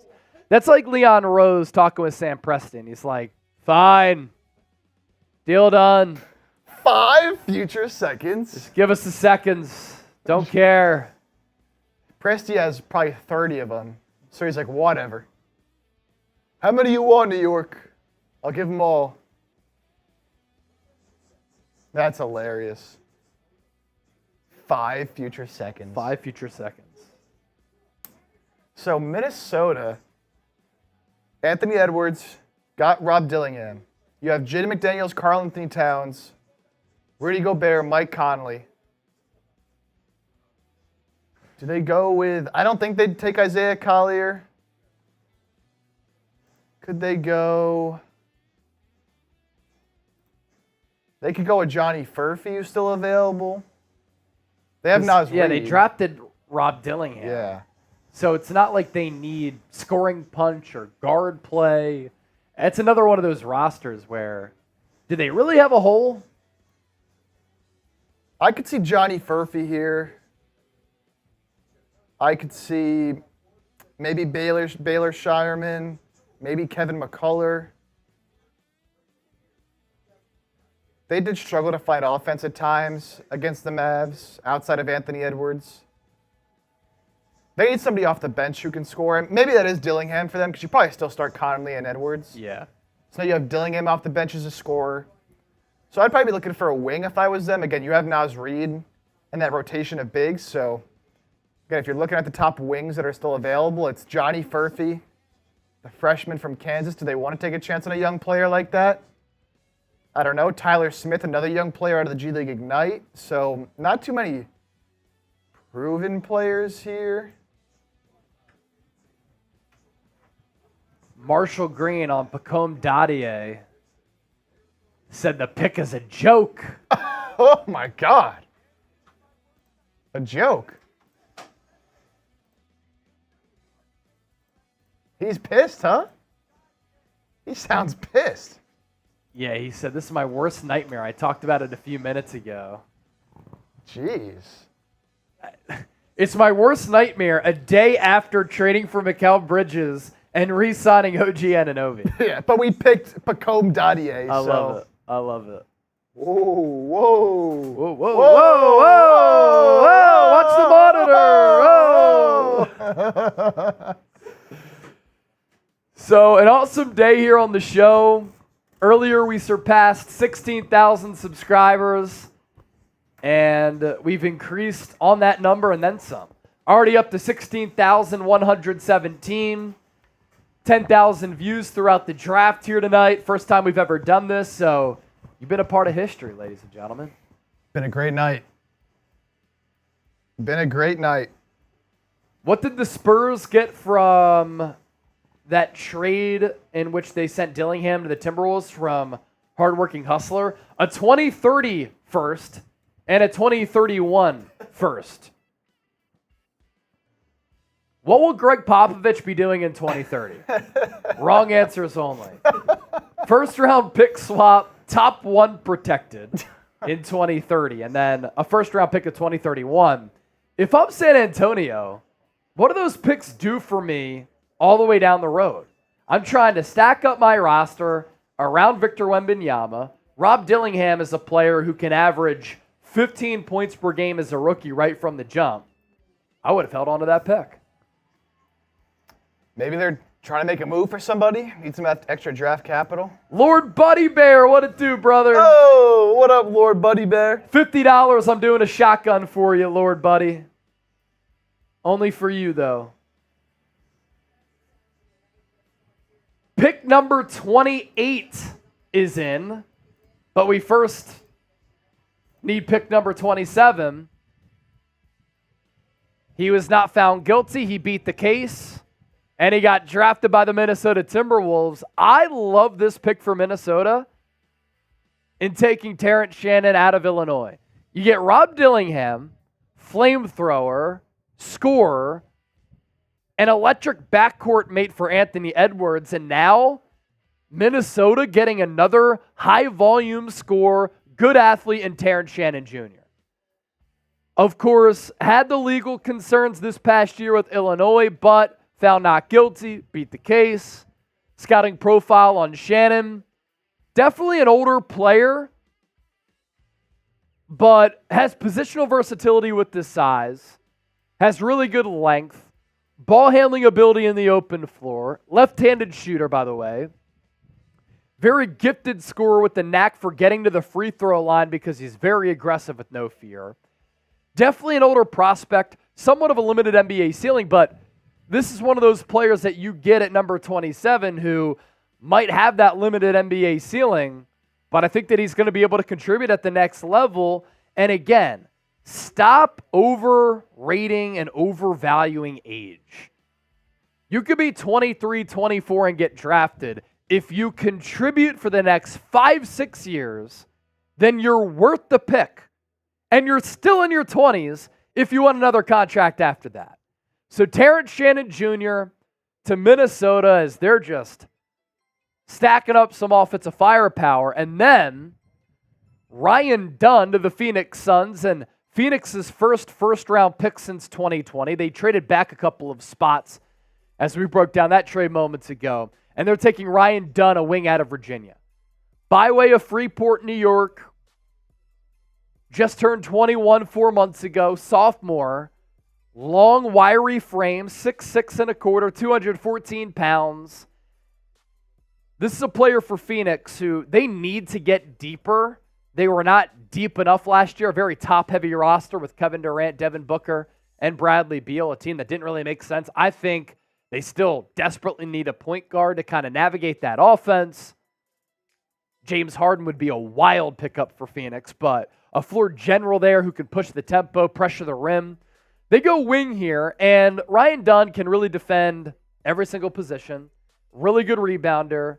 Uses his athleticism and his length to scoop up rebounds. Might be the most complete defender in this class, but also maybe the worst offensive player in this draft class.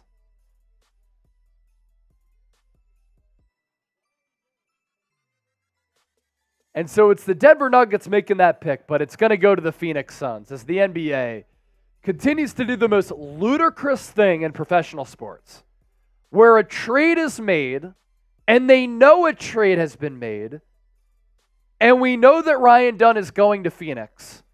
Yet, of course, he's going to be excited. He just got drafted in the first round. What an accomplishment. But he's going to wear the wrong hat being announced to Denver when we all know he's going to Phoenix.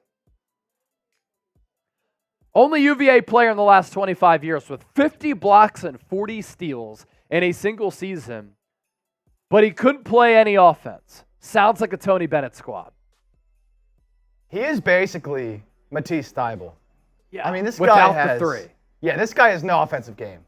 He's like Andre Roberson, really. Is a good comp for him because this guy has zero offensive game at all. But man, is he a good defender. And pick number 29 is in as well for the Utah Jazz. what a draft. First 5 picks went by blazing fast. After that, really up until the last couple of picks, it's been a sludge. It's been slow. Now we're picking the steam back up. So pick number 29 is in for the Utah Jazz, and we'll talk about that selection here. And then Boston going to round things out. Night 1, 2024 NBA Draft. Defending champions. Makes me sick with pick number 30. Finally, Chip, Isaiah Collier is off the board, the guard out of USC, who reminds me a little bit of Jaden Hardy, low efficiency scorer, but let's say he plays 10 minutes, he finds a way to get up like 8 shots. Freshman, 19 years old, 6'2.5", stocky frame, big arms as you can see. Nick Roloff had him as the 16th overall player, so for the Jazz to get him at number 29, Danny Ainge getting some good value here.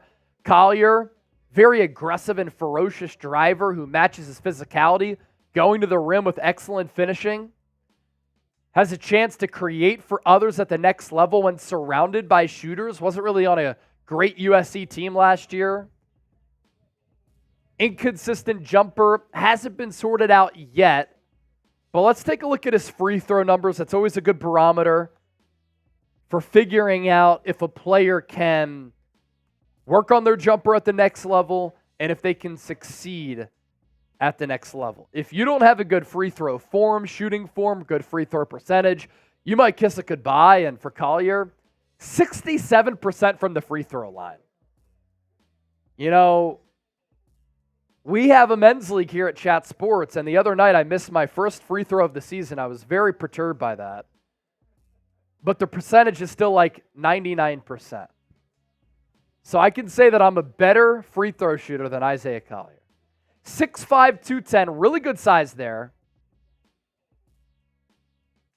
And those were his college measurements. He's come in a little bit smaller at the NBA level, but again, going to have to be better in shooting the basketball from deep, from the field, inside the three-point arc, and then at the free throw line. It really starts there.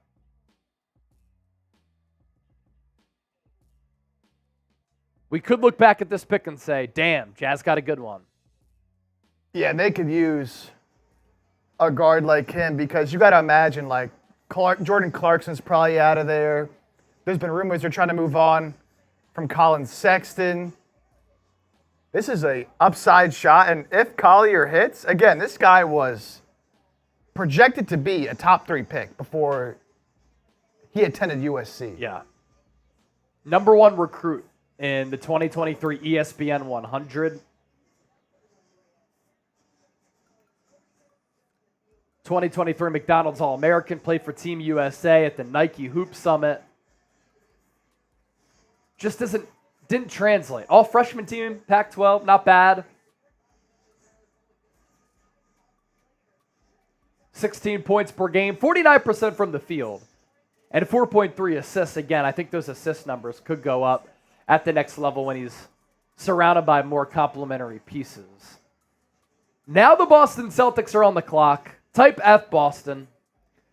F Boston. Unfortunately, the Celtics have been the Sixers' daddy going back to the 1980s.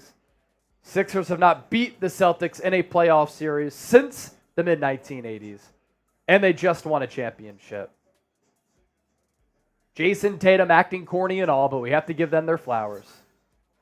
Yeah, Type won. F Boston in the chat. We're also 8 likes away from 400. Help us get there. Hit that thumbs up icon right now. Japoy. If Boston gets Filipowski right now, I'm going to be upset. I'll tell you that.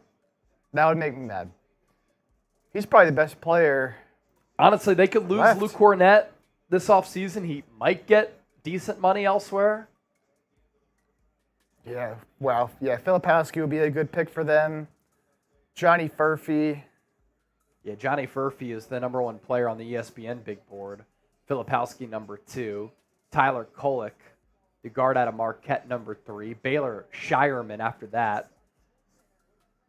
Bobby Klintman, Tyler Smith. Cam Christie. Adem Bona. Adem what? A big Bona.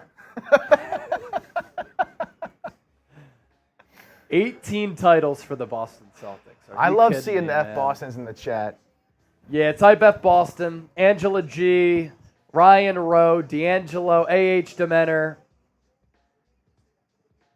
Japoy, Elephant in the Room. God, they're so annoying.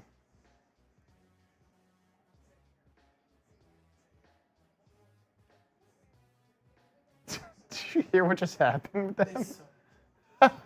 They thought they were going to commercial. That's funny. This ESPN draft coverage is all-time bad. Wait, we're going to stay here, actually. You want to stay here? God, terrible. Oh, that person disgusts me. Oh, they got a good player. What are they doing? Malika Andrews sticking her tongue out at Richard Jefferson. Very weird. Touching his hand.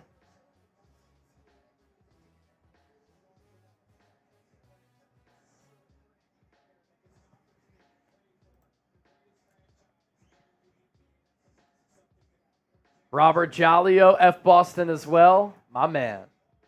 Unfortunately, I think they got a pretty decent player here. The pick is in. Pick is in. Baylor Shireman, the wing out of Creighton, going to the Boston Celtics. From Aurora, Nebraska. So stayed home pretty much to play for Creighton. Older prospect here, going to be 24 soon. 6'6" and a quarter, 202 pounds. Very crafty scorer. Can really get a bucket from any spot. Rebounds extremely well for his size and isn't afraid to mix it up. Will likely be hunted defensively and will really struggle against top wings. But Baylor Shireman, you have trust in the Celtics with their player development program, pinpointing prospects. Shireman could end up being a dog. So there you go. Pick number 30 is in. And the first round of the 2024 NBA draft is in the rear view officially. You look at all these picks here. The two Frenchmen going 1 and 2. Reed Sheppard, number 3. Stephon Castle, number 4. Ron Holland, number 5. Tijan Salün, number 6. Donovan Clingan, number 7. Rob Dillingham, number 8 to Minnesota. One of the more notable draft picks tonight, Zach Edey, number 9 to Memphis. Cody Williams to the Jazz at 10. Modest Buzelis to the Bulls. He stays home. He's from Chicago, number 11. Nikola Topic, the Serbian guard to OKC. Devin Carter, Carlton Carrington, Khalil Ware, Jared McCain going to the Kings, Wizards, Heat, and 76ers respectively. Sixers go McCain over Dalton Connect. A wing. Go Vols, Joey P. Who can get a bucket from anywhere. And Rob Pelinka was saying that J.J. Redick, after the pick, was already drawing up ATOs and dribble handoffs for Dalton Connect right after the pick. Tristan to Silva to the Magic at number 18. They get their shooter. Jacoby Walter to the Raptors, number 19. Jalen Tyson to the Cavs. Vez Missy to the Pelicans. They get some front court depth there. Deron Holmes to the Nuggets. A.J. Johnson to the Bucks. Keyshawn George to the Wizards. And then the final selections here. Pacome Dadier, wing out of France, will be a draft and stash for the Knicks. Dylan Jones to OKC. Terrence Shannon Jr. beat the case to Minnesota. Ryan Dunn to the Timberwolves. Isaiah Collier to the Jazz. And then Baylor Shireman to the Boston Celtics. The best players available as we look ahead to tomorrow's round 2. Here's the top 8. Kyle Filipowski, Johnny Furphy, Tyler Smith, Tyler Kolek, Kevin McCullough Jr., Bobby Klintman, Nikola Jurisic, and then A.J. Mitchell. Philadelphia tonight, taking Jared McCain. Our draft breakdown on McCain is available on the channel right now. Before we hop on out of here, who has been the best pick so far Let us know down in the comment section. We'll give you some shout outs and then we'll dip out. What a day. What a day. Over 4 hours live with y'all. Freshie said, Lil James, good work by you. Can't say Bronny. I said it. We drink, but not a top 8 player left on our big board. Chapoy said Lakers. Angela G throwing it back. I hated Boston from the 80s with Larry Bird, Danny Ainge, Kevin McHale, and the rest of them. Went to a lot of games in the 80s at the Spectrum. I have a Spectrum memory, no longer standing, but I went to the A10 championship game when Temple was playing under John Chaney. They won, made it to the tourney, made it to the Elite Eight that year, but I stormed the court with my pops when Temple won the A10 title at the Spectrum. D'Angelo likes the pick of Donovan Clingan. Mr. Awesome Guy on the fence about the Sixers, but Morey has cooked every year he's been here, except for getting past the second round. Mr. Awesome Guy, T for Temple, yo! University! Brian Doherty, Reed Sheppard, I think was the best pick. Unfortunately, Lakers don't connect. Good stuff from everybody. Draft gets underway tomorrow at what time? I believe it's either 3 or 4 Eastern. Let's see. 4 p.m. Eastern. So we'll be live a half hour before the second round tomorrow. Let's call it 3:30 p.m. Eastern. 12:30 out on the West Coast. We'll be here for round 2. First round, I had 5 minutes to decide. Second round, it's 4 minutes. So hopefully it goes a little bit more swiftly. Myself, Chip, we'll be back in the saddle. If you're going to join us, type me. 3:30 Eastern. Live round 2, 2024 draft right here on 76ers Now. Will you be here? Type me. I want to be able to count on you.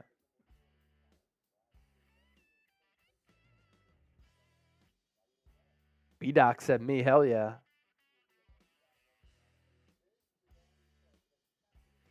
And we picked up more than 100 subscribers live. Angela G saying, good night, everyone. That's a good spot to leave. T saying me, awesome. For Chip, I'm Chase. 76ers Now crew is out. Jared McCain is a Sixer. Draft grade's coming up. See ya.